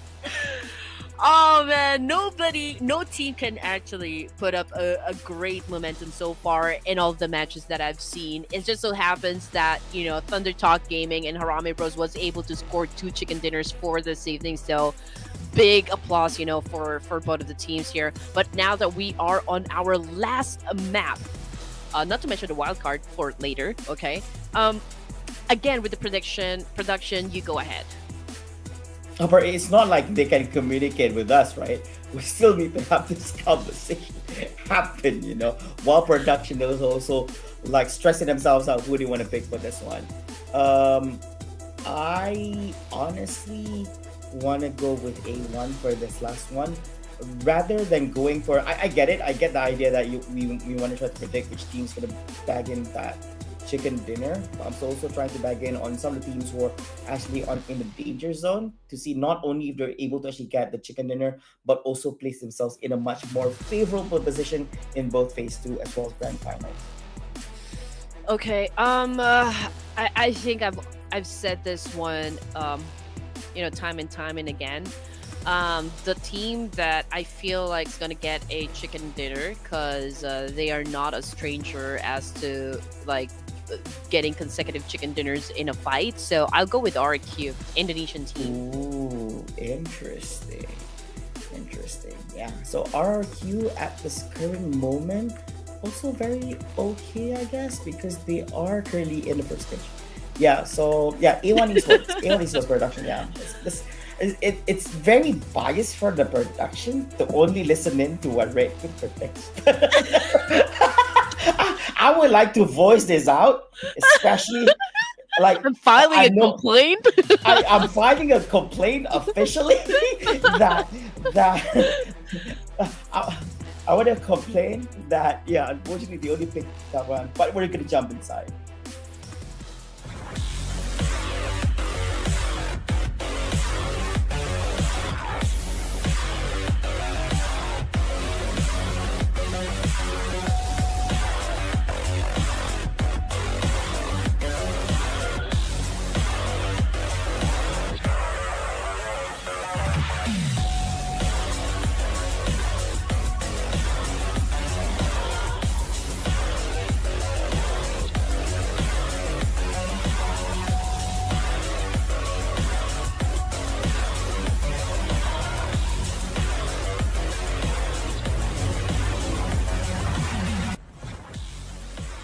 And so, ladies and gentlemen, our final match of the evening for Phase 2 takes place in the expansive desert of Miramar. The last chance for teams to secure their spot in the grand final. So the pressure is immense and the competition is definitely fierce.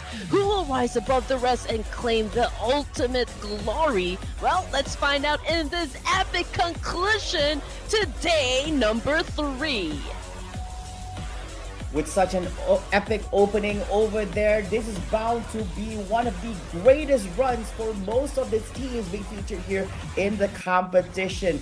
Teams from Group B and Group C are trying to their level best to scavenge around for the most amount of points they can actually grab within this last run for phase number 2, with hopes they're able to make their way to the top 16.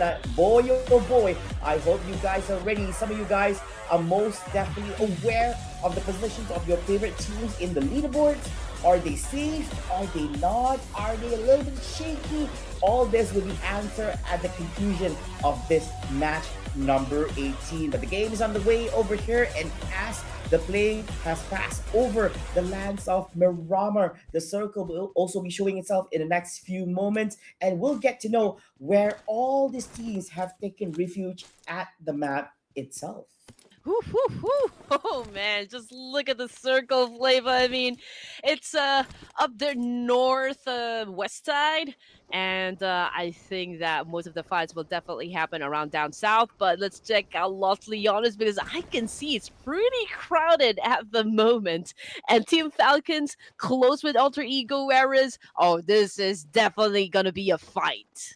Oh, most definitely here. Now, you gotta be smart. Can't be too aggressive over here for some of the teams. For the teams who are in a very, very safe place, as they've already made the way not only to the top 16 segment for phase 2, but also for the grand finals.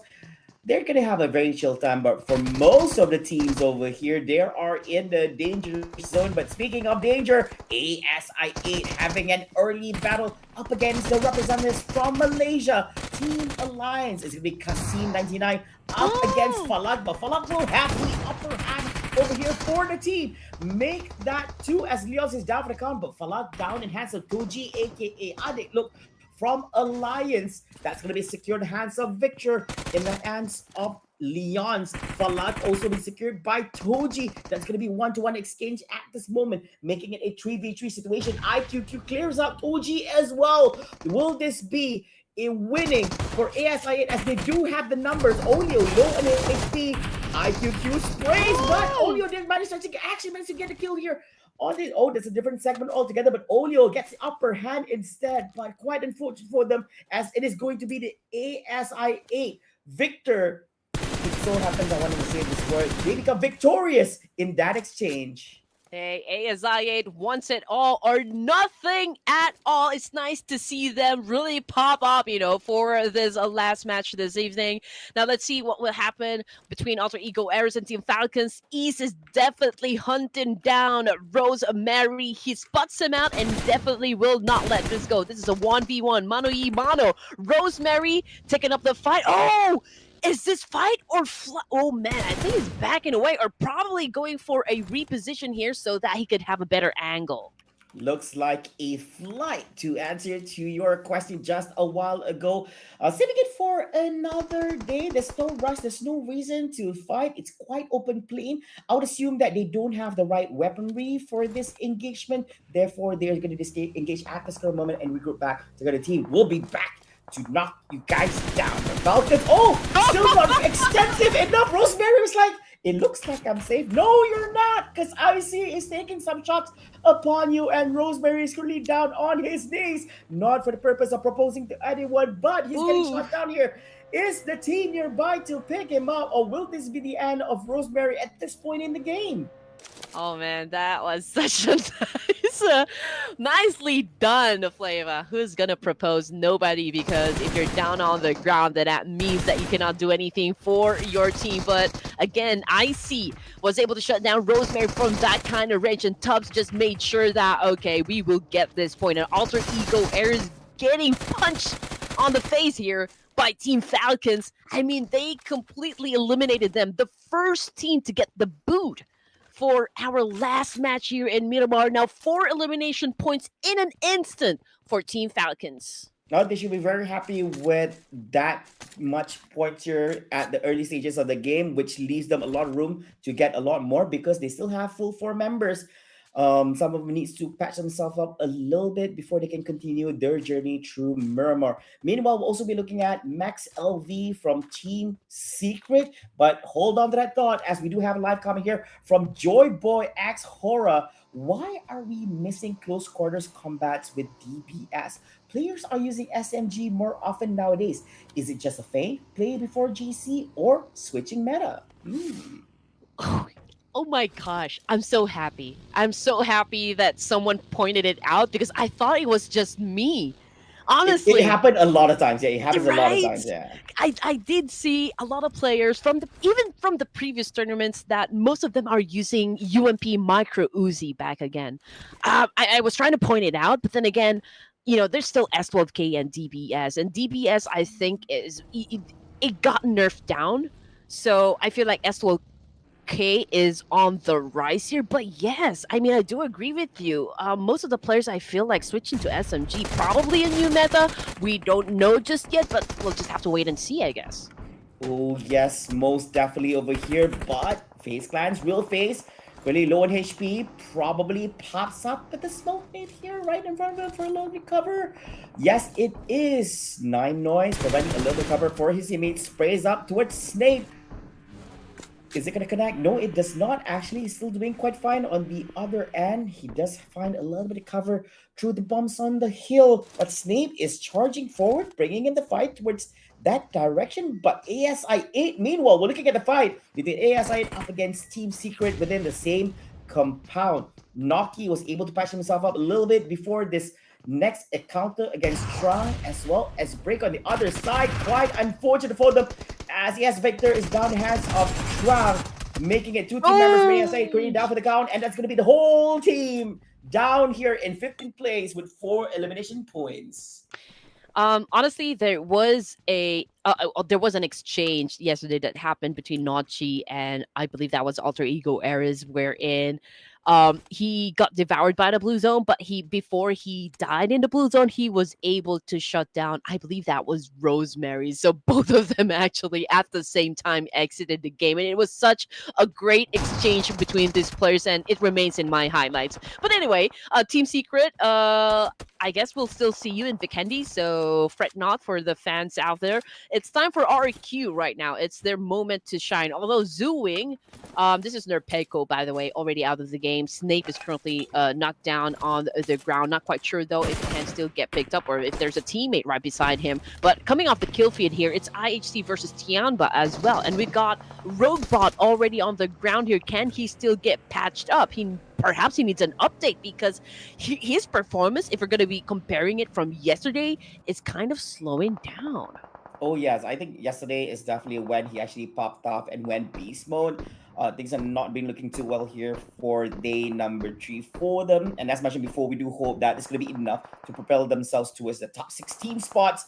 But yeah, they have to make that fight happen because they are actually co-sharing the space within the vicinities of the circle. Meanwhile, our attention is being shifted towards this battle between FaZe Clan up against DRS. I like how everyone is being very disciplined, where it only ends up as a 1v1 battle in between the teams rather than having multiple teams within the same compound at this point. But things are looking quite quiet in between them.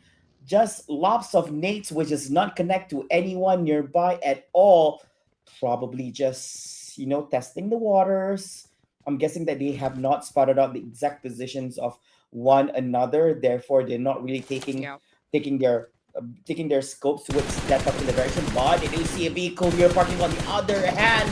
It is going to be East from Teal Falcons, the new additional player in the recent months to the team. And he's been performing well so far, but he's gonna reverse his car and park elsewhere and does not look safe from where he was at just a while ago. Every time I see Nine Noise, I think about the movie Real Steel because the robot, the robot there name is right, Noisy Boy. Yeah, Noisy Boy. Yeah, Noisy Boy. So every time his name pops on the screen, I think about that movie straight ahead. But anyway, Boy Donkey, Roy Esports, Tianba, Thunder Talk Gaming. There's also Falcons, man. They're going at it all. I mean, all at the same time. So I would love to watch like which of the teams that I just mentioned will exit first. But it does not seem that they do have an opening to make that kind of movement at the current moment. But in a short while, we will see. But XC here from Tianba tries to get an angle, but from where he's standing, or should I say crouching, he couldn't quite grab it. But hold on to that thought as well. Once again, live comment, Atif Tanjimo says, what makes teams like A1 lose almost every 4v4 fight? Man, goddamn, this is so spicy. The question, like, Andy, what's your take on this? Okay, I'm just gonna be real honest here, so don't shoot me, guys. This is just like based on like what I see, like what kind of performance I'm seeing from A1 Esports. Okay, I still believe that Rowdy is such a great addition to the team, but I feel like since this is just an off-season tournament, um, they're also busy participating, in other tournaments, I believe, or like maybe their attention is does not really just focused here. Um, to be honest, it's also my question, like why A1 Esports is not really performing like the way that we expect them to be performing, because we know the caliber of A1 Esports. They're also one of the teams that has like a huge fandom base, and understandably so, because of again all of the achievements that they've gotten, in the PUBG competitive scene. But in terms of like their synergy all in the official formats, I still think they do good, but perhaps there's always like room for improvement. There's always a chance for them to tweak their strategies a bit and cater it to the current meta. I may have a different take on this. Honestly, my answer will be this: I can't tell because I remember how I like when I saw how they performed in phase one. Um, they did horrible in the first 2 days, but day number three, I think the fans were thrilled because they switched on their beast mode. They grabbed on so much points. I think they were the best performing team for day number three here at phase one.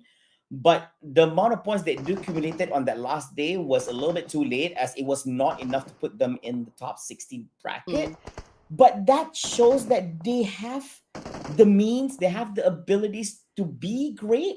But somehow, in multiple occasions, I get the question on multiple yeah. occasions, like when they perform badly, I would say, up against some of these teams, it I guess it makes the fans question the performance. Are they really that inconsistent when it comes to that? Like when it comes to it, when they're desperate, they can definitely show themselves. They can definitely display that they can do well. Are Hmm. they required to be put in that situation all the time for them to do well? But I don't think that should be the case. As a professional PUBG Mm, Mobile player or an esports athlete, you should be able to be somewhat consistent to a certain level in your performance so mhm. that you don't give heart attack to your fans and expect a miracle to happen at the end at the end of the day.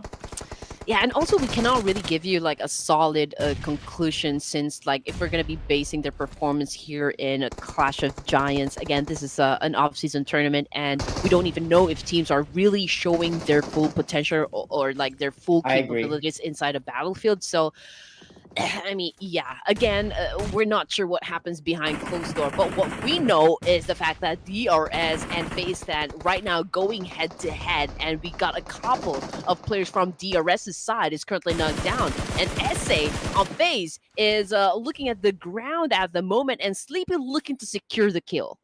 Oh yes, trying to put them to sleep here at this moment. That I think that Apam will not be able to actually connect to anyone. I think it's more towards screening them out from escaping through that particular direction here at the moment. But even though the feet is not towards that direction, we missed out on this. Unfortunately, Sleepy is down for the count over here. X is no longer around, meaning that it is actually left only Killer YT, be the only player left, and that's going to be secure 2 kills in the hands of their opponents. Killer YT, yep, we're having the feat here going up against Face Glance, Zaja, Vin. Yeah, we were. I saw that we were struggling. I couldn't find out discovering 3, but it's going to be 2-man barrage upon here. A little bit too much to handle. The car was just a little bit of misdirection from FaZe Clan. A little bit too much to handle for them, and quite unfortunate. Team A1 Esports in that fray bows out in 12th place, and unfortunate for me as well, because I did hope that they were able to actually perform in this particular map. But I guess that didn't work out for them as well. I didn't even know that RQ already out of the game as well with 1 elimination point. Okay, there goes my pick.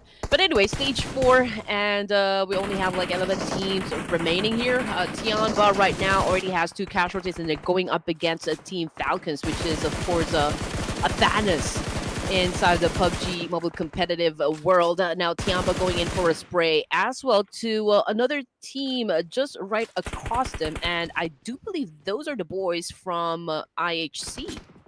Oh yes, actually yes, they are from a different side altogether. So they're quite close, I would say. I think IHC is kind of distant themselves a little bit. FaZe Clan is the closest actually together with 4MV at the moment.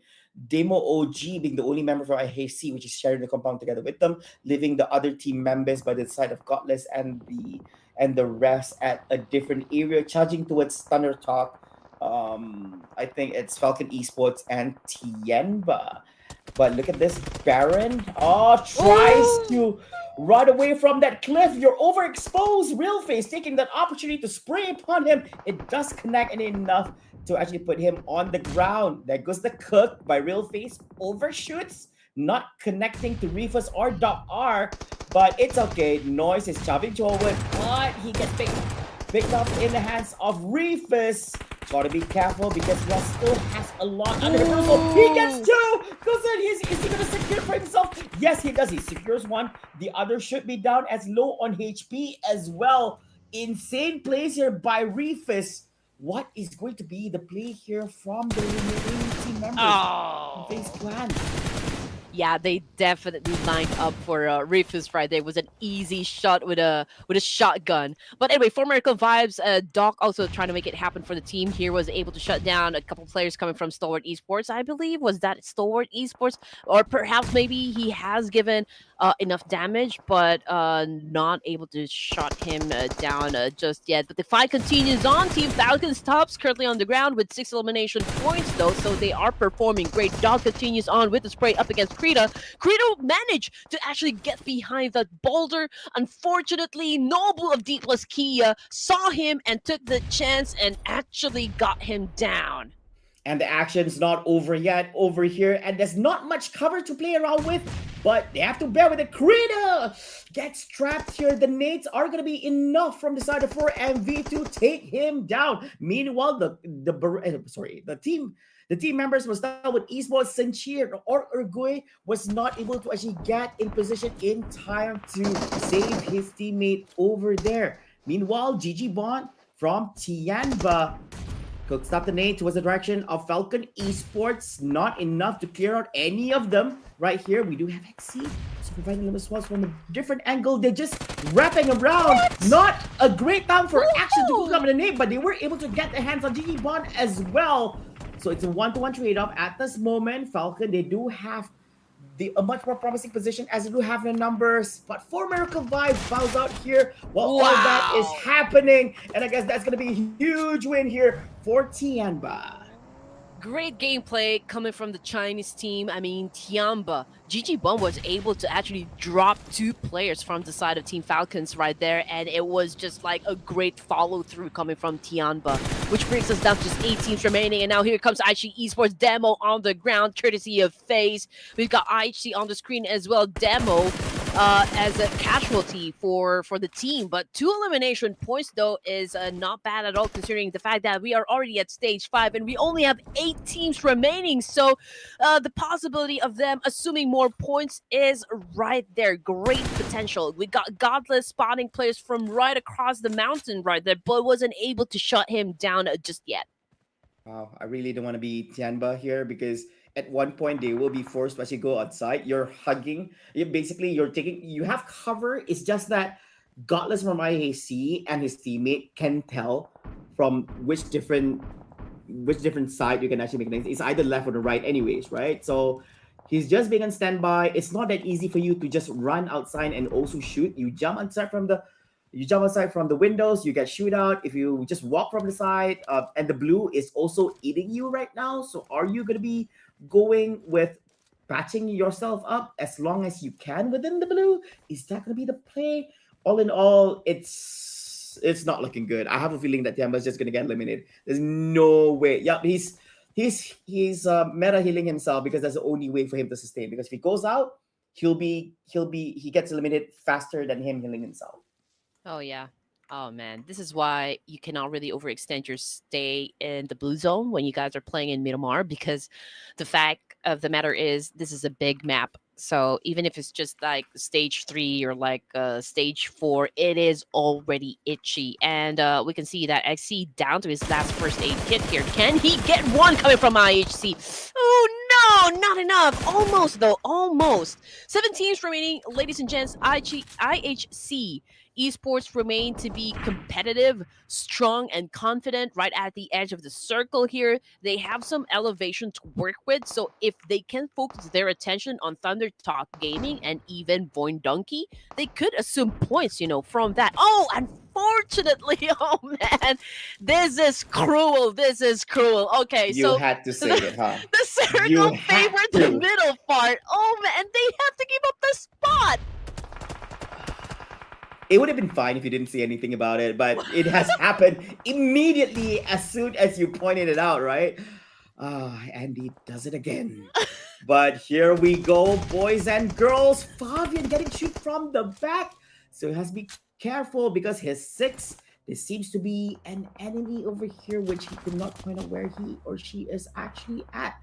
But Senchir here cooking up the nade. Is this going to be connecting well? Trying to get the shoot on Fabian, but Fabian survives that onslaught by Stalwart Esports. Oh yeah, no boo, sweeping things up over here. Stalwart Esports bows out in 7th place with 3 elimination points. I do not get the fact why Senchir stopped the spray. He stopped in the middle of the spray there, which paved the way for Nobu to shut him down with a shotgun. So that's a big question mark right there. But anyway, down to 6 teams remaining. Ladies and gents, we got IHC again on the screen doing a massive spray here up against their enemies. I could not point out. Okay, so which team was that? Okay, so IHC, I believe that was D+, or perhaps Thunder Talk Gaming, which will be, coming from a compound down below from the road. Yeah, I think this is only one of 2 big compounds compared to the one that on the north is offering, which we are actually looking for, which team members from Team Roy Esports and Vikendi are fighting for. But in between those fights, the team members from D+ Kia is also chipping in and shooting from across the map and managed to make in some points just for themselves. Vikendi out in 6th place, leaving our top 5 teams here by the likes of D+ Kia, Thunder Talk, Roy Esports, IHC, and FaZe Clan. D+ Kia, 4 team members here, compared to what Thunder Talk and Roy and IHC with 3, and FaZe Clan with just 1, and stuck in between D+ Kia and Roy Esports. Not looking good here for real FaZe. Yeah. Again, with the music giving me anxiety. But anyways, Joel on the ground here, cooking up the nade. We got Godless picking up his teammate over here. He needs all the fire power that he can get, of course, to deal with the remaining teams here. But they are actually getting bombarded by Thunder Talk Gaming, adding a lot of pressure onto their side. Roguebot, I believe, has already been picked up. Now, Joel making a move. He's going for another angle right here, scouting the area, and just telling Godless, okay, this is where you need to throw the nades. But they need to be careful, though, because on the other side, we still got chips from D+ Kia, and he could potentially shut them down from that kind of angle. Yeah, and it's also a very dangerous situation because they have to fight at this dip by the side of the hill, because if they do show themselves, Thunder Talk Gaming, D+ Kia would be able to see them as it's actually empty plains right up there. So Roy Esports and FaZe Clan have to resolve their international water battles right here, right now. IHC does have a little bit elevation from their side, so they would want to maximize that to the best of their abilities, but they are forced to move as they're not within the circle. Even Thunderstock have to leave the comforts of their premises, as it is still not within the circle as well. Thunderstock is going to be bringing in the fight towards IHC here. Look at G charging forward together with Flower C. Is this going to be a positive outcome for them, or will IHC be able to come out on top from this trade-off? Here comes the cook by G. We're not sure whether it connects or not, as we do not see it, but does look like low HP here by Rookbot. Oh, Zayo is going to eat that nade by Flower C, and that's going to be enough to put him on the ground. Make that two! Flower C making things happen here for the team, leaving out only one team member from IAC up there, but he's able to hold on the ground. Too fast call on that one. I guess that all the team members from IHC has been eliminated in the hands of Thundertalk. You know what? They need to move. They need to move. The zone is already there. Do they have time to pick up their teammate? I guess so. I mean, again, you need all the manpower that you can get in a team, right? Because a full squad is always an advantage. And you know what? D+K is doing an amazing job as well. Still staying in the competition. They could gatekeep, you know, the remaining players coming from Thundertalk, and there goes Fabian with the move. He was able to shut down a Sing, if I'm not mistaken, and they continue on doing a massive spray up against Thundertalk Gaming, even Roy Esports. Yeah, we're gonna take everyone. Anyone we see, we gonna shoot. But at the current moment, their main attention is Thundertalk Gaming. They are exhausted as they had their own fair share of fights up against IHC just a while ago, and they are eliminated here in 4th place, despite having such a good position in that compound just a while ago before this particular circle actually pops up, which leaves us with these last 3 teams. We have D+Kia, Roy Esports, and FaZe Clan. And FaZe Clan, real FaZe, he's like, oh! I'm glad 2 teams have shoot themselves down to oblivion. Now it's just you guys. Can you guys just kill each other? Man, look at the circle here, Flava. Oh man, this is gonna be tough for the side of FaZe and of course Roy. They're sitting ducks, you know, they're moving targets for D+Kia. They have the circle, they have the number advantage, and we're just waiting, of course, if they can play their cards right. I mean, they can already bag the chicken from here. Roy Esports, though, not giving up in this type of situation. Noah's is, of course, looking to shut down Ozil. Ozil cooking up a nade here. Noah's just pulled out his M416, but you know what? Fabian, as well as Chips, is providing great support right behind Ozil here, trying to take down the remaining boys of Roy, while Ozil keeps on cooking the nade and was able to drop Noah's. Yeah, that's going to leave Silence as us all alone up there. He's not going to be picking up enough at any point. And quite unfortunate, I guess Real FaZe is down here, and that leaves out with yet another, and that's going to be it. D+Kia backs in the final winner chicken dinner here for Phase 2 at match number 18. Wow, the Korean oppas. There you go, ladies and gents. Oh man. Okay, what can I say about D+Kia? Definitely, not to give offense or anything, but of course, I was talking about before that DRX had the most consistent gameplay if we're gonna be talking about the Korean League, but somehow along the way, D+Kia was able to overtake them. I mean, they have been winning the Korean League. They have been proving themselves here in the Clash of Giants. So perhaps, again, we are witnessing a shift of power in the Korean community. And D+Kia is a promising team right now. Yeah, and I think it's not just them, but I think the two Korean teams being featured here in the competition have shown themselves that they deserve to actually be here on an equal footing together with some of the best PUBG Mobile teams that the world has to offer. And I'm definitely excited because they have been very consistent in their performance, and I can't wait to see if this is just a pre-PMGC thing where they've already exhausted all their resources, or they actually are able to actually show even more than this up when it comes to the global stage later on. But here's a little bit of stats on their performance just a while ago. each and every one of them did manage to bag in 3 elimination points, except for Osal with only 2.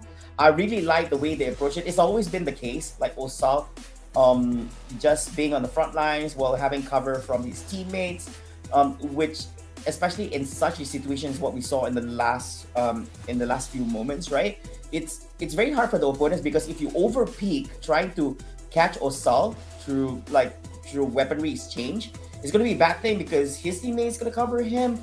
I guess cooking up nades is the way to go for it, but Osal has it better because he has cover from his teammates, he has better vision and all this. So yeah, it's a very, very tough spot for his opponents during that exchange. And not to mention also our teams to watch here from that match by the likes of FaZe Clan, Thunder Talk, and Roy Esports.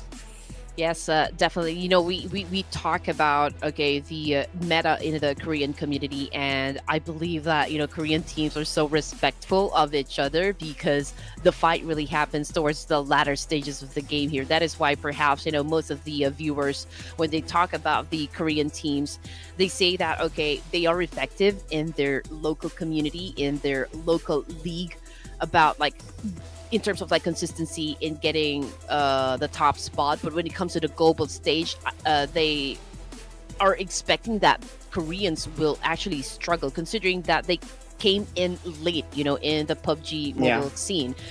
But hey, they're proving us wrong. DRX got a spot during the Esports World Cup, and now D plus Kia is showing great promise in the competition. So I guess there is a lot to expect, you know, coming from the Korean team. But Gamivo, MVP of the match, ladies and gents, it is real FaZe of FaZe Clan Thailand, 3 elimination points, 616 damage output, and a total of 26 minutes survival time. Oh yeah, I like how you highlighted that. We wouldn't have highlighted that part if it was a different scenario, but because he survived the longest for the team, unfortunately we were not able to actually get the feed on how he actually died on those last moments, because he did try to hold up to that position for the best of his abilities. I thought that he was a goner by the time we went to top 6, but he managed to hold on until the top 3 segment. Yeah, kudos to him. He did manage to stretch out X amount of placement points because of his performance anyways. But your top performers over here by the likes of Flower C from Thunder Talk. I remember his Nate Lobs just a while ago. Real Face, Nobu from D plus Kia, and Fabian from D plus Kia. If I have to say great things about D plus Kia other than their performance, is how in the world they have such fair skins. How are these oppas reigning from this country? Yeah. Koreans, they do have great skin, right? I mean, they're Drop very your skincare or your genetics, whatever it may be. God damn it. Yeah, I mean, whatever. I'm a big fan of Korean products when it comes to skincare, because I mean, you can see like how much they really take care of their skin. They're very particular about that one. So Look yeah, at the people. They look beautiful. Look at this men. They look handsome and beautiful at the same time. How is that fair? exactly. Come on, Exactly. drop us the skincare, ladies and gents. And that's coming from Red Queen. You know, she needs it. She wants, like, I don't know about the handsome part. Like, being handsome and beautiful at the same time is actually cheating, because you know you're hugging too much advantages. So God is giving us just a few advantages in life, but they're giving the Koreans like multiple stuff. So Yeah, I actually have a question for the Korean viewers. I know you're out there and you're looking at the performance of the Korean teams for the Clash of Giants Season 5. So here is my question for you. They say, and this is just, you know, like reading some internet articles, you know, online. Is it true that, you know, you have a lot more girls compared to guys in Korea? And so, it's actually the girls who kind of courts the guy to be their boyfriends. we're going to Korea, guys. Boys, I don't care which teams you're rooting for. Okay, I'm gonna come back to that, right? But things to highlight is up to 16th place right here. That what you see here from this chart. Congratulations, you have made it to the bonus map for Vikendi. Unfortunately for teams on the 17th place all the way up to 27, by the likes of what we see here from Team Secret, Alliance, as well as the teams we featured: TIANBA, T2K, HORAA, HK, A1 Vampire, Stubble Esports, ES8, and TJB. Unfortunately, you will not be able to actually join us in our next match, which is the bonus match. But that's not the end for the line for them, as we will be looking at the overall charts in a few short moments to see which 16 teams have made it to the grand finals. But back to the conversation just a while ago, guys, whether you're rooting for the Nepali teams, the Philippine teams, the whatever teams, we're going to Korea. If it's true that the women court the men, we need to be there. Red Cream, you don't need to come over because it's a different scenario altogether. But yeah, us men, we need to be together and united to go to Korea. That's what I heard. Of course, I will be waiting for Koreans to answer the question down there in the comment section, because I am really curious. Are the girls really the ones courting the guys to be their boyfriends? So I'm gonna keep a close eye on the comment section. Don't go away. We'll be right back after a short break, and it's Vikendi time.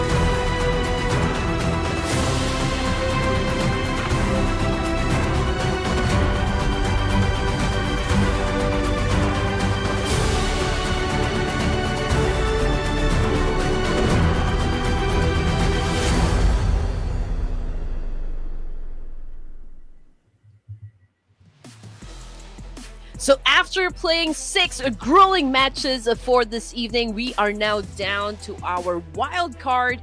Of course, the snowy tundra of Vikendi, and we are still your casters. My name is Red Bean, together with Flava, and this is Clash of Giants Season 5, brought to you by the one and only Ruthless Esports.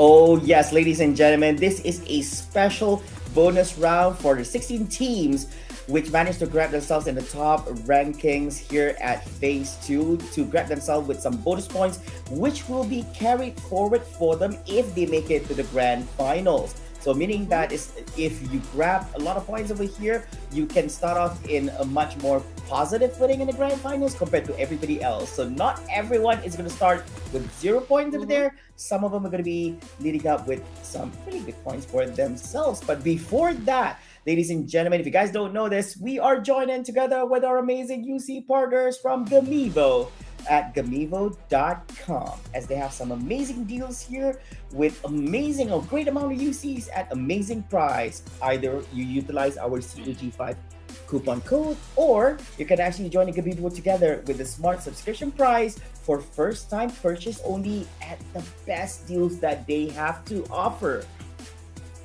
You are right, Flava. But you know what? If Gamivo actually can provide great deals, for UC in-game shopping, maybe they could provide, like a great deal as well as, for us to buy some Korean skincares. What do you think? Oh, yeah. I'm surprised it managed to jump back into that. I would love to jump into that as well. But guys, we're still here at the Clash of Giants Season 5, right? Although it's a bonus map, we still want to hear from you. Do let us know the questions that you have in mind. Make sure to actually put in the hashtag COG5 and hashtag Gamivo, because me and Red Queen can't wait to actually listen and tune in to your amazing questions. But here we go. We've already concluded our first 6 matches of the day. Big shout out to HARAME Bros, Thunder Talk, Baseland, as well as, I forgot the last team. What was it again? Forgetting the winner chicken dinner. But yeah, so again, these are your 16 teams. Oh yeah, these plus yeah. They are playing for this round. And before even the production or even you give your predictions, I'm gonna go first so that I secure myself this time about, because I kind of know who I'm going with this. The moment I saw how Phase 1 went, I knew that most of the teams didn't really know how to play well in Vikendi, because it's different than how you would want to play Miramar as well as ERANGEL, because you've been there so long, right? And even most of us have not been touching Vikendi for the longest time. So before you guys grab your hands on the teams, I'm gonna go with D plus Kia. Whoa, fast there. You're so fast there. Okay. But I do have to say that it's breaking my heart a little bit, because HORAA Esports will not be playing. They are a staple name in the Clash of Giants and Ruthless Esports. So hopefully we see them perform in other tournaments, and hopefully we see them in another round, or perhaps Season 6 of Clash of Giants. But then again, we are down to making a prediction for Vikendi, and just like what my co-caster said, it has been a while, that we saw Vikendi play in the competitive scene, and honestly, I don't know anymore how they're supposed to approach this match, but I guess that's the fun in it, right? We should just like watch the teams play this game. That's the beauty of it. And having said that, I think I will be going with I'll stick it with HARAME Bros. Ooh, right. So the team that actually had the best performance today, HARAME Bros, no doubt. Yeah, double first place standings and twice getting second place. That is insane, and I think that's a miraculous gaming, I would say. So our predictions are locked in. Curious to see what the production team is going, and they are going with the real soldiers. Now, I don't think today was really their day. Is probably because I don't think the spotlight has been on them so much. I guess the other teams have been performing very well, so I guess that's not much attention with DRS, but they did do very well on day number 1 when we were actually covering here for phase number 2. And since this is just like a wild card, I think we could relax a bit, Flava, and everyone down there in the comment section. I mean, can we just not enjoy a game? I mean, again, Vikendi is actually my favorite map. It's not ERANGEL, it's not Miramar, definitely not Sandhawk. Vikendi is, the map closest to my heart because this is the map that I've been playing with my friends during the pandemic, and I missed it. I missed it a lot. Oh yes, I definitely missed it a lot. It's just that it's been so long. Do you know when was the last time we actually Oh played this man. map as an official map? I think it was back in 2018 or 2019. So it's been a very, very long time. Almost half a decade since we've seen this in official circuit. And I believe that for those who do not manage to catch the Vikendi action in phase number 1, this is your update to do so here at this time. And here we go, ladies and gents. Can you all hear me? Can they hear me, Eagle? Astro? Oh, they can already hear me. So, here we go. Welcome to Vikendi, PUBG's Winter Wonderland, where the snowy terrain and moonlit nights create the perfect setting for intense battles and tactical play. With its pristine, snow-covered landscapes and icy rivers, Vikendi will definitely challenge players to adapt and survive in a unique and unforgiving environment. I just realized I have a great idea on what COG6 will be. If you guys realize, right? I mean, the last inception of having Vikendi for phase 1, we didn't actually have an opening production video for it.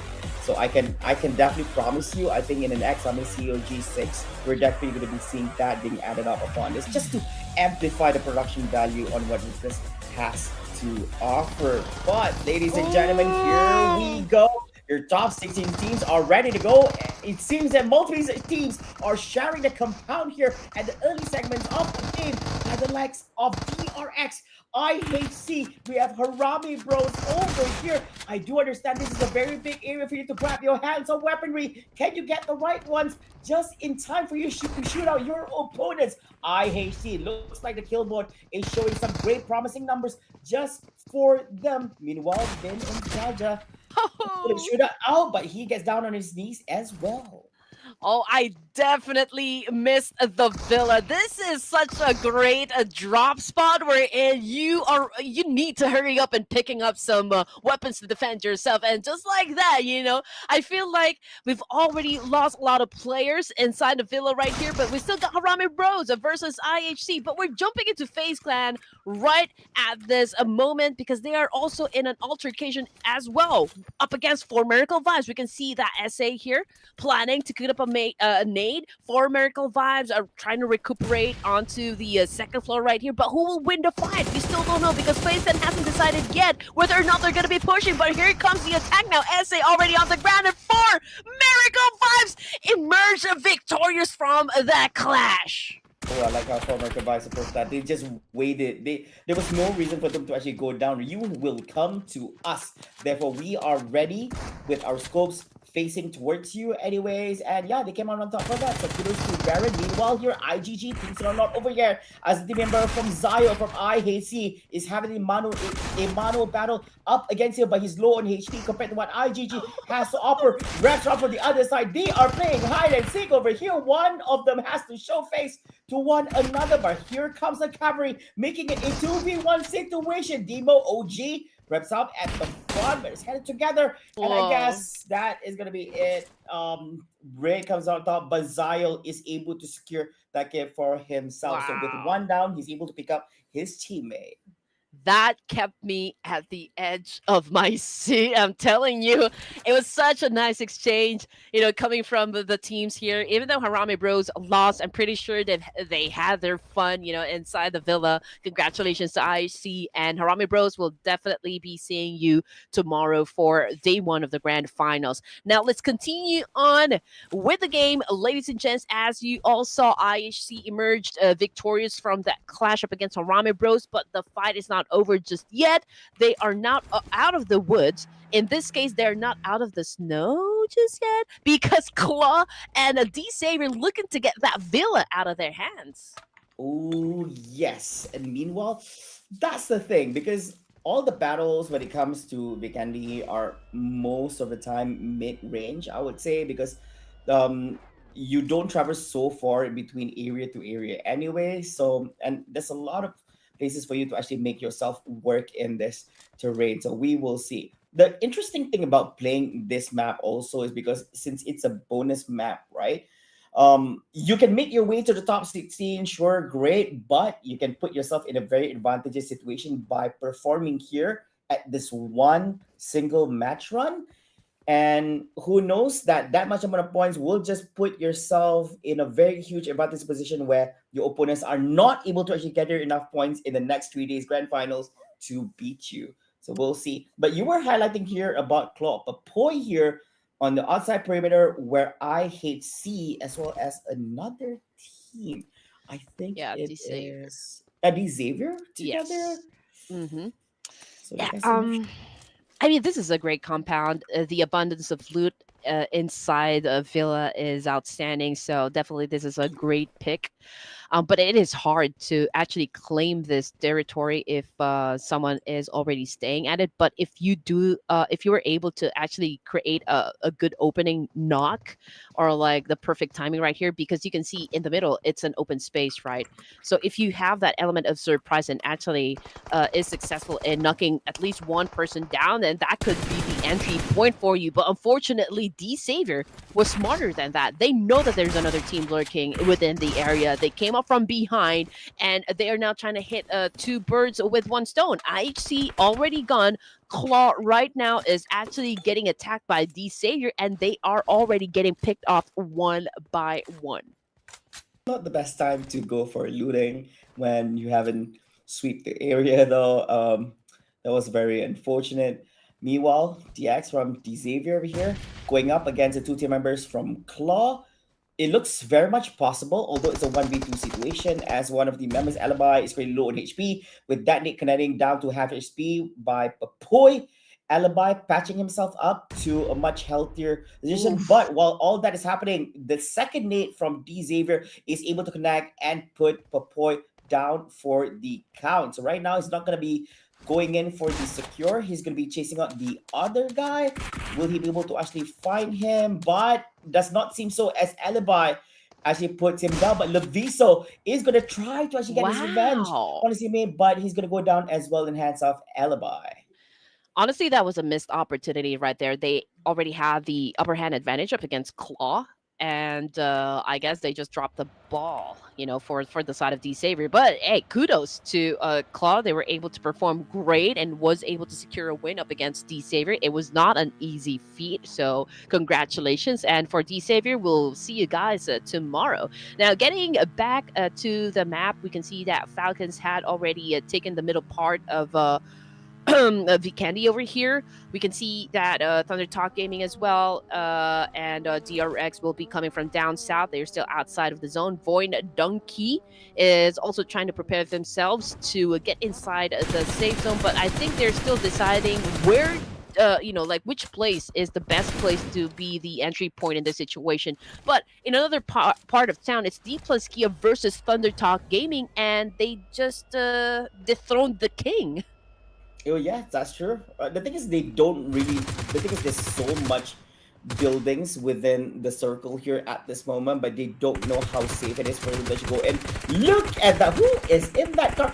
It looks like the side of a movie. It's just making his way up the hill, and production is able to capture up that. Quite unfortunate, as Rosemary with his spray was not enough to actually clear out that vehicle or the individual inside, and he. Meanwhile, Boychill from Alter Ego Aries capitalizing on his elevated area over here. Do spot out a vehicle, but not taking shots at it here. G, Thunder Talk Gaming has his sights upon the team members of D plus Kia. It's going to be Nobu together with Osal and his other teammate making their sweet escape through the map of Vikendi. I do wonder because since we haven't seen Vikendi for like years in the competitive scene, I do wonder if the teams here continue to play this map casually, because you need to be familiar with the with the terrain of Vikendi and how you're supposed to approach each situation inside the map. And as you all know, you just have to keep your eyes peeled, for footprints in the snow, because they could lead you straight to an enemy or like help you evade one.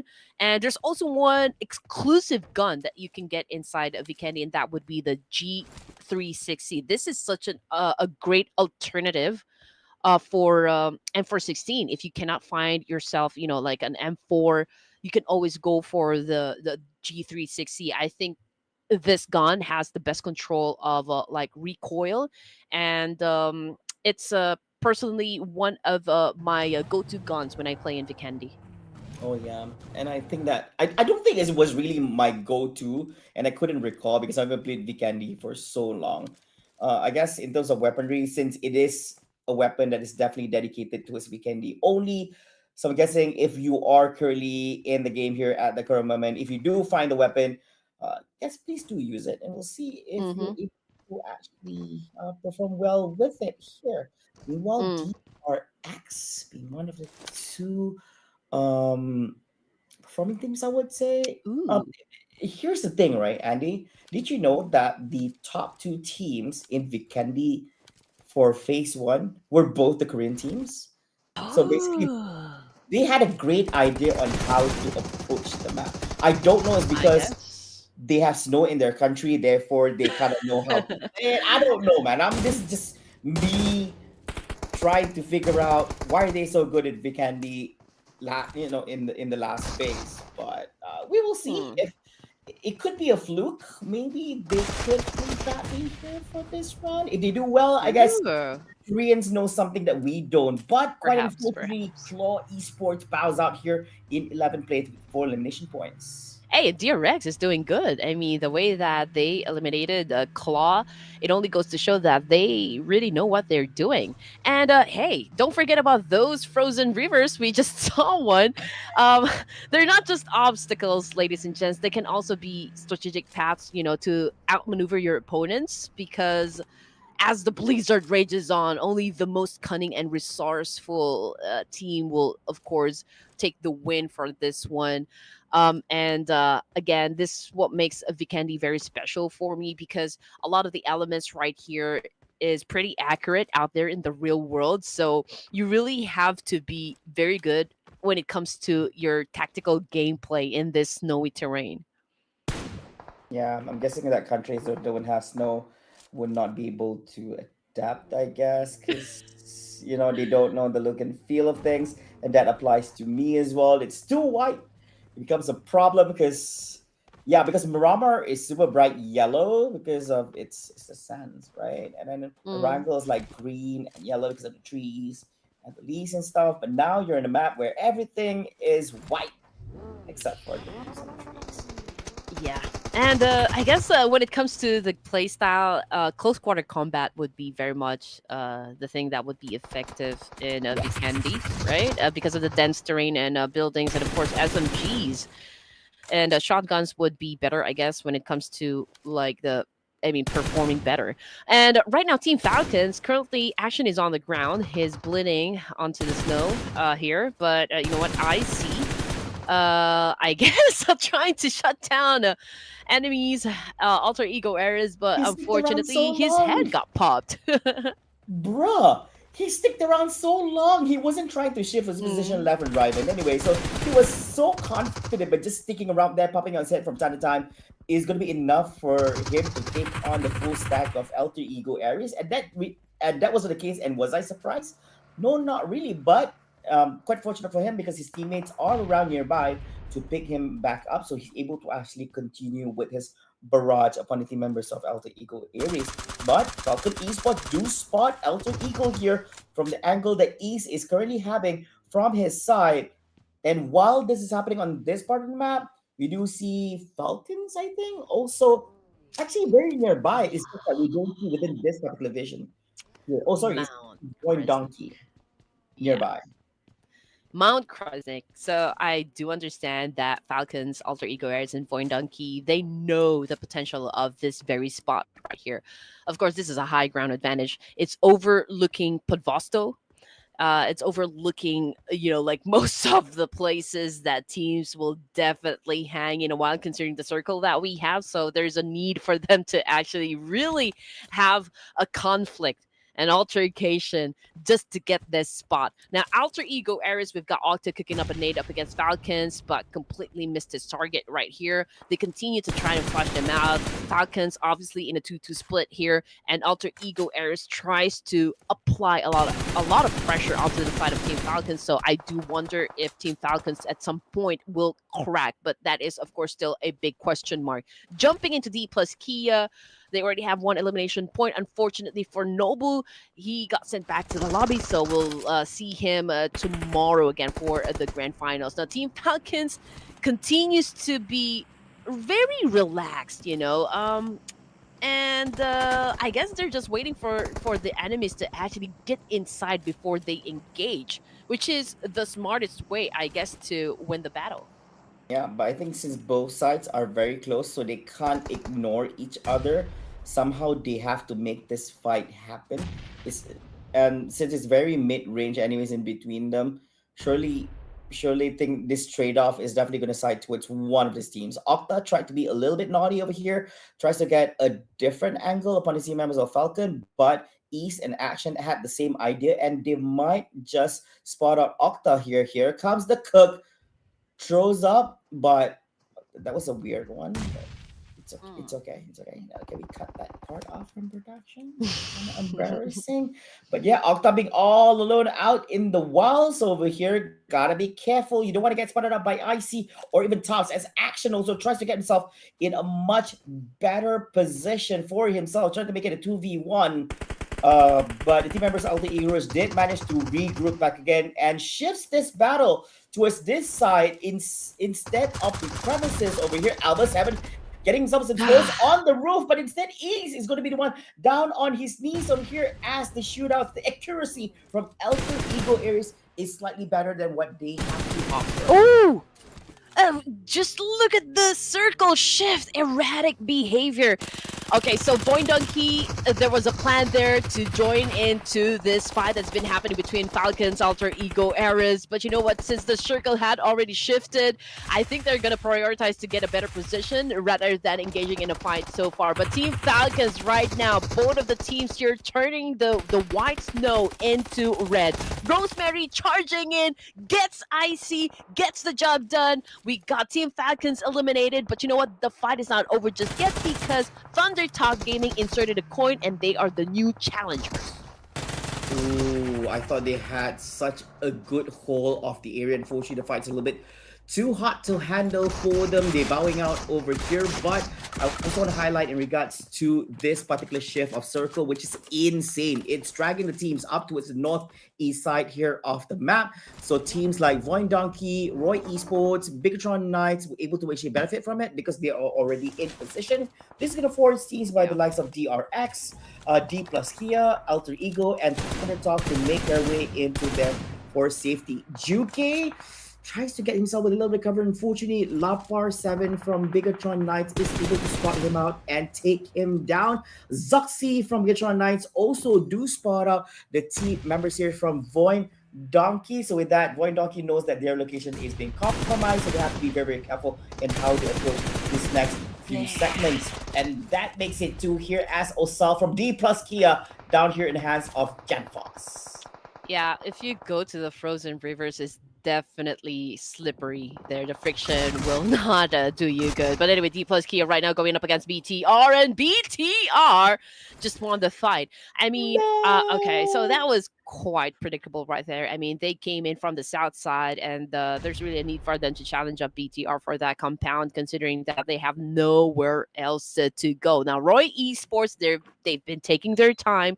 They know that BTR just won a fight up against D plus Kia, and I guess they're just capitalizing on that one. Same thing goes for Alter Ego Airs. There's really not much thing that they can do for now, considering that Rosemary is the only player alive in here. So whether or not he makes it out alive in this situation, which not, of course. I think Alter Ego Airs is just gonna say, I mean, it's okay. I mean, I just have to make the best out of the situation. So I guess Thunder Talk Gaming will then advance, but a DRX is just right beside them. So I guess a fight will definitely happen between these two teams. Whatever happened to Oh my Rosemary gosh! was on you there. Look at the That was shift! Another oh hard yeah, shift!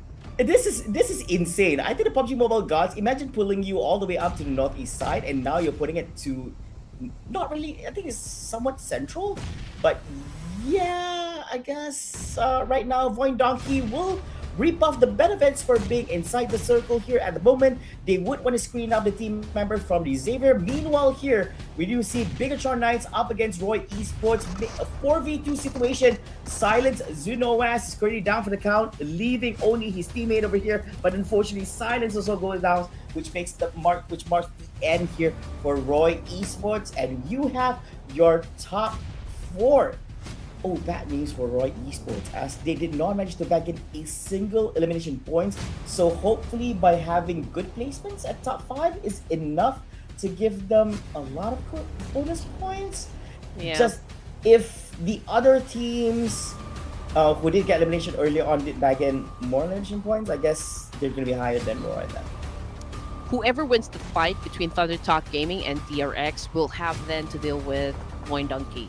BTR could actually get inside the zone late. You know, they could let all of the 3 teams deal with each other before they join into the mixer, which is, of course, the best way to deal in this situation. But one of the players from Void Donkey got shut down, and Hyunbin now goes directly for Thunder Talk. Wow.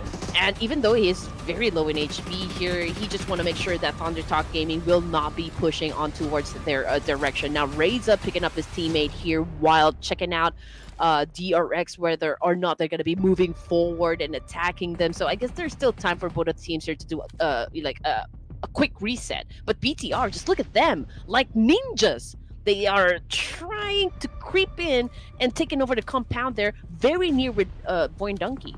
Yeah, they were able to tell that they can actually make a safe entry into the circle, and not just barely, but all the way towards the inside. So they have Satar and Zaxi there, Lapar and Genfos providing long-range covers just in case. So they can actually have a different angle on how to shoot out team members from Voin Donkey as well as Thunder Talk and DRX. So they're very comfortable with where they're at the current moment. Now this circle is currently forcing Thunder Talk as well DRX to make their move over here, meaning that SOAS will engage together up with Potato here at this point. So he's a very, very uncomfortable position.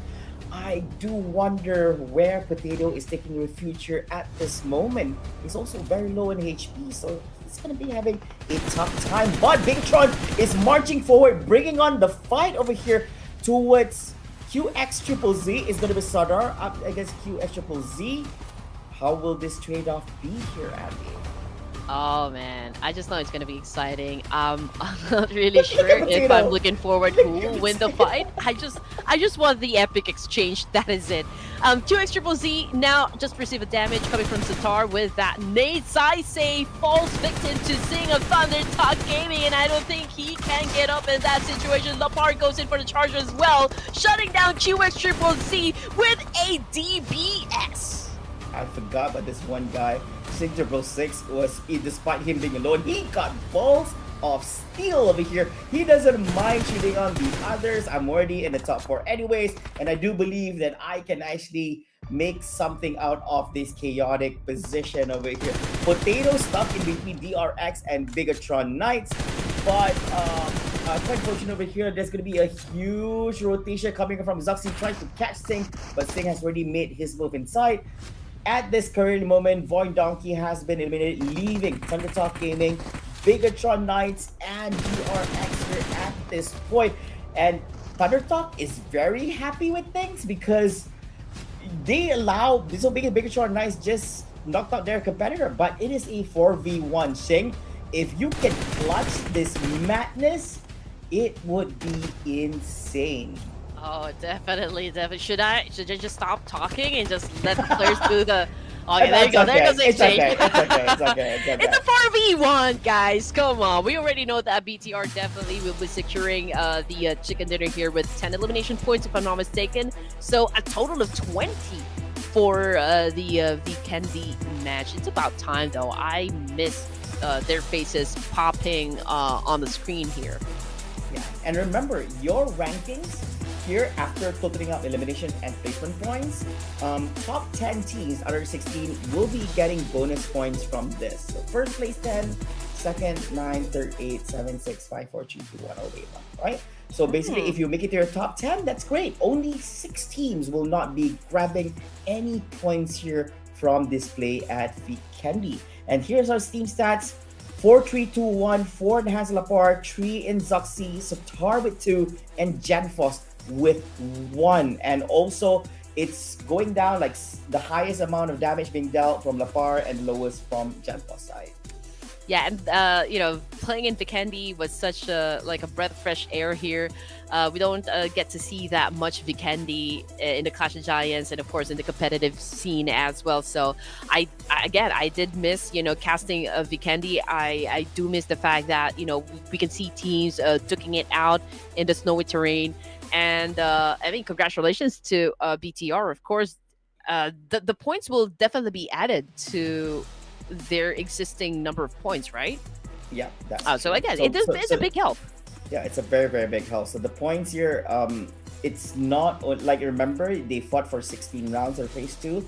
So this round, not only they get featured as the 16 teams playing for this round, but the points they get for this round will also be totaled up together with the 18 matches that they've played so far. So it's like a big advantage where other teams only managed to play 12 matches each, but by being part of Vikendi, you get to play 13 matches compared to 12. Oh man, okay, so I wasn't expecting that there will be a lot of teams that will do really great in Vikendi, considering that it hasn't been a part of the competitive scene for quite some time now. But let's check out the head-to-head. It's Baron for Medical Vibes and Lapar of the BTR.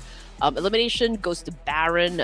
Damage output goes to Baron as well. So all in all, I think Baron was the one who carried the rest of For Miracle Vibes. I mean, his back must probably hurting right now. His shoulders, his back, every single knees, part of his body, his toes is in pain. Yeah, but your Gamivo.com MVP of the match is none other than Shane666. This guy being the sole survivor for Thunder Talk Gaming just a while ago in that engagement. I'm guessing, like I said, he's very happy that the last three teams, other than himself and his team, did manage to have a shootout between themselves, leaving him behind as the last team to be a 1v4 situation. And yeah, he performed really, really well. He was not scared of shooting towards the other side to get points for himself, and most deserving for this game. I honestly did not expect the circle would behave erratically, but honestly speaking as well, Thunder Talk, man, I thought they were really going for the third winner with chicken dinner for the evening. But let's congratulate the top performers as well. We've got Baron from For Miracle Vibes, Lapar from BTR, and Rosemary coming from Alter Ego Eras. It's basically the same suspects here, Flava. Yeah, I think the circle's been slightly naughty at the end here for the final match of the day. So yeah, but I think all things worked out well for everyone, I guess, for the top performing ones here. But your match rankings are as follows. 20 points here for BIGETRON, Thunder Talk Gaming in second 15. But wow, that's a huge gap in between the top two over here compared to the third placing all the way down to 16, which is insane. So I'm guessing that elimination points plays a very big role because Thunder Talk has 9, meanwhile BIGETRON Knights has 10. And everyone got a point, you know? Yeah, everyone got a point. No team exited the game empty-handed. I think that is the most important part, is to always end the match, you know, with some points onto the scoreboard, rather than really exiting the game with a donut. But okay, so 122 throwables used is quite low, I might say. 230 meters for the longest elimination distance set up by Lapar of BIGETRON BIGETRON Knights. Yeah, they got a lot of Bigetron, okay? I don't blame you. Yeah, sometimes you got called out different types of Bigetrons over here. But ladies and gentlemen, that concludes the final match of the day. And I know why you guys are still around, because you guys are curious to know on who are the top 16 who's making the way to the grand finals. Get the drum rolling. And remember, it's not just 16 teams. We actually have 18 teams in total. In addition to the team that we mentioned just a while ago, who have made their way through actually winning the PEL qualifiers here for PUBG Mobile Global Championship 2024. And we have a special team also joining the fray. So we're going to be showing this in just a few short moments. But Andy, before we jump into all that as well, your thoughts on what, based on what we have observed here for the past 3 days here in Phase 2. Okay, so I am curious about one thing. We did mention this a while ago, that Flower actually came from Reagan S, right? And Reagan is a team that is invited to participate in the grand final, since they are a champion coming from PEL. And I do wonder for Flower, he is about to go up against his former team. So what's it gonna be like, for Thunder Talk Gaming? I do know this fact that they have a little intel coming from Flower, of course, on how Reagan approached each situation in every map, I guess. So that is one thing that interests me. Sometimes I do wonder if that's one of the reasons why they actually took that play here, like, we won everything that you know about your former team, okay? Yeah, I think that could definitely be one of the reasons for it. But we also want to give a big shout out here to your Gamivo overall MVP is none other than Nobu once again here from D plus Kia. Imagine skin, handsome, beautiful, and 29 eliminations. God damn. 4,979 damage being dealt, 20 utilities being used, and average survival time across all the matches he played in of 40 minutes and 47 seconds. 안녕하세요, Nobu, D plus Kia, 사랑해.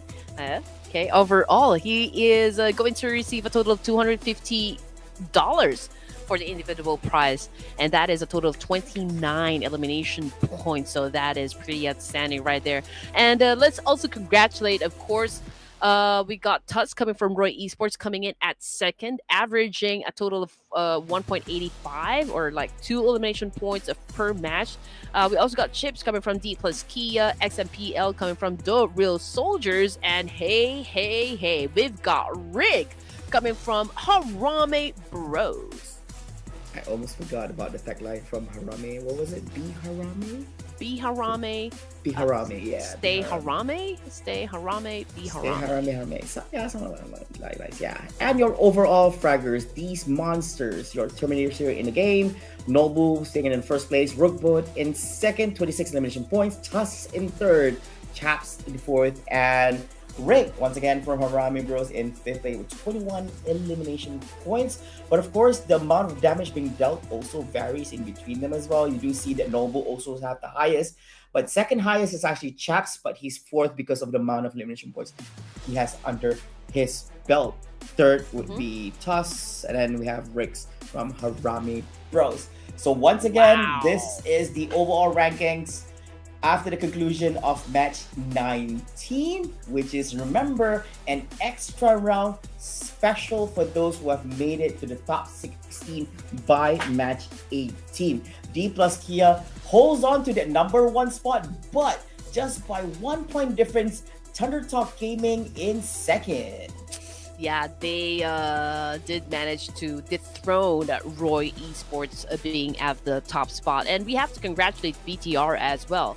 It wasn't easy for the Knights, or the Red Knights rather, to get to that spot, I guess. It was a bit of a struggle, not gonna lie there. Second page, we've got Alter Ego Ares climbing up 1 spot here. RQ, Claw, DX, DRX, For Miracle Vibes, and Falcons coming in at the last place, which is 16. So I guess we'll see them again tomorrow.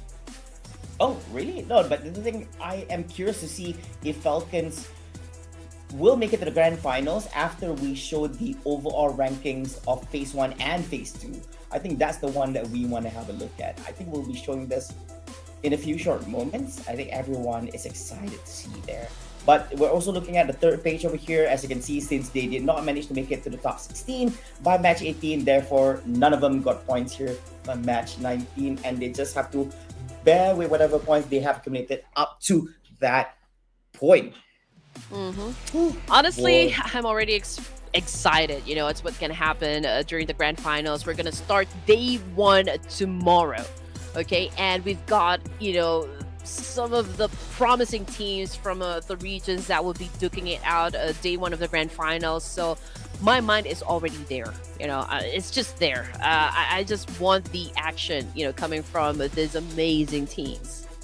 I have a sense of distrust towards what we saw in phase 1 and phase 2, because I do believe not some, but most of these teams have been pretty sneaky, and they've been hiding a lot of stuff from us. I don't think this is their 100% yet, and maybe we might be seeing some crazy stuff happening in grand finals, because this is actually the place where they want to be and showcase their best ability. So once again, now this is different. So this, remember that Nobu not only won the MVP for phase 1, not only for phase 2, but he also won the Gamivo overall MVP of phase 1 and 2 as well. It's like triple MVPs. Phase 1, phase 2, phase 1 and 2.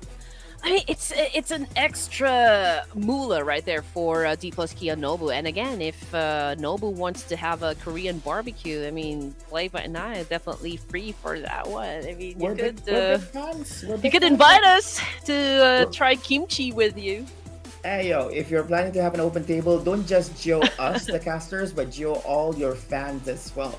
But wow, here we go, the overall rankings. Now, if you've made it into the top 16 at this chart, you made it to the grand finals. So congratulations to all the teams over here: D plus Kia, Thunder Talk Gaming, Face Sky, Formidable Vibes, BIGETRON Nights, Roy Esports, Alter Ego Aries, HARAME Bros, and DRX. Your top 9. So you see the points that they got for phase 1 and phase 2. And congratulations to teams that placed 10 to 16. IHC Esports, DRS Gaming, HK Motors, D-Series, Void Donkey, HORAA Esports, and Team Secret. So we are going to see HORAA Esports in the grand finals. Yes, they did not make it for phase 2. A lot of fans were sad, they were devastated, but the points they got for phase 1 was enough to combine with phase 2 to put them at where they are here in this chart.